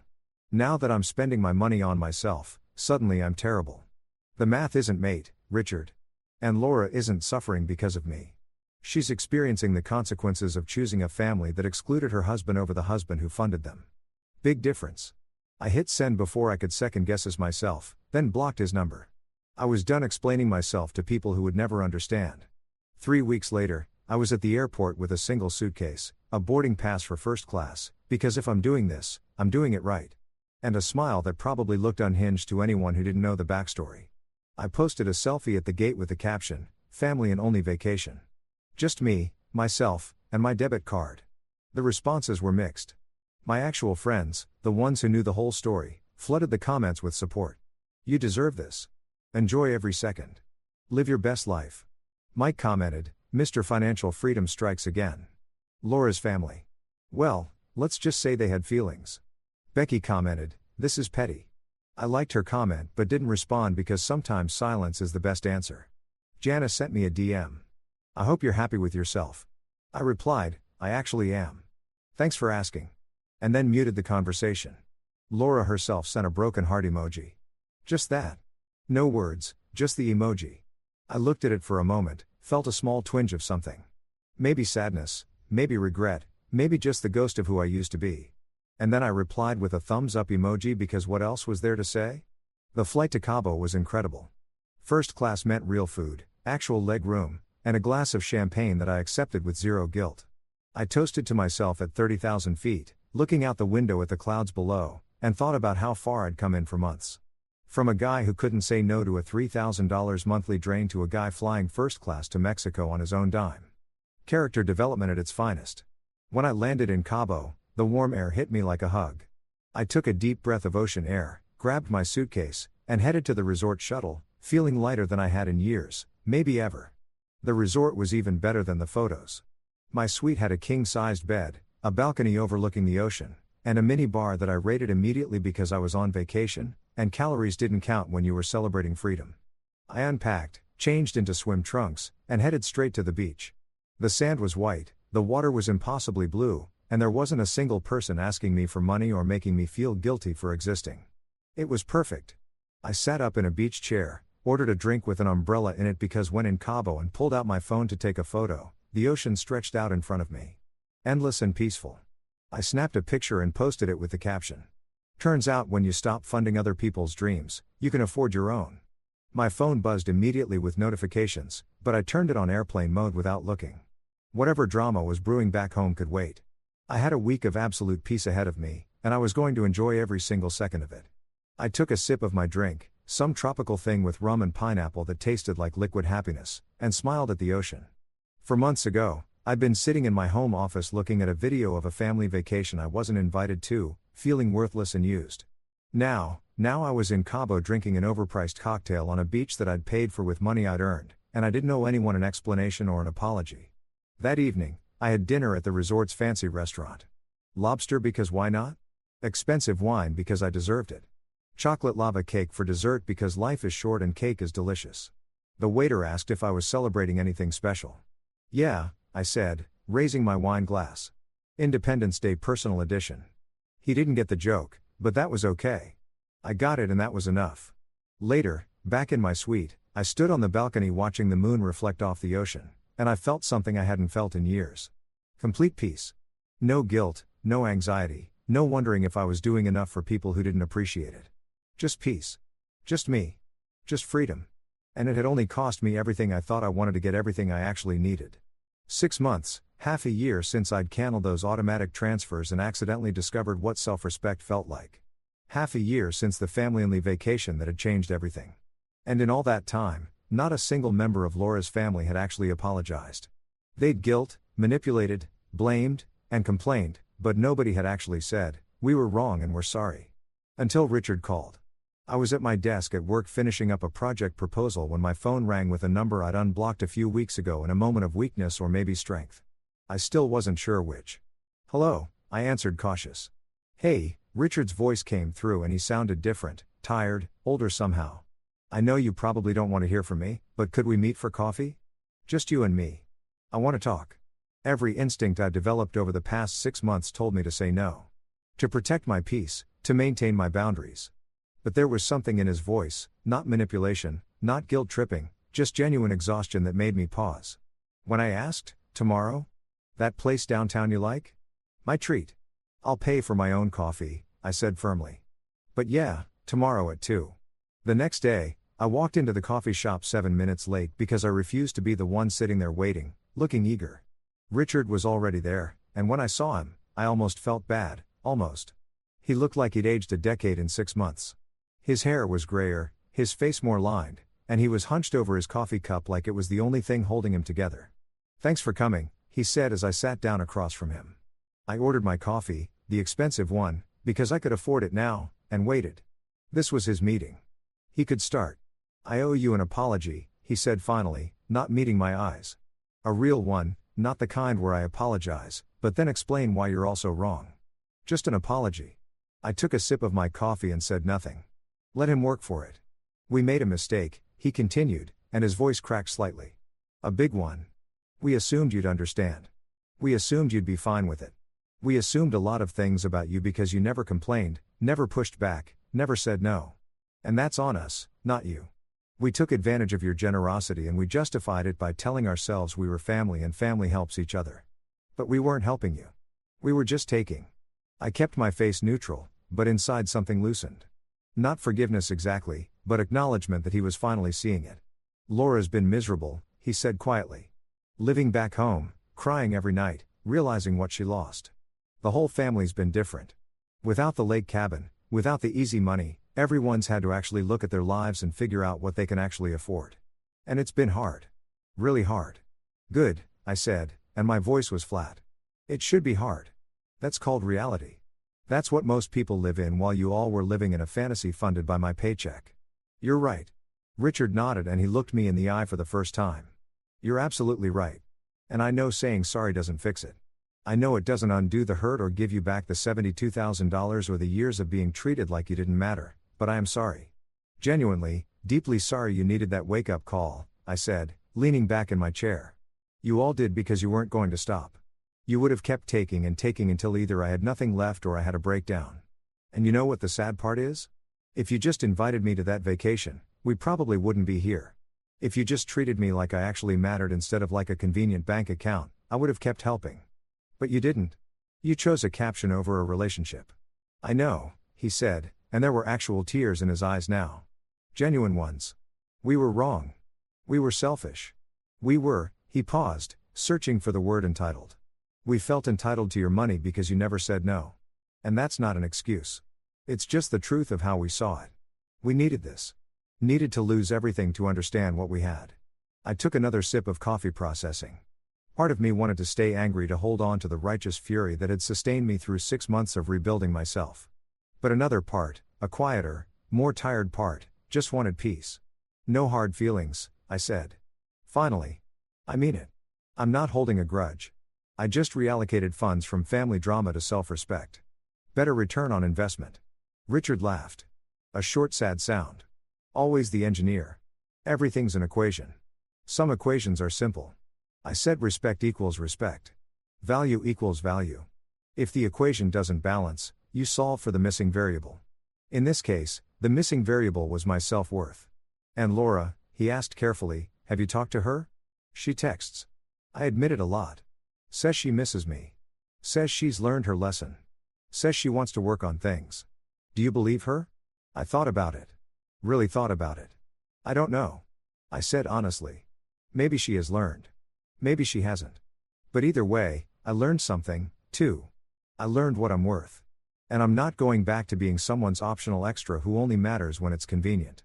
That's fair, Richard said, nodding slowly. More than fair, actually. We sat in silence for a moment, the coffee shop noise filling the space between us. Finally, Richard stood up, extending his hand. Thank you, he said. For meeting me, for listening, for being honest, and for teaching us all a lesson we desperately needed, even if we hated learning it. I shook his hand. You're welcome. And Richard, good luck. I mean it. I hope you all figure it out. As I left the cafe, my phone buzzed. Laura, right on cue, miss you. I looked at the message for a long moment, thinking about everything that had happened. 6 months ago, I would have melted at those 2 words. Would have run back, eager to make things work, willing to forget just to avoid being alone. Now I typed, ask Becky if she can Venmo that feeling. And for the first time in my entire relationship with Laura, I laughed genuinely, freely laughed at my own joke, not caring if it was petty or mean or justified because it was true. And truth, I'd learned, was more valuable than keeping the peace. I walked out into the sunshine, my coffee in hand, my bank account healthy, my self-respect intact. The family had their wake-up call. Laura had her regrets. Richard had his apology. And me, I had something better than all of that combined. I had peace. Real earned, hard-fought peace. And apparently, it only cost $3,000 less a month than misery. Best investment I ever made. Story 4. My wife threw me out of the companies after believing her new intern's lies. 3 weeks later, she asked if I'd reflected. Instead, I handed her divorce and resignation papers. She lost it, you know that gut feeling when something feels off at work? Like when everyone suddenly stops talking the moment you enter the room and suddenly they're all very interested in their computer screens like they're watching the season finale of their favorite show. Yeah, that was my Monday morning. And let me tell you, it wasn't because someone finally figured out who kept stealing lunches from the break room fridge. I walked into the office at exactly 8:15, same as I had for the past 6 years, carrying my usual overpriced coffee that I pretended was worth $7, and the entire floor went silent. Not the comfortable kind of silent where people are focused on work, but that awkward suffocating silence you get at a funeral when someone's phone goes off playing. Who let the dogs out? Sandra from accounting literally minimized her screen so fast I'm pretty sure she broke a finger. Mike from sales suddenly found his stapler absolutely fascinating, turning it over in his hands like it was an ancient artifact he'd just discovered. Even Barry, the guy who never shuts up about his fantasy football league, looked at me and then immediately pretended to take an urgent phone call from absolutely nobody. Something was definitely up. And spoiler alert, it wasn't good news about the annual bonus structure. I made it to my desk, which sat in that weird middle zone between the executives and the regular employees, a physical representation of my entire existence at this company. See, here's the thing about working at a company your wife owns. You're never quite management, but you're definitely not one of the guys either. You're like Schrodinger's employee, simultaneously privileged and screwed, existing in a quantum state of workplace awkwardness that would make HR textbooks weep. My wife, Clarice, had started this consulting firm 7 years ago with my help, my money, and my countless sleepless nights convincing her she could do it. Back then, she was all nervous energy and big dreams. And I was the idiot who thought mixing business with marriage was a sustainable life choice, right up there with buying lottery tickets for retirement planning and thinking you can change someone. Fast forward to now and she's the CEO who wears power suits that cost more than my first car while I'm the director of operations, which is corporate speak for does everything important but gets none of the credit. It's like being the guy who writes all the hit songs but the pretty face gets to perform them on stage. Actually, scratch that. At least those guys get royalties. I barely sat down when my desk phone rang. Internal line extension 0001. That was Clarice's office. And when your wife, who's also your boss, calls you at 8:17 in the morning, you're either getting promoted or about to have the worst day of your professional life. Given the vibe in the office, I wasn't exactly expecting a raise. Logan conference room. Now, her voice had that CEO tone, the one she used with vendors who missed deadlines and employees she was about to fire. The fact that she was using it on me, her husband of 8 years, should have been my first clue to just walk out right then and start my new life as a surf instructor in Costa Rica. But no, I'm a glutton for punishment. So, I walked to the conference room like a man heading to the gallows, except the gallows was made of tempered glass and had a smartboard nobody knew how to use properly. I opened the door and there they were, the entire HR team looking like they were auditioning for a courtroom drama on basic cable. Janet from HR had her "I'm so sorry this is happening" face on, which is basically her resting face, but with more sympathy eyebrows. Marcus, her supervisor, was doing that thing where he shuffles papers to look busy and important. And sitting at the head of the table like she was about to launch a hostile takeover of my dignity was Clarice, my wife, looking at me with the warmth of a tax audit. But the real kicker, sitting right beside her, looking like he'd just won Employee of the Month at the Gap, was Jasper, the intern. The 22-year-old kid who'd been with us for exactly 6 weeks and still asked where the bathroom was twice a day. The guy who thought Synergy was the name of a wellness supplement and probably believed Excel was an energy drink you bought at gas stations. That Jasper Logan, Clarice said, folding her hands on the table in that way that meant business. Bad business. We've received serious allegations regarding your conduct. I blinked. Conduct? The most scandalous thing I'd done lately was microwave fish in the break room. And even then, I'd apologized profusely and opened all the windows. What conduct could they possibly be talking about? Jasper cleared his throat, and I swear to God, he had the audacity to look wounded like a puppy that had been kicked. If that puppy was a manipulative little weasel who couldn't write a proper email to save his life. Mr. Harrison, Janet began using my last name like we hadn't shared 7 Christmas parties together. Jasper has reported that you've been deliberately sabotaging his projects and undermining his work because you feel threatened by his talent and fresh perspectives. I'm sorry. What? Threatened by Jasper? The kid who asked me last week if PDFs were like a Microsoft thing and once scheduled a meeting for 30 a.m. because he didn't understand military time. That Jasper.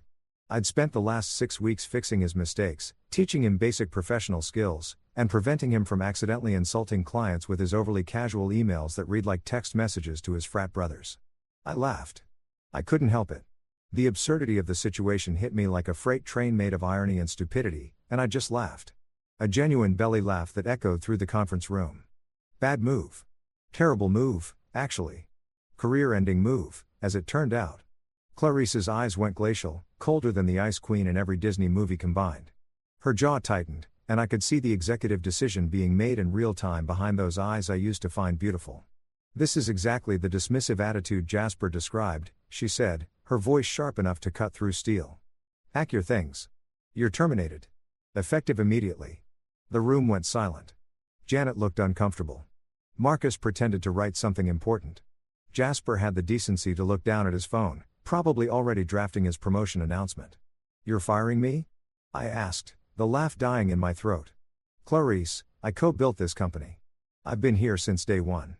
Before day one, actually, I was here on day 30 when we were designing business cards in our apartment." "That's irrelevant," she said, standing up, smoothing her skirt like she was brushing away our entire history. "Your behavior is detrimental to team morale and company culture. Security will escort you out." And just like that, my wife fired me from our company. The one I'd helped build from nothing. The one I'd invested my savings into. The one I'd sacrificed weekends and anniversaries and normal couple time for. All because some 22-year-old TikTok philosopher decided to play victim and she believed him over me, her husband.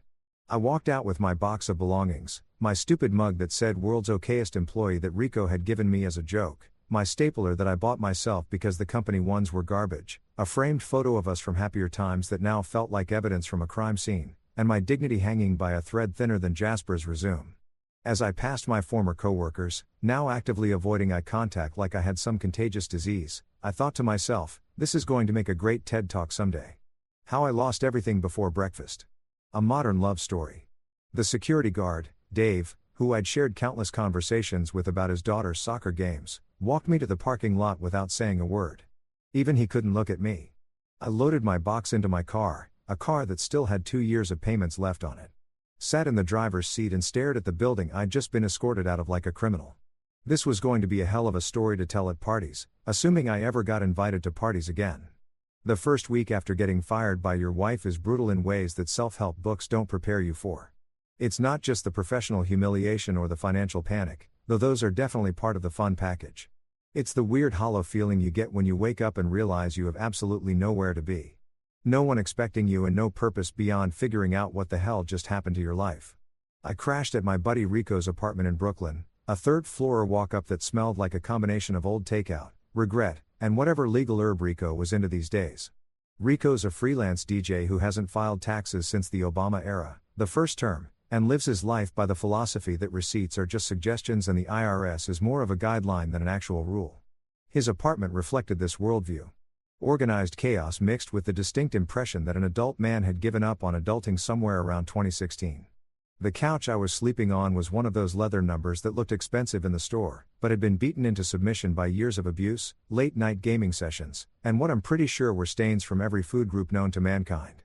It smelled like regret and old pizza. Specifically that pizza you order at 2 a.m. when you're drunk and think extra garlic knots are a good life choice.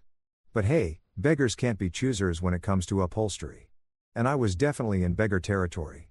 Rico was cool about the whole situation, which is to say he didn't ask too many questions and kept his liquor cabinet well stocked. "Mi casa es su casa, bro," he'd said when I showed up at his door at 9 p.m. on a Monday with my pathetic box of office supplies and a face that screamed, "My life is a dumpster fire." He'd taken one look at me, grabbed the box, and pointed to the couch. "The remote's somewhere under the cushions. There's beer in the fridge that's probably still good. And we don't talk about feelings until at least Wednesday. House rules." Every night that first week, I replayed the boardroom scene in my head like some kind of masochistic film critic watching the worst movie of my life on repeat. Clarice's cold eyes, Jasper's fake wounded expression, Janet from HR, and her sympathy eyebrows. The way Clarice had said effective immediately, like she was ordering lunch instead of ending my career and our marriage in one efficient corporate power move. The betrayal wasn't just professional, though. Getting fired sucked in its own special way. It was personal. Deeply personal. The kind of personal that makes you question every decision you've made since puberty. I'd helped build Claricia's empire from nothing. Those late nights when she was freaking out about losing our first client, and I talked her off the ledge with cheap wine and cheaper words of encouragement. The endless budget meetings where I crunched numbers until my eyes bled because she wasn't a numbers person. The emotional pep talks when she doubted herself, when she wanted to quit, when she thought maybe she wasn't cut out for running a business. I'd been her biggest cheerleader, her unpaid therapist, her business partner, and her husband. And one clueless intern with delusions of competence had taken it all away with a few well-placed lies. Meanwhile, Jasper was probably updating his LinkedIn profile right that very second. Successfully restructured upper management and improved workplace culture through effective communication and leadership. The kid was 22 and had the self-awareness of a golden retriever at a tennis ball factory. But sure, he was a leadership expert now. I bet he even added conflict resolution to his skills section right next to proficient in Microsoft Word and can use a stapler. By Wednesday, I'd made the mistake of scrolling through social media, which is universally recognized as a terrible idea when you're already feeling like garbage. But I did it anyway because apparently I hate myself. Instagram was a nightmare parade of my former life. There was Clarice at some charity gala wearing a dress that cost more than Rico's monthly rent, smiling that winning smile she reserved for clients and cameras. And right there beside her, looking like he'd just won prom king, was Jasper in a suit that probably came from his dad's closet. The caption read, "Great talent deserves recognition. So proud of our team's innovation and fresh perspectives. #leadership #innovation #futurofiness. Great talent, fresh perspectives." I wanted to throw my phone across Rico's apartment, but it was the only thing I own that still worked, so I restrained myself. Sure, Clarice recognition. I hoped his talent came with a warranty and a 30-day return policy because that kid was going to crash and burn harder than the Hindenburg, and I was petty enough to want a front row seat. The comments were even worse. Colleagues I'd worked with for years, people I'd helped, people who owed their jobs to projects I'd managed, all leaving heart emojis and congratulatory messages like Jasper had just discovered fire. So inspiring. Love this energy. The future is bright. I wondered if any of them remembered who'd actually built the foundation they were all standing on, or if I'd just been erased from company history like some Soviet-era photograph. Rico found me that night spiraling into an Instagram-induced depression hole eating ramen straight from the pot because I couldn't be bothered to find a bowl. "Dude," he said, taking the pot from my hands. "You got to stop this. She fired you. She's a jerk. He's a bigger jerk. Life goes on. Also, this is my good pot and you're getting MSG all over my couch." "Sorry," I muttered, wiping my mouth with my sleeve like the classy guy I'd become. "Look, man," Rico said, sitting down next to me with the beer he'd apparently decided I needed. "I've known you since college. You're smart. You're capable. And you built that company as much as she did, maybe more. So, she believes some kid over you. That's her loss, her mistake, her karma coming back to bite her in the designer ass. You're going to be fine." When I asked, taking the beer because Rico was right about one thing. I definitely needed it. "I don't know eventually." Rico shrugged. "I'm a DJ, not a life coach. But I do know that sitting here eating sad noodles and stalking your ex-wife's Instagram isn't going to help. You need a plan, bro. A revenge plan, a comeback plan, something. Otherwise, you're just going to be that guy who sleeps on my couch forever. And honestly, my couch has seen better days." He was right. Annoyingly right in the way that friends who've known you too long tend to be. By Friday, something shifted. Maybe it was hitting rock bottom. Or maybe it was the fact that Rico's couch was literally developing a Logan-shaped dent. But I stopped the pity-eating noodles routine and started thinking clearly for the first time since Monday. If Clarice wanted reflection, if she wanted me to sit and think about what I'd done wrong, she was about to get her wish. I was going to reflect all right. I was going to reflect so hard she'd see her own reflection burning in those clean glass walls of the company she'd thrown me out of. I was going to reflect until reflection became action, and action became the kind of revenge that served cold with legal documentation.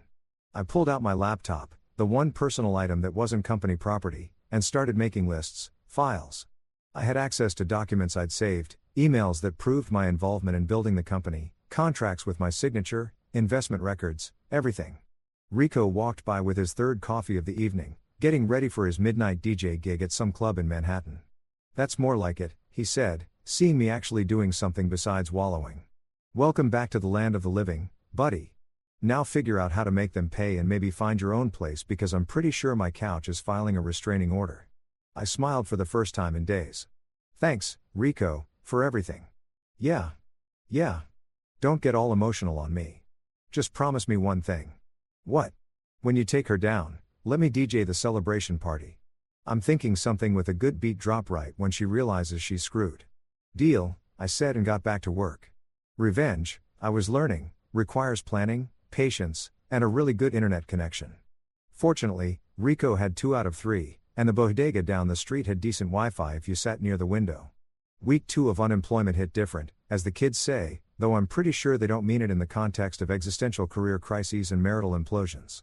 The self-pity phase had officially ended somewhere around day 9 when I realized that feeling sorry for myself wasn't paying Rico's Wi-Fi bill or getting me any closer to making Clarice regret every decision she'd made since hiring Jasper the Wonder. I turned corporate depression into strategy, which sounds way more badass than it actually was.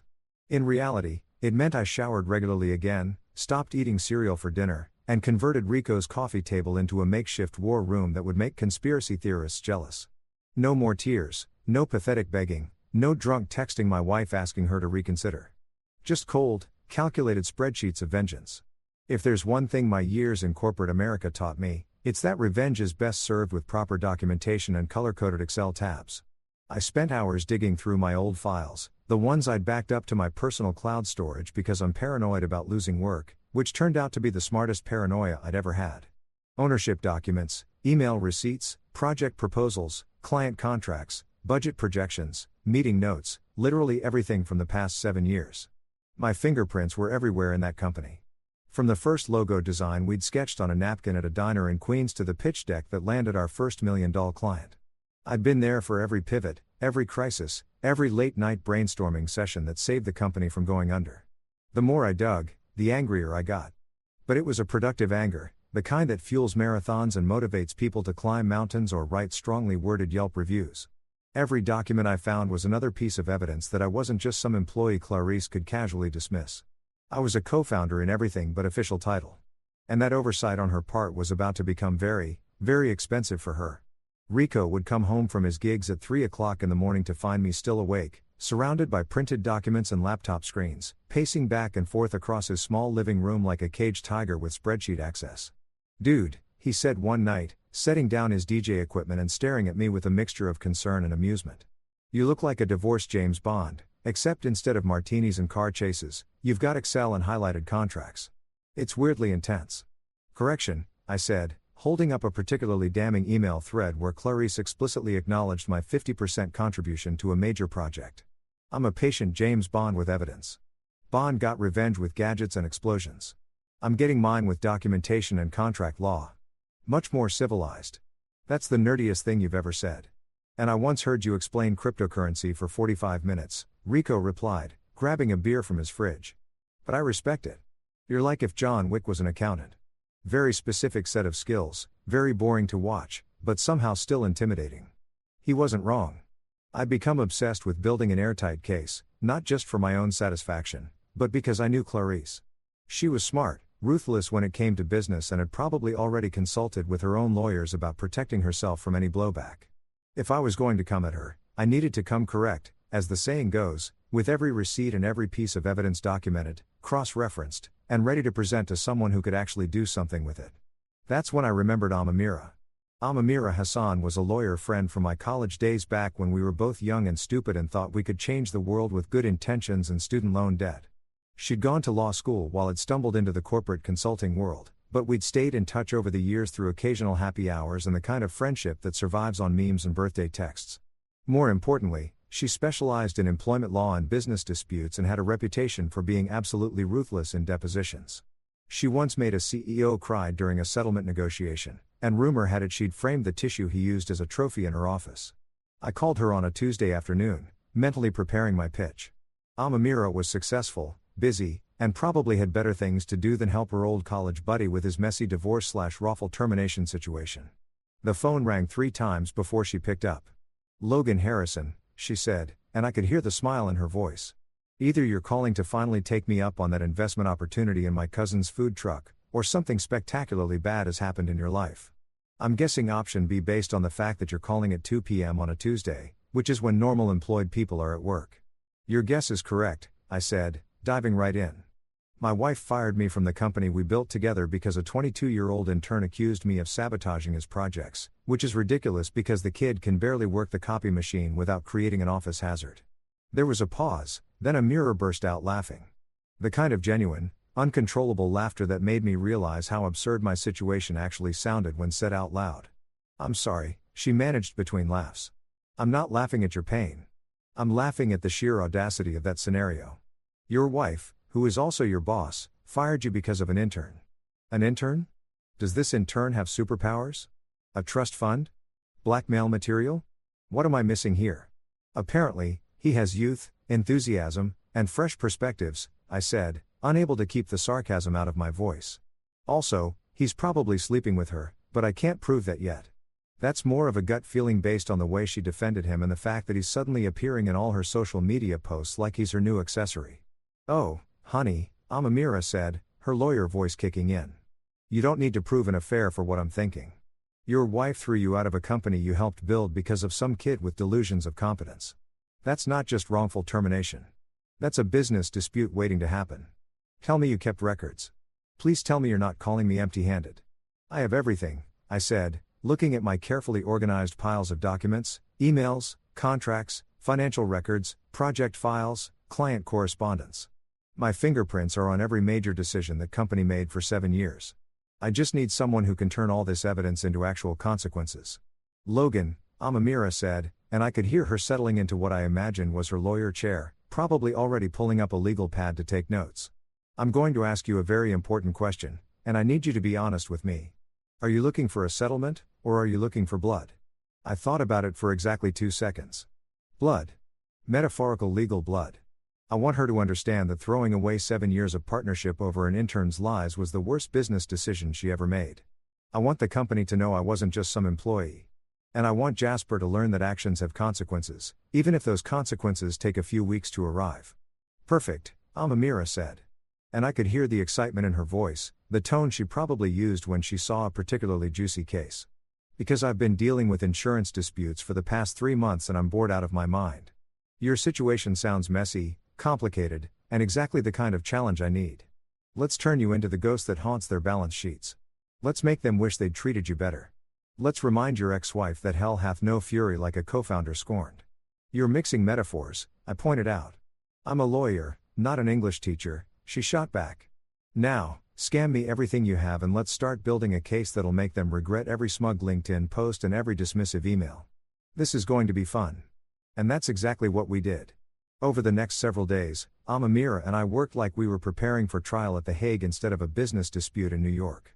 She asked questions I hadn't thought of, found angles I'd missed, and turned my pile of evidence into a coherent narrative that painted a very clear picture. I wasn't just an employee. I was a founding partner who'd been illegally forced out. Rico watched our video calls with fascination. It's like watching a heist movie, except instead of stealing diamonds, you're stealing justice, which is way less exciting, but probably more legal. Definitely more legal. I agreed, highlighting another section of contract law that Amamira had sent me to review. For the first time since that awful Monday in the conference room, I felt something other than anger and betrayal. I felt hope, purpose, and the cold satisfaction of knowing that Clarice had made a massive mistake, and I had the receipts to prove it. 3 weeks after getting unceremoniously fired from my own company, my life had settled into a strange new rhythm that I can only describe as organized chaos with legal paperwork. I'd moved out of Rico's apartment after his couch officially filed for disability. Found a modest studio in Atoria that smelled like someone's grandmother's pop collection and spent my days working with Amamira to build a case so airtight it could survive in space. My nights were dedicated to not checking Clarice's social media, a battle I lost roughly 70% of the time because I'm only human and humans are fundamentally stupid creatures who enjoy emotional self-harm. It was a Thursday morning around 10 a.m. and I was sitting at my new IKEA desk that I'd assembled wrong twice before finally getting it right, reviewing some contract amendments Amamira had sent over when my doorbell rang. Now, I wasn't expecting anyone. The only people who knew my new address were Rico, Amamira, and the very judgmental landlord who'd made it clear she didn't appreciate young people and their loud music. Even though the loudest thing I played was a podcast about financial planning. So, when that doorbell chimed, my first thought was that it was probably a delivery guy with a package for the wrong apartment, which happened approximately 3 times a week in this building. I opened the door in my sweatpants and a college t-shirt that had seen better decades, looking exactly like what I was, a recently unemployed man whose fashion sense had died along with his marriage. And there she was, standing in my hallway like she'd materialized from my worst nightmare or best revenge fantasy, depending on how you looked at it. Clarice, my wife, my ex-boss, my soon-to-be ex-everything, standing there in designer gilt, and a Chanel pantsuit that probably cost more than my monthly rent. She was holding a Starbucks cup in each hand, like peace offerings could come in many sizes with extra foam, and had that expression on her face that I'd seen her use with difficult clients. The one that said, "I'm being reasonable, and you should appreciate my reasonableness, Logan," she said, holding out one of the coffee cups like we were old friends meeting for a casual catch-up instead of estranged spouses in the middle of a corporate warfare situation. I brought your usual caramel macchiato, extra shot, no whip. Can we talk? I stared at her, then at the coffee, then back at her. The audacity of this woman showing up at my door with a $7 beverage after ruining my life was almost impressive in its sheer nerve. It was like she'd taken a master class in how to insult someone while pretending to be nice and graduated with honors. How did you find my address? I asked. Not taking the coffee because I wasn't about to be bribed with overpriced caffeine, no matter how accurately she'd remembered my order. I have my ways, she said with a small smile that probably worked on clients, but made me want to shut the door in her face. Can I come in? We should talk. You've had time to reflect on everything. And I think maybe we both overreacted. Adults should be able to discuss things rationally. Reflect. There was that word again. Like I'd been sent to my room to think about what I'd done wrong when the only thing I'd done wrong was marry someone who valued an intern's lies over her husband's integrity. I'd reflected all right. I'd reflected so hard I could start a meditation retreat for other wrongfully terminated spouses. I'd reflected myself right into a lawyer's office and a case strategy that would make her regret every decision she'd made since Jasper walked into our lives. But instead of saying all that, I smiled, a genuine smile that probably looked slightly unhinged given my current mental state, and said, "You know what? You're absolutely right. I have had time to reflect. Come in." I stepped aside and Clarice walked into my tiny studio apartment with the careful steps of someone entering foreign territory, taking in the second-hand furniture, the IKEA desk that was slightly crooked, the complete absence of the luxury she'd become accustomed to. I could see her mentally cataloging everything, probably thinking about how far I'd fallen, how this proved she'd made the right choice. The coffee cups were still in her hands, props in whatever performance she'd planned. Nice place. She lied because Clarice was nothing if not professionally polite even when she was clearly thinking the opposite. Cozy. Cozy is real estate code for smaller than a parking space. But sure, let's go with that. I said, closing the door behind her. You said you wanted to talk, so talk. Tell me why you're here, Clarice, because I know it's not just to deliver overpriced coffee and comment on my living situation. She set both cups down on my wobbly coffee table, another IKEA special that I definitely assembled wrong, and turned to face me with that CEO expression she wore in board meetings. Logan, I think we both said things we didn't mean. The situation got out of hand. Maybe I was too hasty in my decision. You're talented. You know the company inside and out. And I think if we could just sit down and talk through what happened, maybe we could find a way forward for both of us. Translation: the company was probably struggling without me. Jasper had likely screwed something up spectacularly, and she needed me back, but didn't want to admit she'd made a catastrophic mistake. I could see it in her eyes, that desperation she was trying to hide behind corporate buzzwords and fake reconciliation coffee. A way forward, I repeated, walking over to my desk and picking up a folder I prepared specifically for this moment because Amamira had predicted this would happen with about 90% certainty.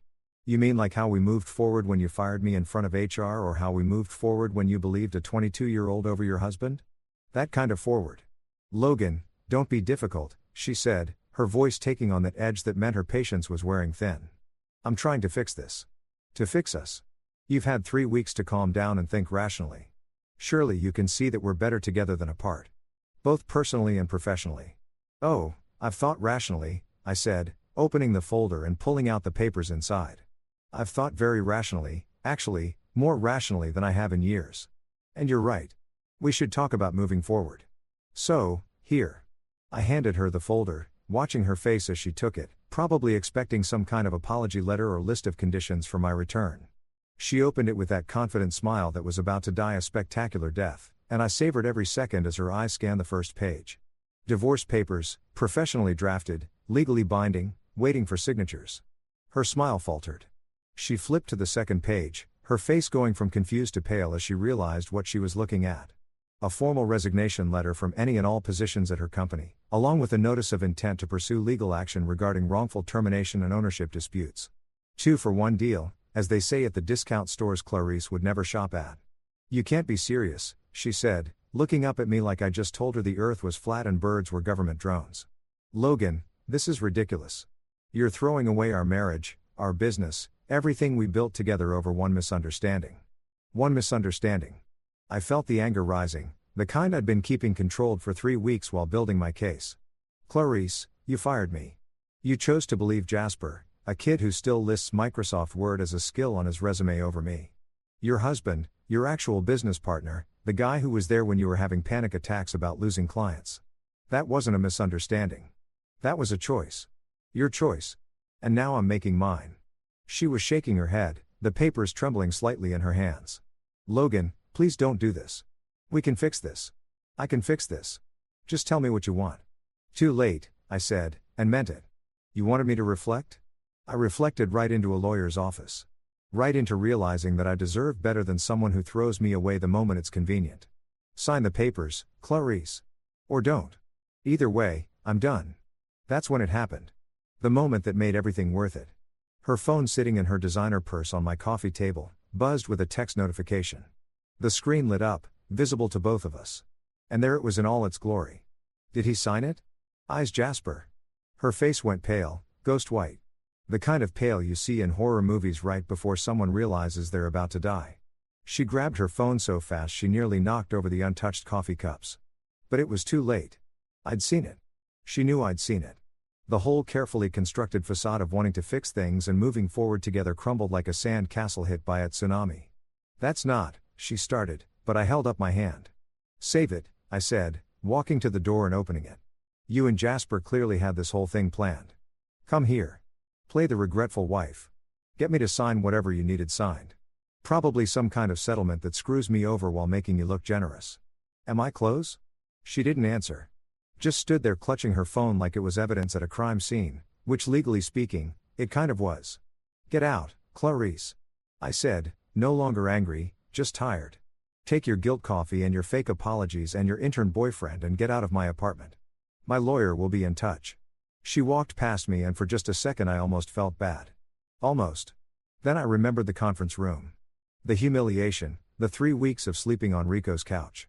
And the feeling passed quicker than Jasper's competence in any given work situation. As she left, I closed the door and leaned against it, allowing myself one small smile of satisfaction. Round 1, Logan. Now, if you're expecting some dramatic movie scene where I stormed back into the office with a megaphone and a PowerPoint presentation titled Why Clarice is the Worst, a documentary, you'd be dead wrong. That's amateur hour. The kind of revenge that feels good for 30 seconds and then lands you with a restraining order and a reputation as that crazy ex-husband. No, I went full stealth mode. The kind of strategic, calculated approach that keeps lawyers employed and makes insurance companies nervous. While Clarice was presumably having her little meltdown about the divorce papers and the fact that her manipulation attempt had backfired more spectacularly than New Coke, I was busy with Amamira preparing a legal storm that Clarice wouldn't see coming until it was already raining subpoenas and court dates. See, the thing about revenge is that the best kind isn't loud or obvious. It's quiet, methodical, and backed up by so much documentation that it could fill a small library or at least crash a Google Drive account. Amamira had moved into full lawyer mode, which was both terrifying and impressive to witness. She'd transformed from my college buddy who once did karaoke to Britney Spears while drunk into a legal assassin who probably had a vision board somewhere labeled, "People I'm going to destroy in court this quarter." We met at her office in Midtown, a sleek space that screamed success and had coffee that was actually good, not the burnt disaster most offices try to pass off as beverages. Okay, Amamira said, spreading out documents across her massive glass desk like a general planning a military campaign. Here's what we've got. Your ex-wife, in her infinite wisdom and complete lack of legal foresight, quietly restructured the company about 8 months ago to make herself the sole decision maker and primary owner. Very subtle, very sneaky, very much the kind of thing people do when they're planning to screw someone over eventually. 8 months ago, I interrupted doing the math in my head. That was right around when Jasper started his internship. She was planning this. Either that or she just wanted more control. And your firing was opportunistic. Amamira shrugged, tapping her pen against a particularly damning contract. Either way, here's the beautiful part. She restructured on paper, filed some forms, probably paid some expensive consultant to make it all look legal and official. But, and this is a big but cannot emphasize this enough, your signature is still on several original contracts, partnership agreements, incorporation documents, intellectual property filings, the works, which means her sole ownership isn't so solo after all. It's like she tried to remove you from a group photo, but forgot you're also in the background of every other picture. I leaned forward trying to understand the legal implications while also enjoying the schadenfreude of knowing Clarice had screwed up. So what does that mean in normal person English? It means Amamira said with a smile that would make sharks nervous that she doesn't actually own the company outright. You have legal grounds to claim partial ownership, possibly up to 50% depending on how good the judge's mood is and how badly her lawyers fumble their arguments. She tried to erase you from the company history, but legally, you're still written into the foundation. You can't just white out someone from business contracts like they're a typo in a high school essay. That's the best news I've heard since the barista spelled my name right at Starbucks, I said, feeling actual hope for the first time in weeks. It gets better, Amamira continued, pulling up something on her laptop and turning it to face me. Remember how you said you helped secure most of the major clients? I've been going through the contracts you provided and your name appears on approximately 78% of all initial client agreements as the primary contact or negotiator. That's not just evidence of your involvement. That's proof that the company's success is directly tied to your work. Any judge with half a brain is going to see that you weren't just some employee she could fire on a whim. You were integral to the business operations. I sat back, letting it all sink in. 3 weeks ago, I'd been sitting on Rico's couch, eating sad noodles and questioning my entire existence. Now, I had a legal case that could potentially destroy everything Clarice had tried to build without me. It felt good, really good. The kind of good that probably makes therapists concerned, but whatever. I'd deal with my moral ambiguity later. So, what's our next move? I asked, ready to do whatever it took. We file, Amamira said simply. We file a claim for partial ownership. We file for wrongful termination. We file for damages, both monetary and reputational. And we file so many motions that her legal team will need to hire additional legal teams just to keep up with the paperwork. We're going to bury her in litigation, Logan. Not because we're mean, but because it's justified and also a little bit because we're mean. While we were planning our legal assault, my phone buzzed with a notification that I'd stupidly not turned off. Instagram because apparently I'm a glutton for punishment and emotional masochism. I almost ignored it, but something made me check. Probably the same instinct that makes people slow down to look at car accidents. It was Jasper. Of course, it was Jasper because the universe has a sick sense of humor and enjoys my suffering. He posted a picture of himself at a coffee shop looking thoughtful and philosophical in that way that 22-year-olds think makes them look deep, but actually makes them look constipated. The caption read, "Some men can't handle strong women. Growth means leaving toxic people behind. #BossLife #no IU worth #moving forward." I stared at my phone, reading the caption 3 times to make sure I wasn't hallucinating from stress and too much legal coffee. This kid, this absolute muppet of a human being who probably still had his mom doing his laundry, was posting inspirational quotes about strong women and toxic people like he was Oprah instead of an intern who'd been employed for 6 weeks and had the professional skills of a potato. "You okay?" Amira asked, noticing my expression, which had probably gone from neutral to homicidal in about 3 seconds. "Jasper just posted on Instagram," I said, turning my phone to show her. "Apparently, I'm the toxic one who can't handle strong women. Me, the guy who spent 7 years building a business with his wife. I'm toxic. Not the intern who lied to get me fired, but me." Amira read the caption and I watched her jaw clench in that way. That meant she was adding this to her mental list of grievances to use in court. You know what? I'm adding defamation to the list of potential claims.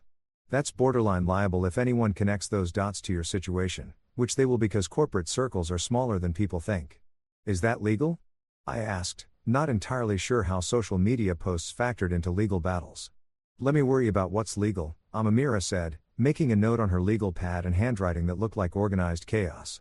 "You just keep collecting evidence of their stupidity, and I'll turn it into billable hours and courtroom gold." Over the next several days, we worked like possessed people, preparing our filings with the kind of attention to detail that would make obsessive-compulsive people proud. We documented everything. Every contribution I'd made to the company, every client I'd brought in, every late night and weekend I'd worked, every financial investment I'd made from my own pocket, every email that proved my involvement, every contract with my signature, every single piece of evidence that showed I wasn't just an employee, but a founding partner who'd been illegally forced out based on false allegations from an intern with delusions of competence. Amamira put together a legal brief that was basically a novel-length documentation of Clarice's mistakes, complete with exhibits, appendices, and footnotes. It was beautiful in a very nerdy, legally aggressive way. We filed for partial ownership recognition, claiming 50% based on my initial investment and ongoing contributions. We filed for wrongful termination with evidence of the false allegations. We filed for damages including lost wages, reputational harm, and emotional distress because apparently you can put a dollar amount on. My wife believed in turnover me. And now I have trust issues. Full receipts, Amira said, organizing the final documents into neat folders that would be delivered to the courthouse and Clarice's legal team simultaneously. Every email, every contract, every contribution, every lie they told. We're not just fighting back, Logan. We're building an airtight case that proves you were essential to that company's success and that removing you was both illegal and stupid. How long until she knows what's coming? I asked, signing my name on what felt like the Hunt document. The papers will be served tomorrow morning, Amira said, checking her watch. So, probably about 12 hours until her lawyer calls her in a panic and about 13 hours until she realizes she made a very expensive mistake. I'm going to enjoy this. Is that bad? I feel like I should feel bad about enjoying this, but I really don't. That makes two of us, I said, signing the last page with a flourish that felt unnecessarily dramatic but satisfying. We weren't just preparing a legal case. We were preparing a reckoning, the kind that comes with court dates and legal fees, and the slow, dawning realization that actions have consequences, even when you're a CEO with designer suits and an inflated sense of your own infallibility. Clarice wanted me to reflect. Well, she was about to see her own reflection in every legal document we were about to file, and it wasn't going to be pretty. The day I walked back into that company exactly 4 weeks and 2 days after being escorted out like a common criminal who'd been caught stealing printer paper, the atmosphere was so thick with tension, you could have cut it with a knife, or at least with one of those fancy letter openers executives keep on their desks to look important. People stopped mid-stride in the hallways. Coffee cups frozen halfway to mouths, conversations dying faster than my marriage had. They looked at me like I was a ghost or worse, an ex-husband with legal documents and a vendetta, which was significantly more terrifying than any supernatural entity. Sandra from accounting actually dropped her phone when she saw me walking through the lobby with a mirror at my side. Both of us dressed in business attire that screamed, "We mean business and also we have lawyers." Mike from sales pretended to be very interested in a potted plant. Literally turning his entire body to face a decorative ficus like it was the most fascinating thing he'd ever seen. Even Barry, the fantasy football guy who never shut up, managed to keep his mouth closed for once in his life, which was honestly kind of miraculous. The board meeting had been requested by Amira through official legal channels, which is lawyers speak for. We're coming whether you like it or not, and you have to let us in or it looks bad in court. Clarice had no choice but to agree, probably after her own lawyers told her that refusing would be admitting guilt or at least admitting that she had something to hide, which she absolutely did. The meeting was scheduled for 10 a.m. in the main conference room, the big one with the glass walls and the fancy table that cost more than most people's cars. The room where major decisions were made and apparently where marriages went to die. I walked into that conference room like I own the place because legally speaking, I might actually own about half of it, and the energy shifted immediately. The board members were already seated, looking uncomfortable in that way people do when they know they're about to witness either a spectacular resolution or a complete disaster with no middle ground in sight. There was Gerald, the CFO, who'd always liked me, but also liked his paycheck more. Patricia, the head of operations, who'd gone completely silent in her emails to me after my firing, clearly choosing Team Clarice over Team Common Sense. And Marcus from HR, the same Marcus who'd sat quietly during my termination, probably practicing his "I'm just following orders" defense for later. And there, sitting at the head of the table like she still owned the entire world and everyone in it, was Clarice. She looked tired, which gave me a small amount of petty satisfaction that I'm not proud of, but also not sorry about. Her designer suit was impeccable as always, but there were slight bags under her eyes that even expensive concealer couldn't completely hide. The stress was getting to her, and good. About time she felt some of what I'd been feeling for the past month. 2 seats over from her, looking significantly less confident than his Instagram post suggested, was Jasper. He was wearing a suit that still looked like it came from his dad's closet. Too big in the shoulders and slightly too short in the sleeves, trying desperately to look professional and important. He had a notepad in front of him, a fancy pen that probably cost more than it should. And he was very obviously pretending to take notes while actually doodling what looked like planets or maybe just circles, because expecting actual note-taking aching from Jasper was like expecting a goldfish to file taxes. "Logan," Clarice said, her voice strained and professional, the tone she used when she was trying very hard not to show emotion. "I'm not sure what you hope to accomplish with this meeting, but I think you know exactly what we're here to accomplish," Amira interrupted smoothly, setting her briefcase on the table with a satisfying thud that echoed through the conference room like a judge's gavel. "But let me clarify for everyone present. We're here to present evidence regarding Mr. Harrison's ownership stake in this company, his wrongful termination, and the various legal violations that occurred during said termination. Should be fun. Well, fun for us. Anyway," she pulled out folders, so many folders, each one carefully labeled and color-coded because Amamira was nothing if not organized in her destruction of people's lives. The board members leaned forward slightly, curiosity winning over corporate loyalty. Even Gerald looked interested, probably doing mental math about how this would affect his quarterly reports.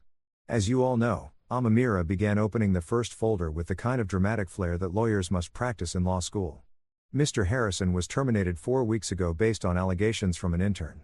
She paused, looking directly at Jasper, who suddenly found his doodles very interesting.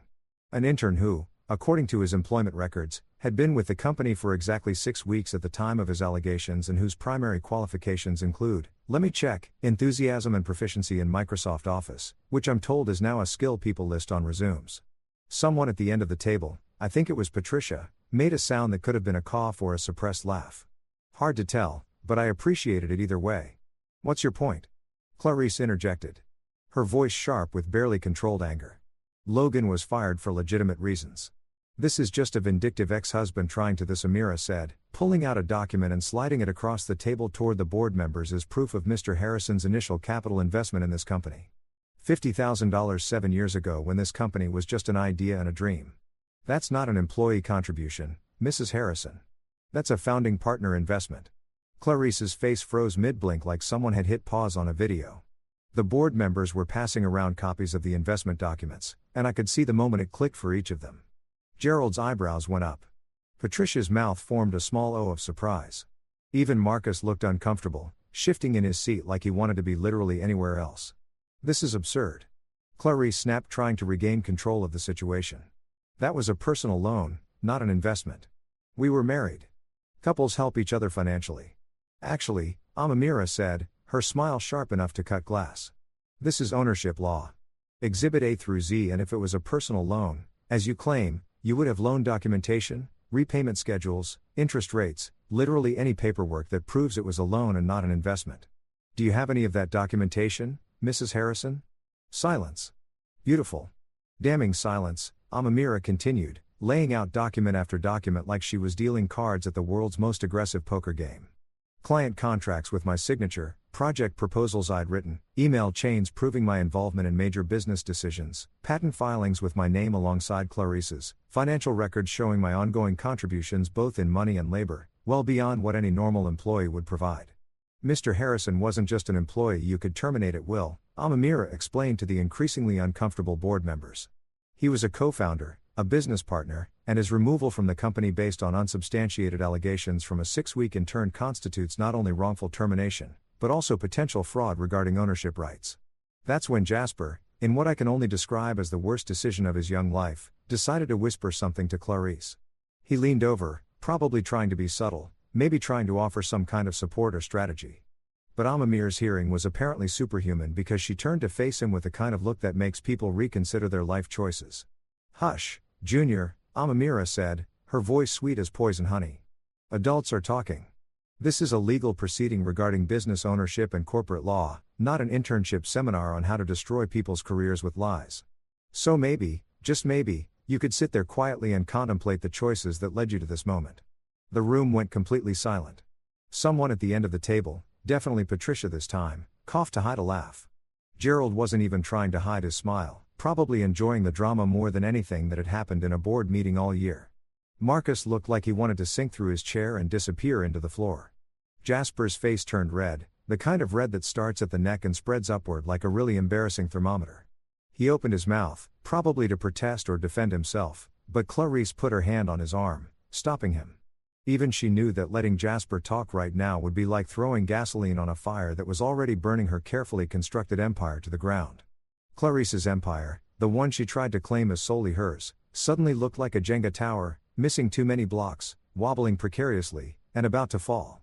You could see it in her eyes, the realization that she'd made a massive miscalculation, that firing me had been not just personally cruel, but legally stupid.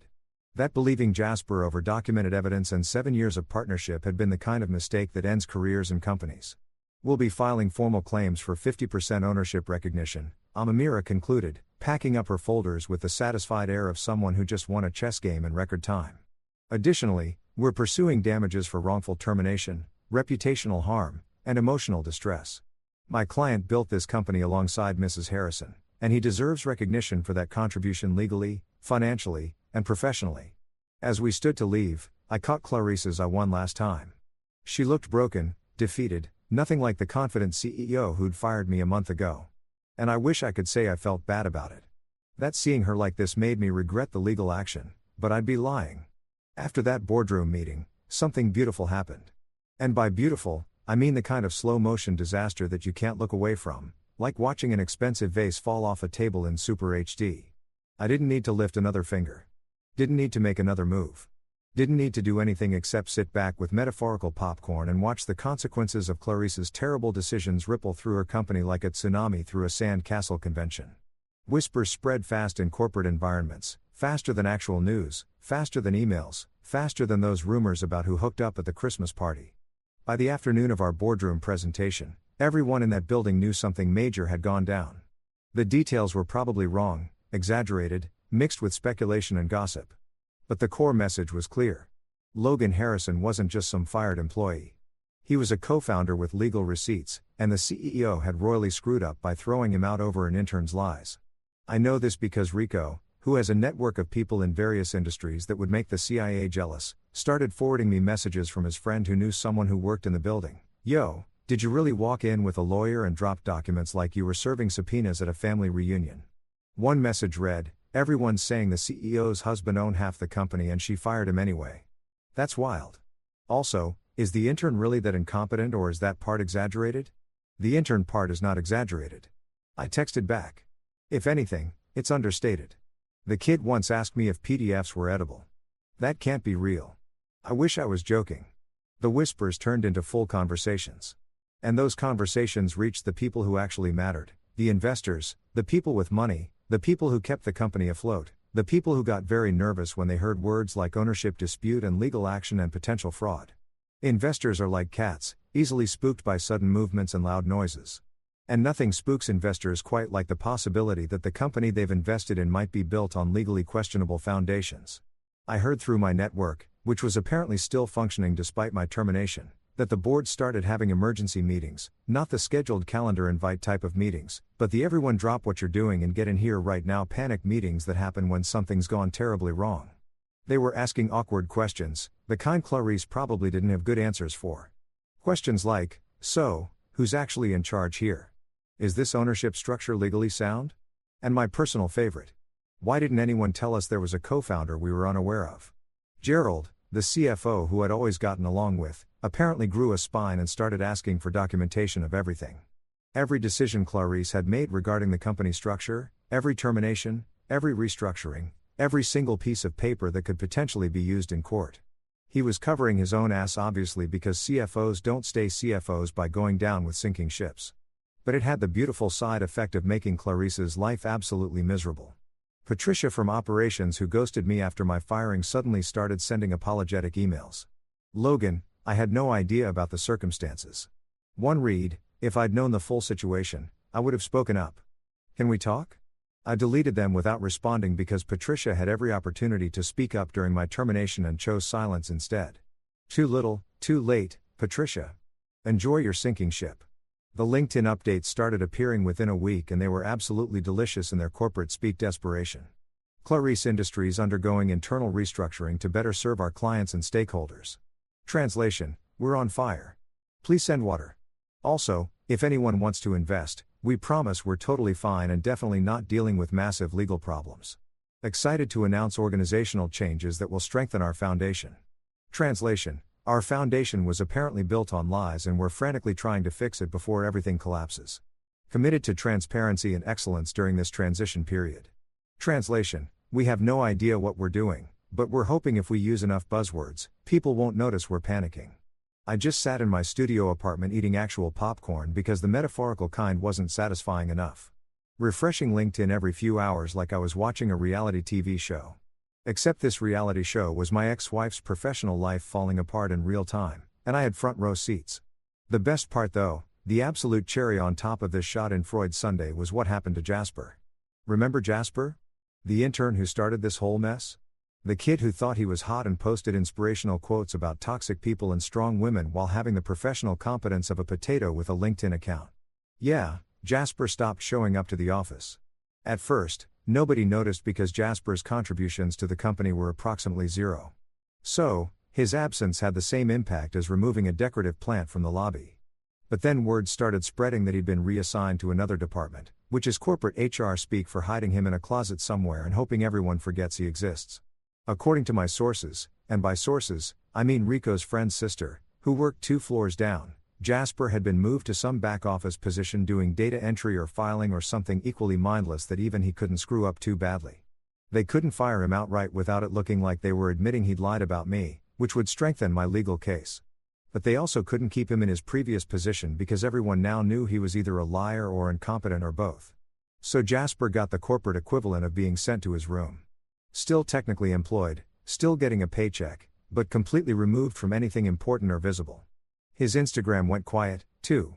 No more inspirational posts about boss life or knowing your worth. Either someone with a functioning brain told him to shut up, or he'd finally realized that posting about his professional wisdom while being demoted to the equivalent of an HR broom closet was not the flex he thought it was. My phone buzzed one evening while I was enjoying this slow-motion corporate collapse. A text from Clarice. "Can we please talk privately? Just you and me. No lawyers, no board members. We need to discuss this situation like adults." I stared at the message for a solid minute, debating whether to respond or just let it sit there unread like a desperate text from an ex at 2 a.m. The audacity of asking for a private conversation after everything, after the public firing, after the boardroom humiliation, after choosing to believe Jasper over me, was almost impressive in its sheer nerve. Before I could even formulate a response, my phone rang. Amamira, probably sensing through some kind of lawyer telepathy that Clarice was trying to circumvent proper legal channels. "Did she just text you asking to talk privately?" Amamira asked without preamble. "How did you know?" "Because I just got an email from her lawyer asking the same thing. They're panicking, Logan. They want to settle before this goes any further. Before more investors pull out, before the press gets wind of the full story. They're hoping you'll agree to some quick private settlement that makes this all go away quietly." "And what do you think I should do?" I asked, even though I already knew the answer. "I think you should let me handle it," Amamira said. And I could hear the smile in her voice. "You hired a lawyer for a reason.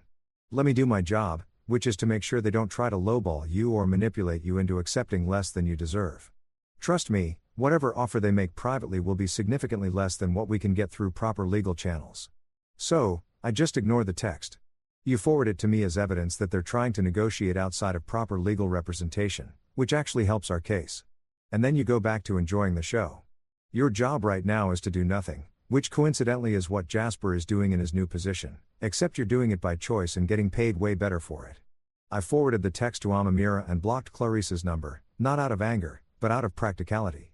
Every conversation we had without lawyers present was a potential minefield, and I was done stepping on mines for people who'd already blown up my life once. Sure enough, within an hour, Amamira texted me. Her lawyer responded to my response. They want to discuss settlement terms. Translation: they know they're screwed and want to minimize damage. This is good for us. Very good. I sat back on my second-hand couch in my tiny studio apartment, considerably smaller and less impressive than the home I'd shared with Clarice, and smiled. The empire was crumbling, and I hadn't even needed to push it. I just pointed out that the foundation was unstable, provided documentation proving it, and watched gravity do the rest. Somewhere across the city, Clarice was probably having an emergency meeting with her lawyers, her board, her accountants, everyone she trusted to build her empire. All of them now telling her the same thing. You screwed up and it's going to cost you. And somewhere in a back office, Jasper was probably filing documents or entering data or doing whatever meaningless task they'd assigned him. His dreams of corporate success replaced with the reality of being the guy everyone blamed for triggering a legal disaster. The official legal filing happened on a Tuesday morning precisely at 9 a.m. because Amamira believed in punctuality and also in maximizing dramatic impact. We filed for half of the company assets, half of the profit share going back 3 years, recognition as co-founder, damages for wrongful termination, and basically everything short of demanding Clarice's firstborn child. Though honestly, at this point, I wouldn't have been surprised if Amamira had found a legal precedent for that, too. The papers were served to Clarice at her office, hand-delivered by a process server who apparently reported back to Amira that the CEO had gone very pale, then very red, then asked if this was a joke before realizing that legal documents are generally not known for their sense of humor. I wasn't there for that initial moment, but I wish I had been just to see the exact second when Clarice understood the full scope of what was coming her way. That moment when it clicks that you're not just dealing with an angry ex-husband, but an angry ex-husband with documentation, legal representation, and a legitimate case that could potentially cut her empire in half like a divorce settlement from hell. The preliminary hearing was scheduled for 2 weeks later, which in legal time is basically immediate, like the court equivalent of Amazon Prime delivery. Amamira explained that given the nature of the ownership dispute and the potential impact on the company's operations, the judge had fast-tracked our case, which was either a sign that we had a strong position or that the judge just wanted to get this mess sorted out before it turned into an even bigger mess. Either way worked for me. I showed up to the courthouse in a suit I'd borrowed from Rico, who apparently owned exactly one suit for funerals, court dates, and fancy DJ gigs, where they require not looking like a slob. It fit reasonably well, which is to say it fit better than Jasper's oversized disaster. And I looked like a functioning adult who had his life together, which was about 60% accurate on a good day. Amamira met me outside the courtroom, looking like she'd been born in a pantsuit and raised on legal briefs. "Ready?" she asked, adjusting her briefcase like a warrior, checking her weapon before battle. "As ready as I'll ever be to potentially bankrupt my ex-wife in front of a judge and several witnesses," I said, straightening my borrowed tie that Rico had tied for me because apparently I'd forgotten how ties worked since losing my job. "That's the spirit." Amamira grinned. "Remember, let me do the talking. Your job is to sit there, look wronged, but dignified, and try not to smile too much when things go our way. Judges don't like it when people look too happy about litigation." We walked into the courtroom, which was smaller than I expected, more like a conference room that someone had decorated with wood paneling and a judge's bench to make it look official. There were a handful of people already seated, the court reporter, a bailiff who looked bored enough to be thinking about his lunch plans, and some administrative staff who were probably wondering why they'd chosen careers in the legal system when they could have been literally anywhere else.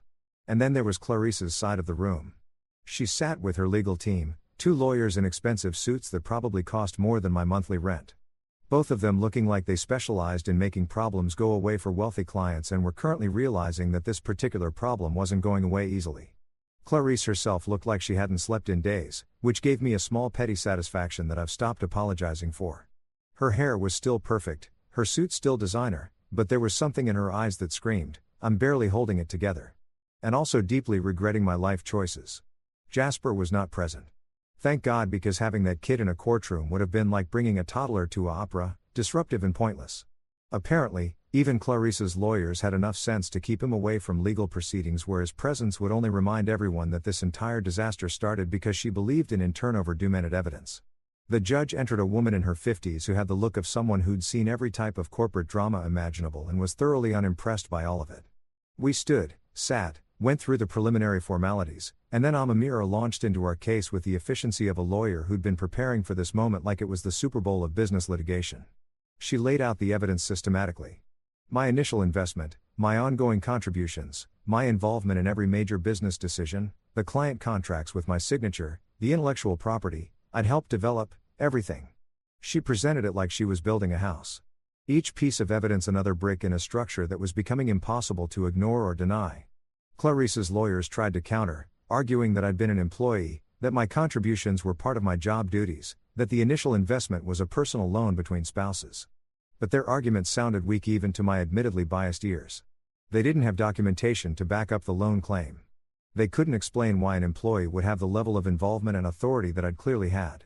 They were basically throwing spaghetti at the wall and hoping something would stick, except the wall was made of Teflon and the spaghetti was undercooked. Then came the moment when the judge asked about the termination and Amamira, bless her ruthless lawyer heart, pulled out the documentation of Jasper's complaint, his employment record showing his 6-week tenure and his complete lack of qualifications or credibility. "Your Honor," Amamira said, her voice calm and professional, but with an undercurrent of barely contained satisfaction. "Mr. Harrison was terminated based on allegations from an intern who had been with the company for 6 weeks and whose primary qualification, according to his resume, was proficiency in Microsoft Office, which I'm told is now considered a notable skill worth listing." Someone in the back of the courtroom, I think it was the court reporter, made a sound that could have been a cough or a suppressed laugh. The judge's eyebrow raised slightly, which in judge language probably meant, "Are you seriously telling me this entire situation started over and in turn?" That's when we got to the part about filing for half the assets and profit share. Amamira had saved this for the hearing itself, wanting maximum impact, and boy did she get it. She presented the claim formally with supporting documentation showing exactly how much the company had profited during my involvement, how much of that profit was directly tied to my work, and how much I was therefore entitled to as a founding partner who'd been illegally removed. The number was substantial, very substantial. The kind of substantial that makes people's eyes go wide and their blood pressure spike. I'm talking enough money to buy a really nice house, a really nice car, and probably a small island if I was into that sort of thing, which I wasn't. But the point stood. Clarice, who had been sitting quietly through most of the proceeding with her lawyers, probably instructing her to stay calm and professional, completely lost it. And I don't mean she got a little upset or raised her voice slightly. I mean, she full-on lost her composure in front of a judge, court staff, and multiple witnesses, which is generally considered a bad move in legal situations and also in life. "You can't do this to me," she screamed, standing up so fast her chair scraped loudly against the floor. Her lawyers immediately tried to pull her back down, whispering urgently, but she wasn't having it. "You can't just walk in here and demand half of everything I built. This is my company, mine." The judge banged her gavel, looking less amused and more annoyed that her Tuesday morning hearing had turned into a drama production. "Mrs. Harrison, control yourself or I'll hold you in contempt." "Technically," I said, and I probably should have stayed quiet, but the moment was too perfect. "I can do this. I helped build it. You just made it weird by firing me over and in turn." Clarice's face went from red to purple, a color I didn't know human faces could achieve outside of cartoon characters having meltdowns. Her lawyers were frantically trying to salvage the situation, but it was like trying to unring a bell or put toothpaste back in the tube. Impossible and messy.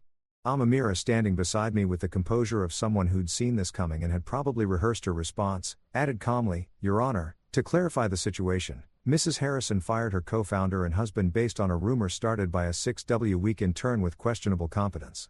Congratulations, Mrs. Harrison. That's exhibit dumb in our filing under catastrophically bad business decisions." Even the baif, the guy who looked bored since we walked in, tried not to laugh. I saw his shoulders shake slightly, his mouth twitching as he fought to maintain professional composure. The court reporter had completely given up on hiding her smile, typing away while clearly enjoying the show. The judge was not amused. "Counselor, while I appreciate the colorful description, let's maintain courtroom decorum. Mrs. Harrison, sit down." Now, Clarice sat, but the damage was done. She'd shown exactly what Amira wanted her to show, that she was emotional, irrational, and not the calm, calculated CEO she pretended to be. That she'd made decisions based on feelings rather than facts and that those decisions had consequences she was now facing in a court of law. The hearing wrapped up shortly after with the judge ordering both parties to attempt mediation before proceeding to full trial, which was standard procedure, but also basically the court's way of saying, "Figure this out before you waste more of my time and taxpayer money." As we left the courtroom, Clarice stormed out ahead of us. Her lawyer scrambling to keep up with her like ducklings following an angry mother duck. I noticed Jasper waiting in the hallway, looking nervous and out of place, probably wondering why he'd been summoned to the courthouse when he wasn't even part of the proceedings. I didn't stick around to watch their reunion. But 2 days later, I got a text from Marcus, the HR guy who'd witnessed my termination and apparently felt guilty enough to maintain some contact. "Dude," the text read. She threw a stapler at him in the office. "Multiple witnesses. He's filing an HR complaint. This is insane." I read the message 3 times, trying to imagine the scene. Clarice stressed beyond belief after the hearing, taking out her frustration on the intern who'd started this whole disaster, throwing office supplies like she was auditioning for a workplace violence training video. Progress, I thought, smiling at my phone. Not the kind of progress anyone should celebrate, but progress nonetheless in showing that Clarice's perfect CEO facade was cracking under pressure. I texted back. "Please tell me someone got it on video." "Security cameras," Marcus replied. "It's going to be a whole thing." Perfect. Absolutely perfect.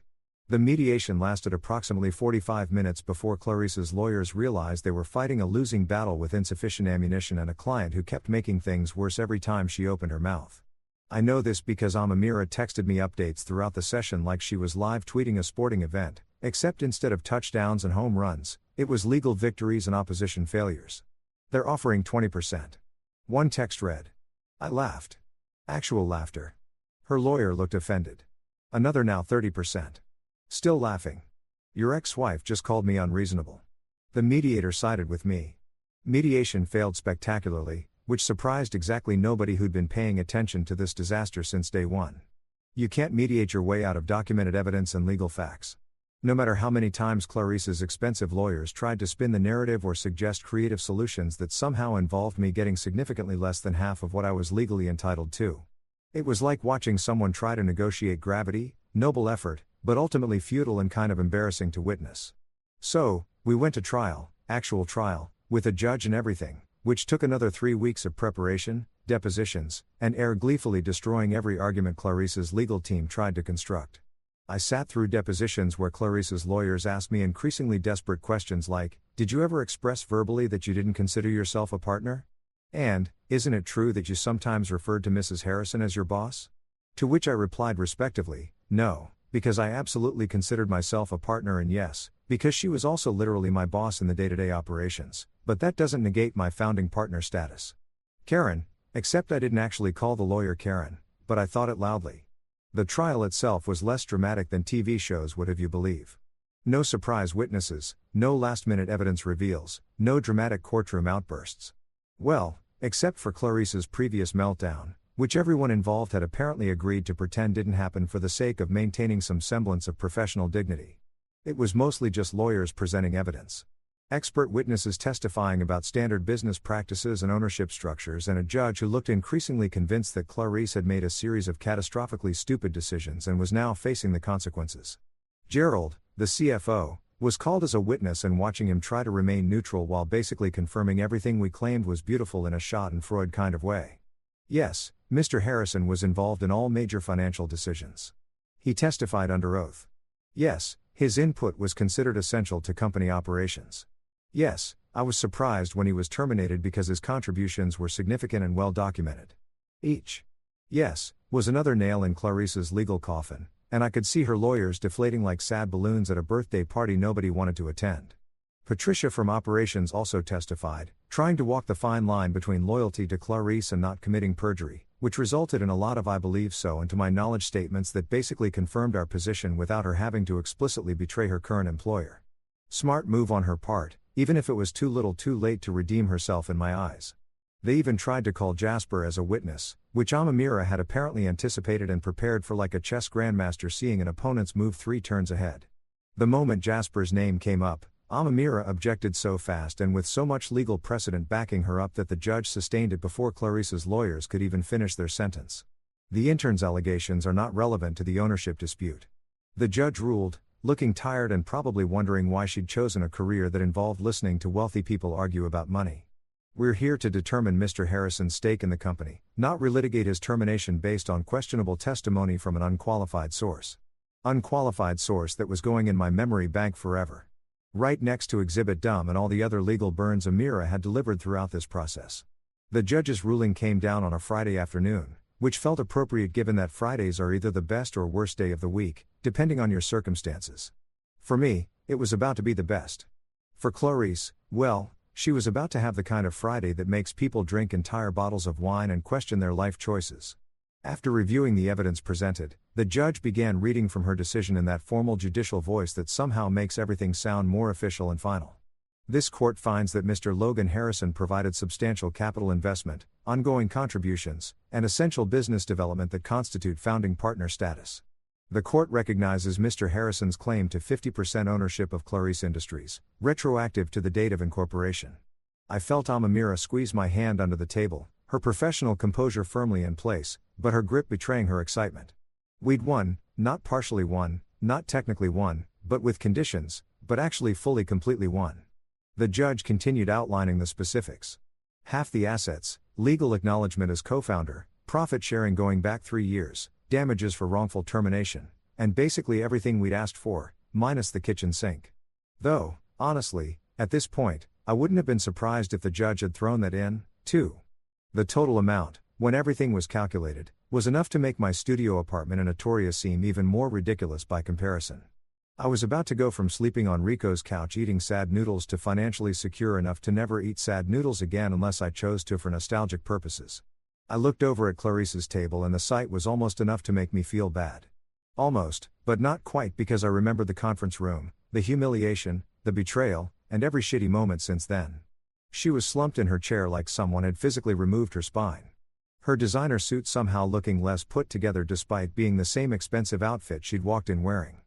Her mascara was streaking slightly, just enough to be noticeable, like she'd been crying or trying very hard not to cry and failing at the second part. Her lawyers looked defeated, resigned to the outcome they'd probably seen coming for weeks, but had been paid too much to admit out loud. They were already packing up their briefcases with the energy of people who knew they'd lost and just wanted to go home and bill their client for the time they'd spent losing. Jasper was nowhere to be seen, which I noticed immediately because his absence was somehow more noticeable than his presence ever was. No Instagram posts about personal growth, no updates about his career journey, nothing. According to Marcus' last text, Jasper had taken a leave of absence to focus on personal development, which was corporate speak for hiding from the consequences of his actions and possibly from Clarice, who threw a stapler at him. The judge adjourned, everyone stood, and suddenly it was over. Months of stress, anger, legal battles, and sleepless nights finished in a Friday afternoon ruling that took maybe 15 minutes to read aloud. Justice apparently doesn't require dramatic timing or extended monologues, just facts, evidence, and a judge who'd seen enough corporate to recognize it when presented in official legal documents. Amamira turned to me, her professional mask finally cracking into a genuine smile that made her look 10 years younger and significantly less terrifying. "We did it," she said simply. "You did it. You stood up for yourself. You had the evidence to back it up, and you won. This is what justice actually looks like, Logan. Not movie justice with dramatic speeches, but real justice with paperwork and persistence." "Thank you," I said, and meant it with every fiber of my being. "Seriously, Amamira, I couldn't have done this without you. You turned my pile of angry documents into an actual case. You made them pay attention. You made them acknowledge what I contributed. That's what friends are for," she said, squeezing my shoulder. "Well, friends who went to law school and enjoy destroying people's lives legally, but mostly the friends part." We were gathering our things, preparing to leave the courtroom and celebrate with overpriced drinks and probably some gloating when Clarice approached us. Her lawyers had already left, probably eager to distance themselves from the loss and start drafting bills for their unsuccessful services. She walked over slowly, like each step required effort she barely had. And when she finally spoke, her voice cracked in a way I'd never heard before. "Logan," she said, my name coming out broken and small, nothing like the confident CEO voice she'd used to fire me. "You destroyed everything. The company, our marriage, my reputation, everything we built together. You destroyed all of it." I looked at her, really looked at her, and felt absolutely nothing except maybe mild annoyance that she was trying to make this about me destroying things when she'd been the one who started this entire disaster. "No, Clarice," I said, keeping my voice calm and even. "The way you'd explain something obvious to someone who's being deliberately obtuse. You believed a 22-year-old intern over your husband. You fired me based on lies from a kid who couldn't even spell project without Grammarly checking his work. You chose him over me over 7 years of partnership over everything we actually built together. I didn't destroy anything. I just took attendance at the funeral you created. I just showed up to document the damage you did and claimed what was legally mine." Her face crumpled, mascara now definitely streaking. And part of me, a very small part, felt something like sympathy. But the larger part, the part that had spent weeks on Rico's couch wondering what I'd done to deserve this, felt nothing but satisfaction that she finally understood the consequences of her choices. "But we could have worked it out," she whispered, one last desperate attempt at rewriting history. "We could have talked, compromised, found a solution that didn't involve lawyers and judges and destroying the company. We could have," I agreed, "if you'd believed me instead of Jasper. If you'd investigated his claims instead of immediately siding with him. If you'd treated me like your partner instead of a disposable employee, but you didn't. You made your choice, Clarice. This is just me making mine." I walked past her, a mirror of following, and we left the courtroom without looking back. Behind us, I heard Clarice make a sound that might have been a sob or might have been just a sharp breath. But I didn't turn around to check. That chapter of my life was officially closed, sealed with a judge's signature and legal recognition of everything I'd contributed. As we exited the courthouse into the Friday afternoon sunshine, Amamira pulled out her phone, probably to call her office or maybe to order celebratory drinks, but then she paused and looked at me with a mischievous grin. "You know what? You should start a consultancy for betrayed spouses. Seriously, help other people who've been screwed over by partners who believe the wrong people. You could call it Reflect and Collect since that seems to be the theme here. I'm only partially joking. I think there's actually a market for that." I laughed, genuinely laughed for the first time in months. Reflect and collect. I love it, though. I feel like the target demographic is pretty niche. You'd be surprised. Amira said corporate betrayal is more common than people think. You could be the poster child for taking back what's yours with documentation and determination. Very inspiring, very marketable. I'll add it to my list of post-divorce career options, I said, right below surf instructor and above professional grudge holder. We walked toward the subway, the Manhattan afternoon bustling around us with people who had no idea that someone's life had just been legally validated and someone else's empire had just been legally dismantled. Just another Friday in New York. Just another court case. Just another story of consequences catching up with choices. But for me, it was everything. Weeks later, Claricia sold the office to cover her legal costs and settlement payments. The company we built together became a shell of its former self, downsized and struggling. A cautionary tale whispered about in business circles. Meanwhile, I started my own consulting agency. Lean, fast, and completely drama-free. My new assistant, Tracy, actually knows the difference between a meeting and a meltdown, which is refreshing. One morning, an email from an investor appeared. Glad to see you back, Logan. The industry missed your sanity. That's when it hit me. The best revenge wasn't winning in court. It was living better than before, building something new without the baggage. I donated part of my settlement to fund internships for underprivileged students, the kind who actually earn them. Named it the Reflect program just for irony. Every now and then I hear Clarice's name in business gossip, usually followed by lawsuit or HR scandal. I just sip my coffee and smile because when life throws you out over a lie, the only thing better than revenge is watching them trip over the truth you left behind. Sometimes karma needs a paper trail. And I provided the receipts. Story 5. My son called me crying on his graduation day. His mother cut up his cap and gown. She left a note, "You are not my son anymore, failure." He wanted to skip the ceremony, but I looked at him and said, "Get dressed. I have a plan." When they called his name for valedictorian, the auditorium erupted. His mother's face went pale when she saw the late afternoon sun filtered through the Venetian blinds of my downtown office, casting long shadows across the mahogany desk where I'd spent countless hours building my career as an architect. I was reviewing blueprints for the Morrison Center when my phone rang. The caller ID showed Drew Griffin, my son. "Hey, buddy," I answered, expecting to hear excitement about his upcoming graduation ceremony. Instead, what came through the speaker made my blood run cold. Sobbing raw. Broken sobbing that no 17-year-old should ever have to produce. "Dad." Drew's voice cracked. She destroyed them. "Slow down," I said. My mind already racing through possibilities. "What happened?" "Mom cut up my cap and gown. There's pieces everywhere. She left a note on my bed." His breath hitched. "It says, 'You're not my son anymore.' Or failure." My hand tightened around the phone until my knuckles went white. 20 years of marriage to Candace Mlan, and I thought I'd seen the worst of her cruelty. I was wrong. "I can't go to graduation, Dad. I can't face everyone. I can't listen to me, Drew," I said, standing up and grabbing my car keys. "Don't move. I'm coming to get you, and we're going to that ceremony." "But, Dad, trust me, son. I have a plan." The drive from my office to the house I'd once called home took 15 minutes, but my mind traveled back 20 years in that time. I'd met Candace at a charity gala hosted by her father's company. She was stunning, sharp-witted, and came from money, old money that I, the son of a construction foreman and a school teacher, had never experienced. Her parents, Roger and Lynn Mlan, ran one of the most successful real estate development firms in the state. I was a young architect then, hungry and talented, but without connections. Candace seemed different from the other socialites I'd met. She claimed to want authenticity, someone who'd earned their place rather than inherited it. I fell for it hard. We married within a year. Drew came along 2 years later, and for a brief window, I believed we were happy.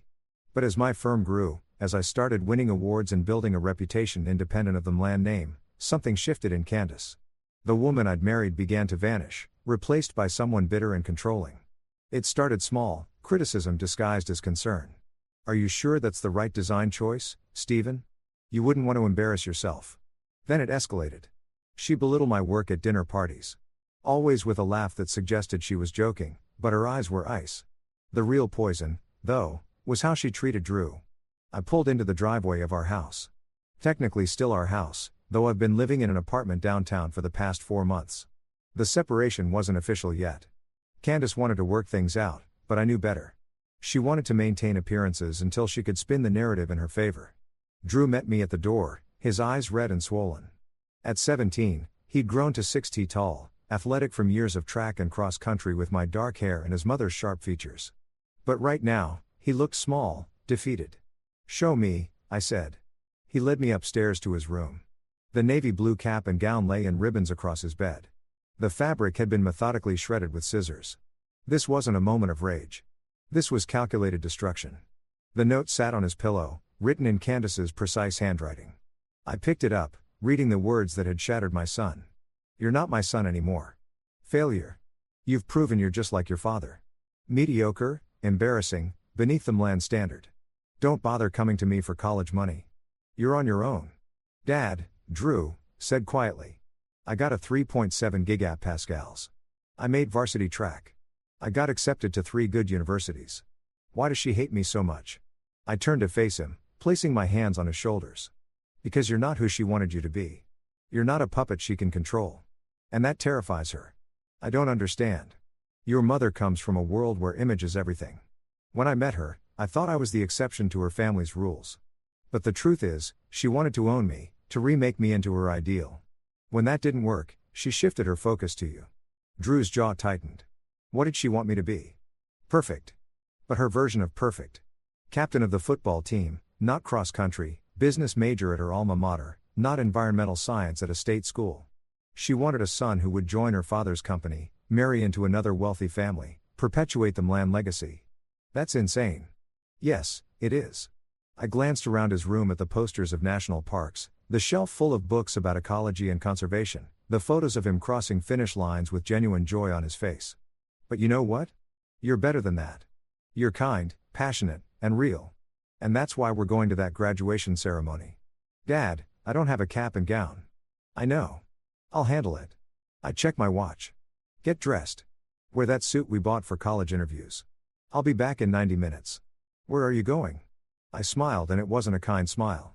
To make sure your mother learns a lesson she should have learned a long time ago. My first stop was the school district office. I'd made some calls from the car, and Principal Vera Rice agreed to meet me despite the late hour. She was a stocky woman in her 50s with steel gray hair and eyes that missed nothing.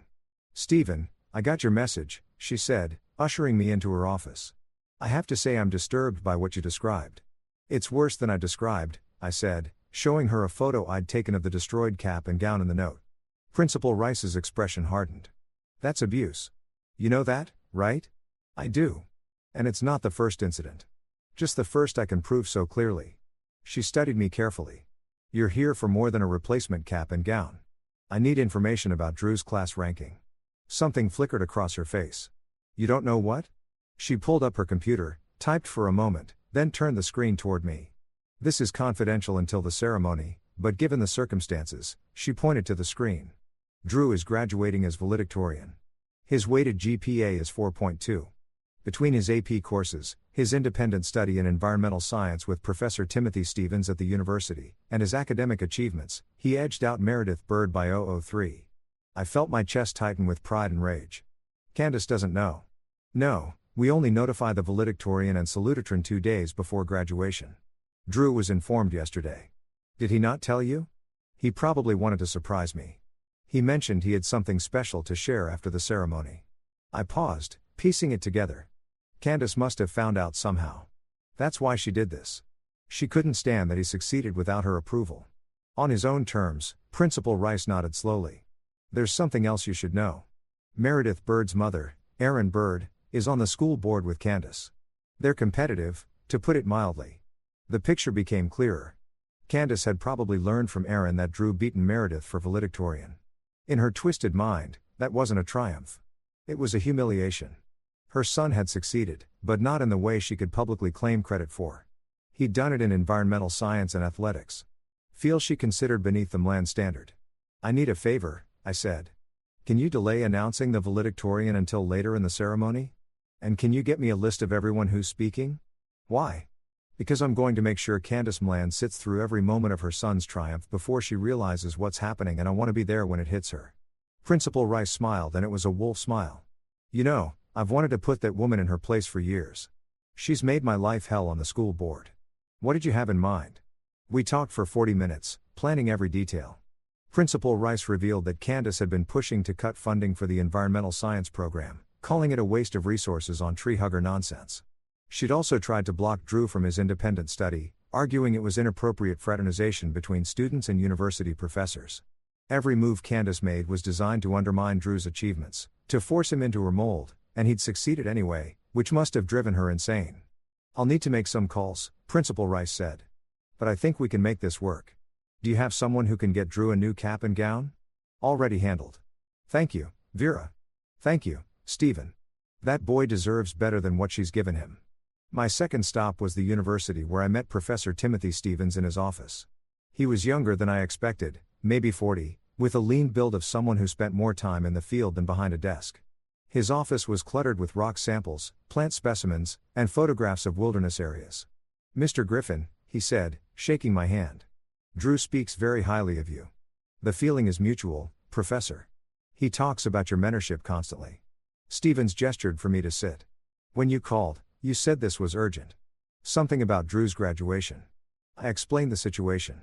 As I talked, Stevens's expression grew darker.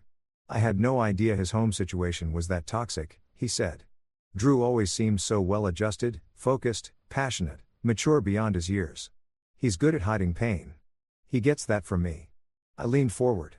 "Professor, I need to know. Is the offer you made him still on the table? The research assistant position?" "Absolutely.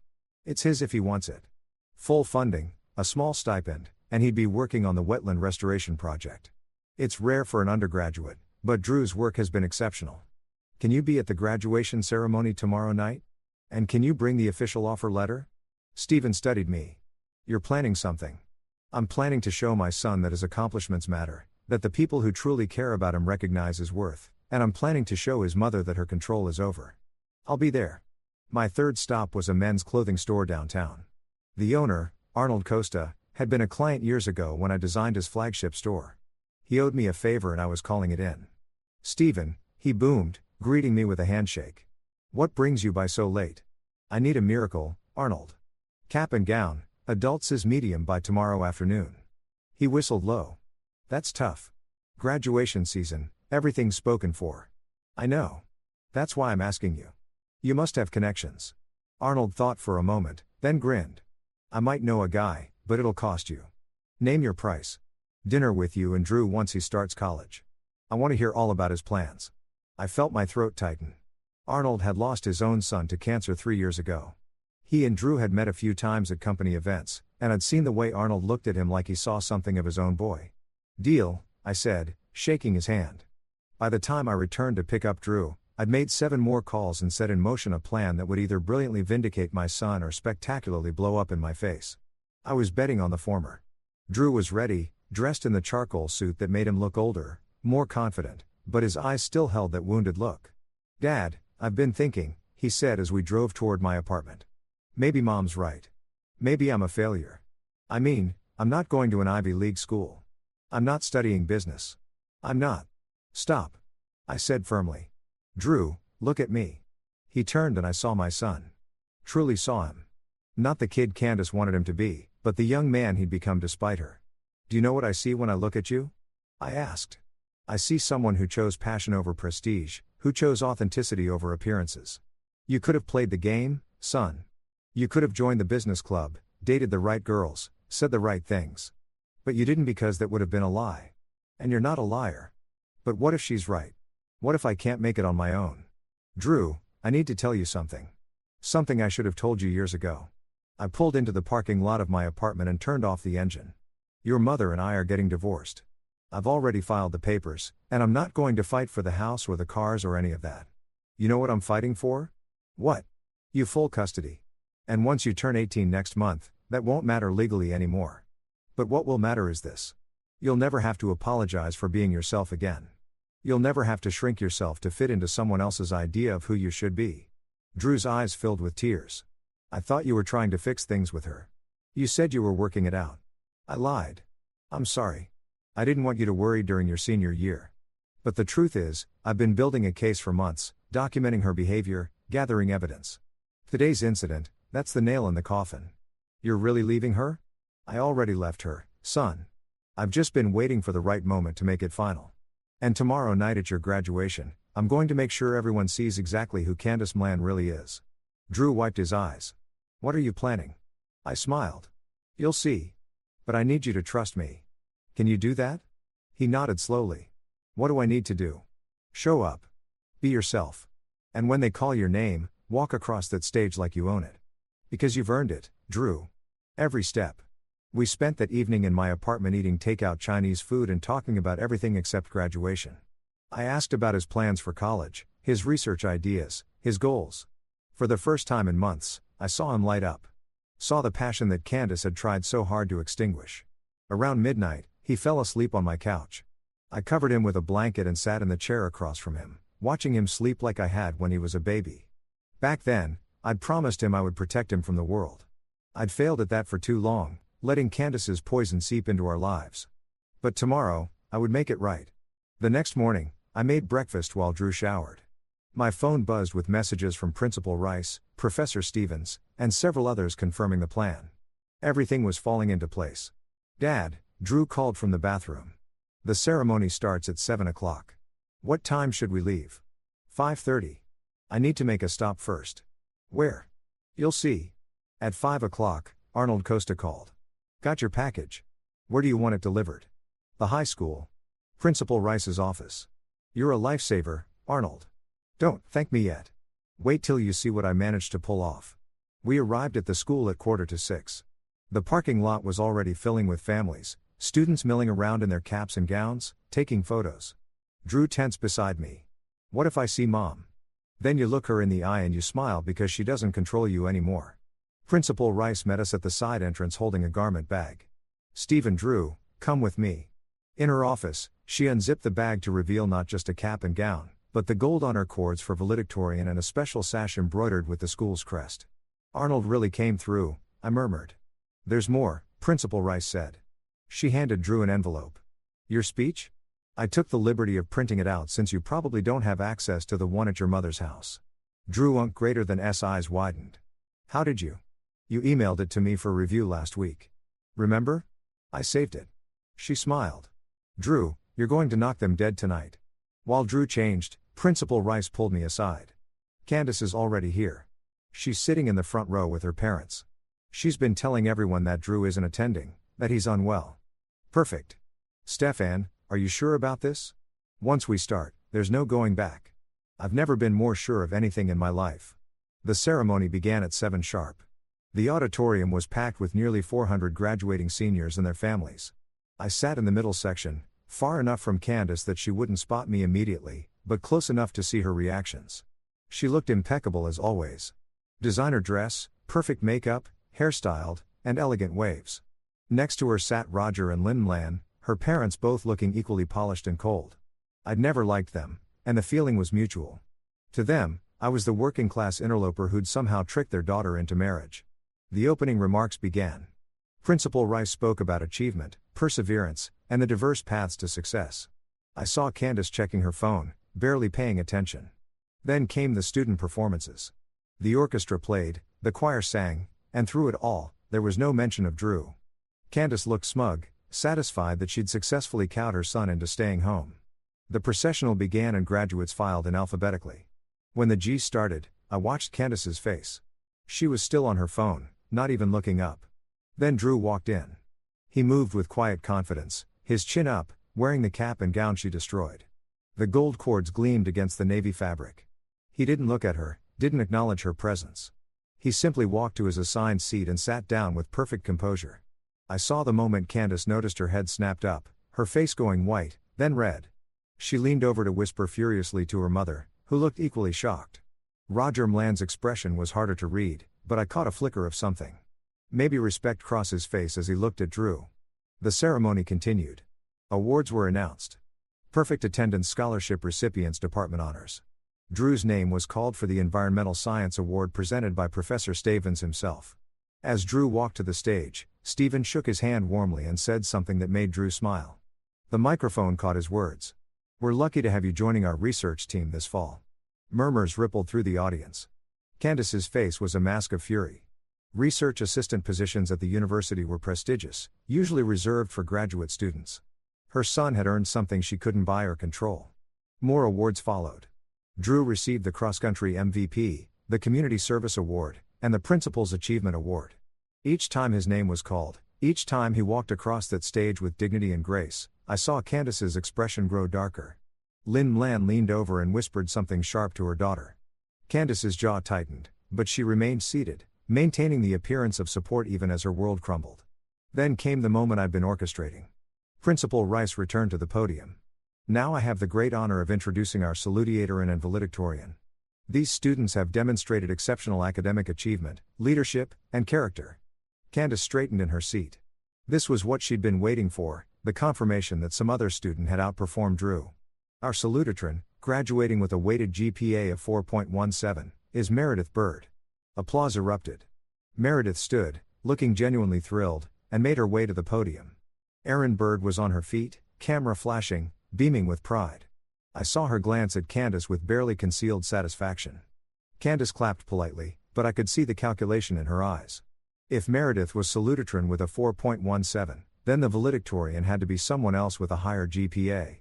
Maybe that Dennis kid from the debate team or Flora from the science club. Meredith gave a lovely speech about friendship and following your dreams.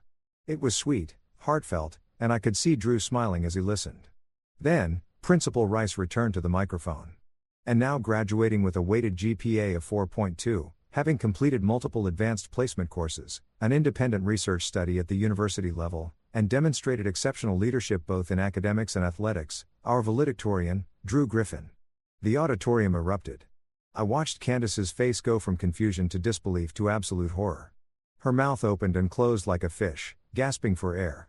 Lynn Mlan grabbed her daughter's arm, hissing something I couldn't hear.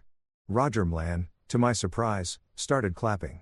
Drew stood and the applause grew louder. His cross-country teammates were on their feet whooping and cheering.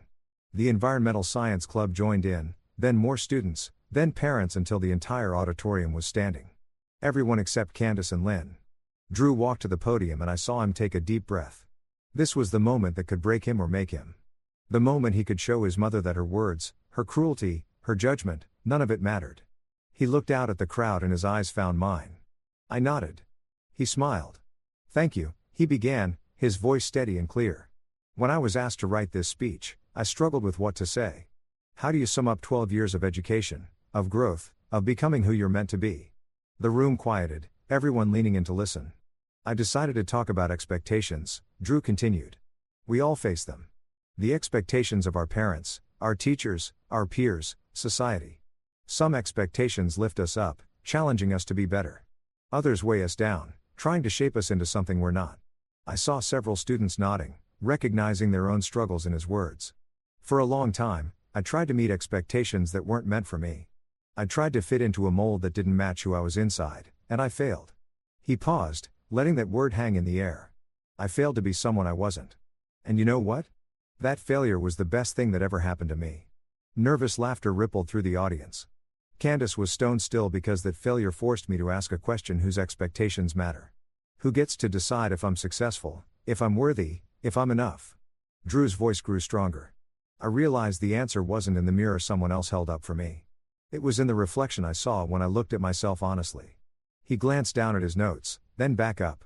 I chose to study environmental science when I was told it was impractical. I chose cross-country over football when I was told it was less prestigious. I chose a state university over an Ivy League school when I was told it would embarrass my family. Gasps echoed through the auditorium. This wasn't a typical feel-good graduation speech. This was truth, raw and unfiltered. And standing here today as your valedictorian, I want you to know those choices were right. Not because they led to this moment, but because they were mine. I owned them. I lived them. I became myself through them. He looked directly at Candace for the first time. To anyone who ever told me I wasn't good enough, thank you. You taught me that being good enough for someone else is an impossible goal. The only person I need to be good enough for is myself. The silence was absolute. Then someone started clapping. Professor Stavin standing in the back. Then Principal Rice. Then Arnold Costa who'd snuck in to watch. Then the students. Then everyone. A wave of applause that shook the walls. Candace sat frozen, her face pale. Lynn Mlan looked like she'd been slapped, but Roger Mlan, he was clapping too slowly with an expression that might have been regret. Drew finished his speech with words about the future, about the class moving forward together, about supporting each other's diverse paths. It was beautiful, inspiring, and completely authentic. When he finished, the standing ovation lasted 3 full minutes. As Drew returned to his seat, I saw several students reach out to shake his hand to hug him. He had given voice to something they all felt, and they loved him for it. The rest of the ceremony passed in a blur. Diplomas were distributed. Names called the ritual completion of high school.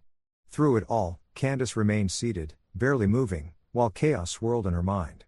When the last graduate crossed the stage, Principal Rice made one final announcement. Before our students throw their caps, I have one more presentation to make. Drew Griffin, could you return to the stage, please? Confusion flickered across Drew's face, but he stood and walked back to the podium. Drew, Principal Rice said, your teacher and mentor, Professor Timothy Stevens, has something for you. Stevens joined them on stage, holding an envelope. Drew, it is my great honor to officially offer you the position of undergraduate research assistant on our wetland restoration project. This position includes full funding for your undergraduate research, a stipend for living expenses, and the opportunity to co-author papers in peer-reviewed journals. He handed Drew the envelope, then shook his hand. I've worked with hundreds of students, Drew. You're one of the finest minds I've encountered. Welcome to the team. The applause was thunderous. I saw Aaron Bird's expression shift from satisfaction to envy. This wasn't just an academic honor. This was real-world validation, the kind of opportunity that would shape Drew's entire career, and Candace had tried to destroy him the day before his triumph. The ceremony concluded with the traditional cap toss. Hundreds of navy blue mortar boards flew into the air, and when they fell, chaos erupted as families rushed to find their graduates. I made my way through the crowd toward Drew. He saw me coming and grinned, a real genuine grin that lit up his entire face. Dad, he grabbed me in a hug. Did you know about the valedictorian thing? I might have had an inkling, I admitted. In the research position, Professor Steffens is a good man. He recognized your talent. Drew pulled back, his eyes bright. You planned all of this, getting me here, the cap and gown, everything. I just opened the doors, son. You walked through them, Mr. Griffin. We turned to find Roger Mland standing behind us alone. Candace and Lynn were nowhere to be seen. Roger, I said coolly. I wanted to congratulate Drew, he said, extending his hand to his grandson. That was quite a speech. Drew hesitated, then shook his hand. Thank you, sir. Roger's jaw worked for a moment, then he said, I owe you an apology, both of you. I've been blind to what was happening in my daughter's house. The way she's treated you, Drew, that's not right. That's not how family should be. No, I agreed. It's not. And you, Stephen, I was wrong about you. I thought you weren't good enough for Candace, that you were using her, but I see now that she was using you. Using both of you. Where is she? I asked. She left, took Lynn, and stormed out during the cap toss. I expect I'll get an earful when I get home. He smiled grimly. But I think I'll stay here for a while. Enjoy the celebration. He turned back to Drew. Your grandmother and I would like to take you to dinner this weekend. Just the three of us. If you're willing, Drew looked at me. I nodded.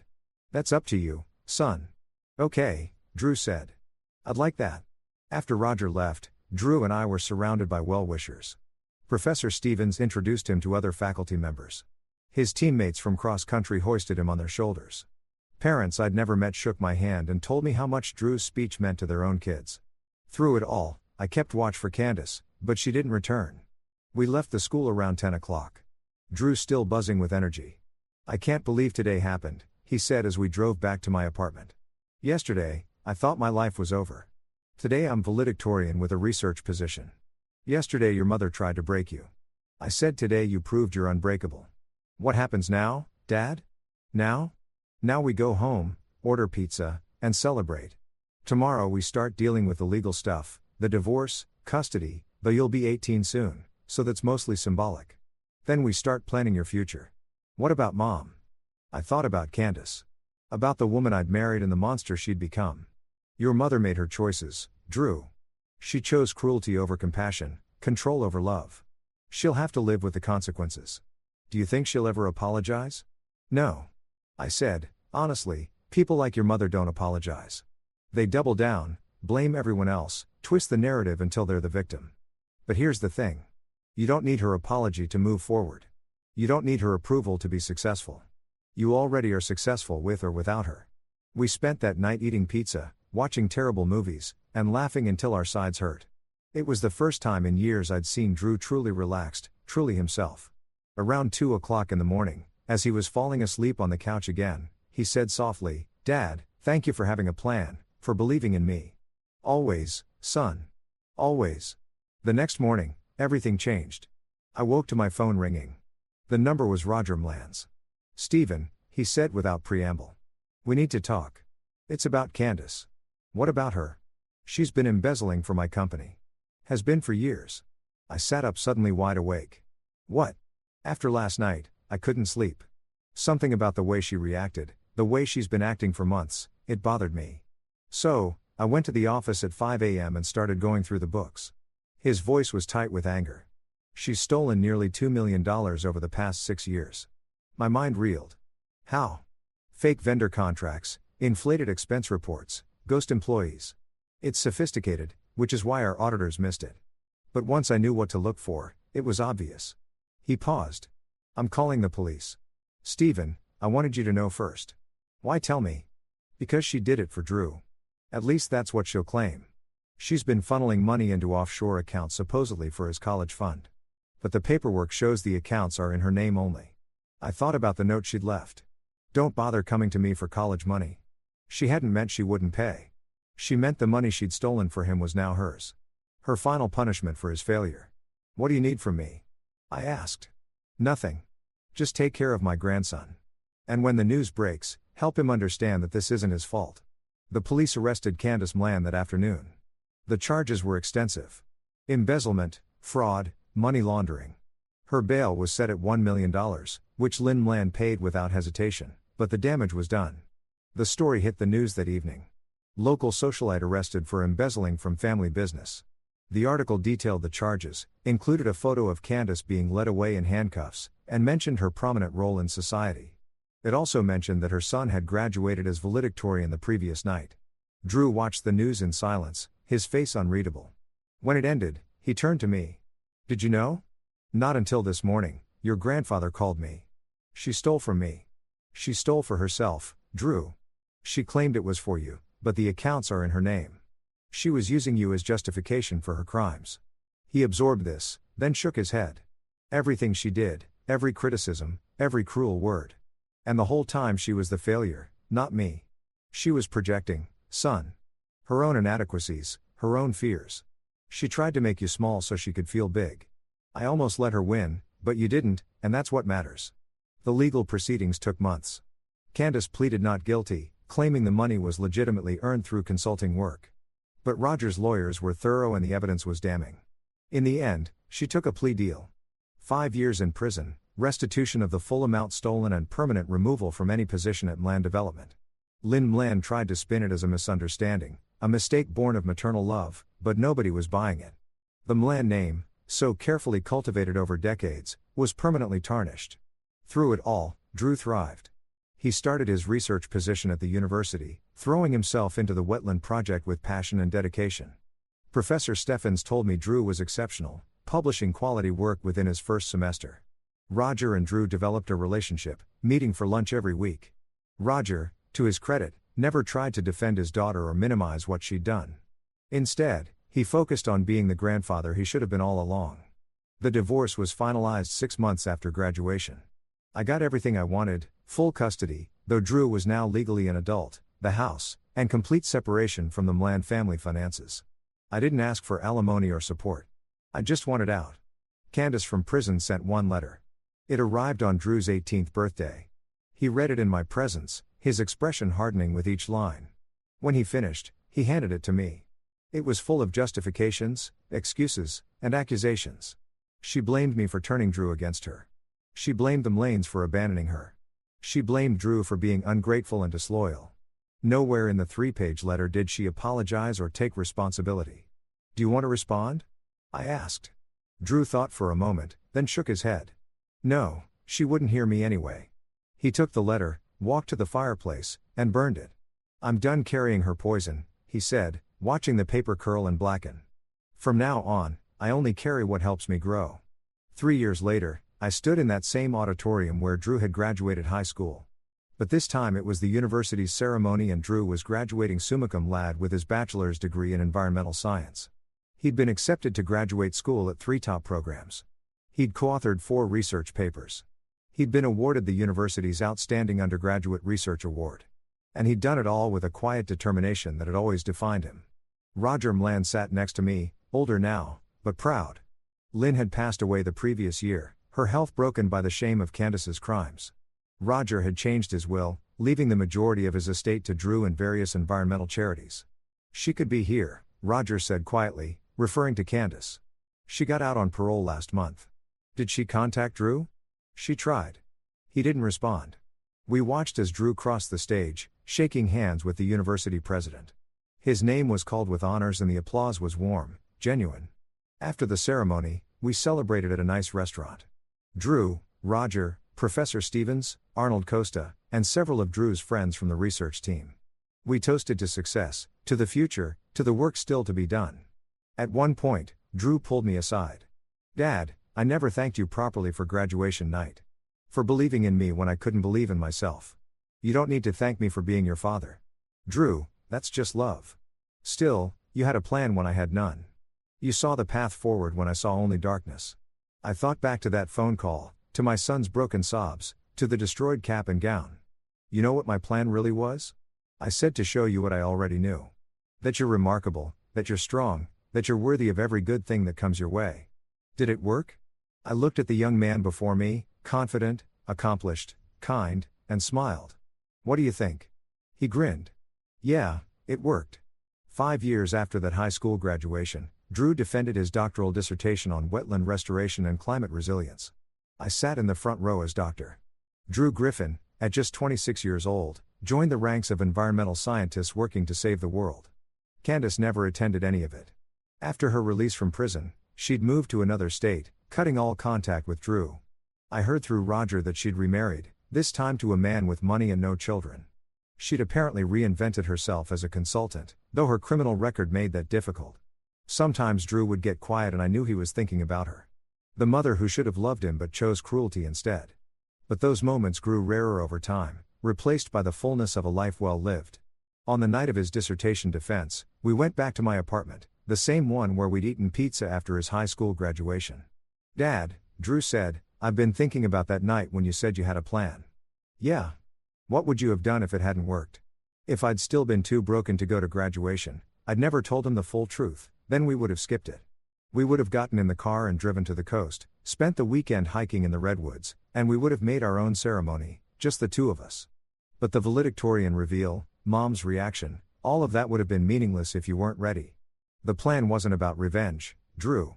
It was about showing you that your accomplishments matter regardless of her opinion. If you needed time to heal instead, that would have been the plan." He smiled. "You always knew the right choice." "No, I just knew that choosing you would always be right." We sat in comfortable silence for a while. Then Drew said, "I heard from Roger. He ran into Mom at some charity event. She asked about me." "What did he tell her?" "That I'm happy, successful, that I don't need her." "How did she react?" "He said she looked sad, maybe even regretful. But then she changed the subject, started talking about her new husband's business." "Some people never change," I said. "No." Drew agreed. "But some people do. You did, Dad. You went from trying to save a marriage to saving your son. That's change. That's just clarity. Realizing what matters most." Drew leaned back against the couch. "Do you think she ever realized what she lost?" "I think she realized she lost control. I don't know if she realized she lost a son." "Her loss," Drew said firmly. And I heard in his voice the absolute certainty that came from years of building himself into someone he was proud to be. 10 years after that fateful graduation night, I walked Drew down the aisle at his wedding. His bride, Renee Stevens, Professor Timothy Stephen Unk's daughter, whom he'd met during his undergraduate research, was radiant. They'd bonded over shared passion for environmental work and a shared understanding of complicated family relationships. Roger Mlan was there, elderly but still sharp, beaming with pride. Arnold Costa sat in the third row, having become like an uncle to Drew over the years. The church was full of friends, colleagues, and people whose lives Drew had touched through his work. Candace was not invited. We hadn't heard from her in years. As I placed Drew's hand in Renee's, I thought about that 17-year-old boy who'd called me crying, convinced his life was over. And I looked at the man he'd become, Dr. Drew Griffin, published scientist, loving partner, someone who'd turned pain into purpose. "Take care of him," I whispered to Renee. She smiled. "He can take care of himself, Mr. Griffin. But I'll stand beside him anyway." At the reception during the father-son dance, Drew said, "You know what?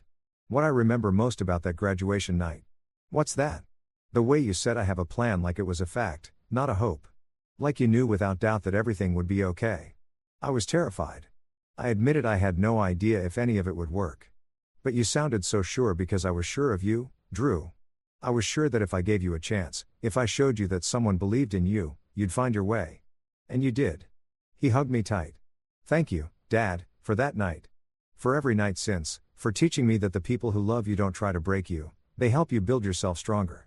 Later, during the toasts, Roger Mlan stood. His hands shook slightly as he raised his glass. I want to tell you all something, he said. 10 years ago, my daughter tried to destroy my grandson. She cut up his graduation gown, called him a failure, tried to convince him he was worthless. The room went silent. But this young man's father had a different plan. He showed Drew that real strength isn't about controlling others. It's about believing in yourself.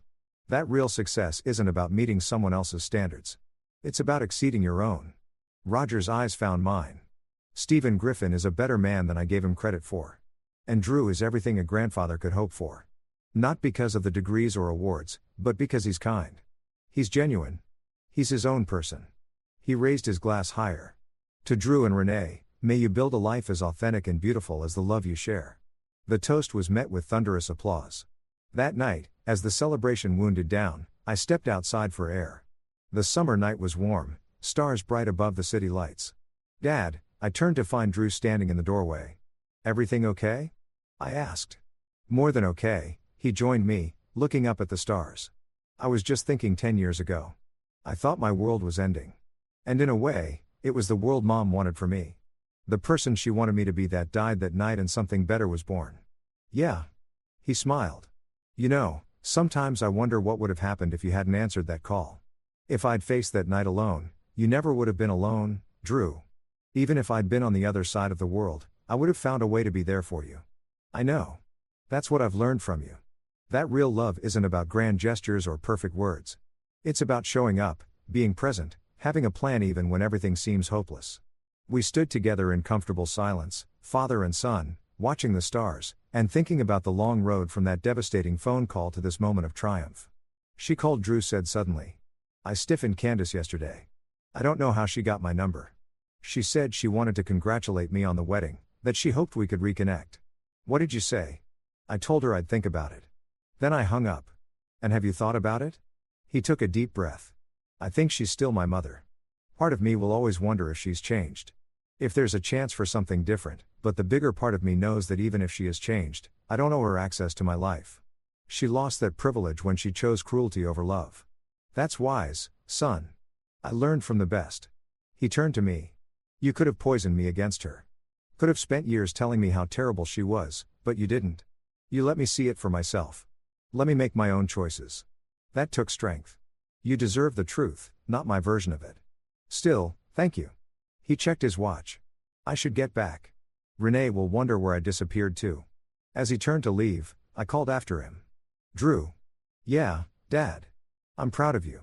Not because you're Dr. Griffin or because you published papers or won awards. I'm proud because you chose to be kind when you could have been bitter.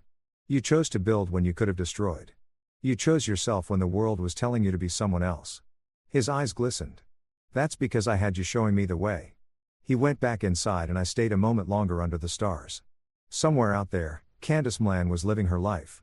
Probably convinced she'd been wronged, that she was the victim of circumstances beyond her control. But here, in this moment, her son was celebrating a love she'd never understand, surrounded by people who valued him for exactly who he was. And that was the best revenge I could have ever planned, not her suffering. But Drew's joy, the plan hadn't been perfect. There had been setbacks, hard days, moments when Drew struggled with the scars Candace left behind. But through it all, we'd worked together to build something she could never touch. A relationship based on mutual respect, unconditional love, and the understanding that real strength comes from within. As I walked back into the reception, I heard Drew's laugh, genuine, free, unburdened. And I knew that 10 years ago, when I told my crying son, I have a plan. This was what I've been planning for all along. Not revenge, not vindication, not even justice. Just this, my son. Happy, whole, and free. That was the plan, and it had worked perfectly.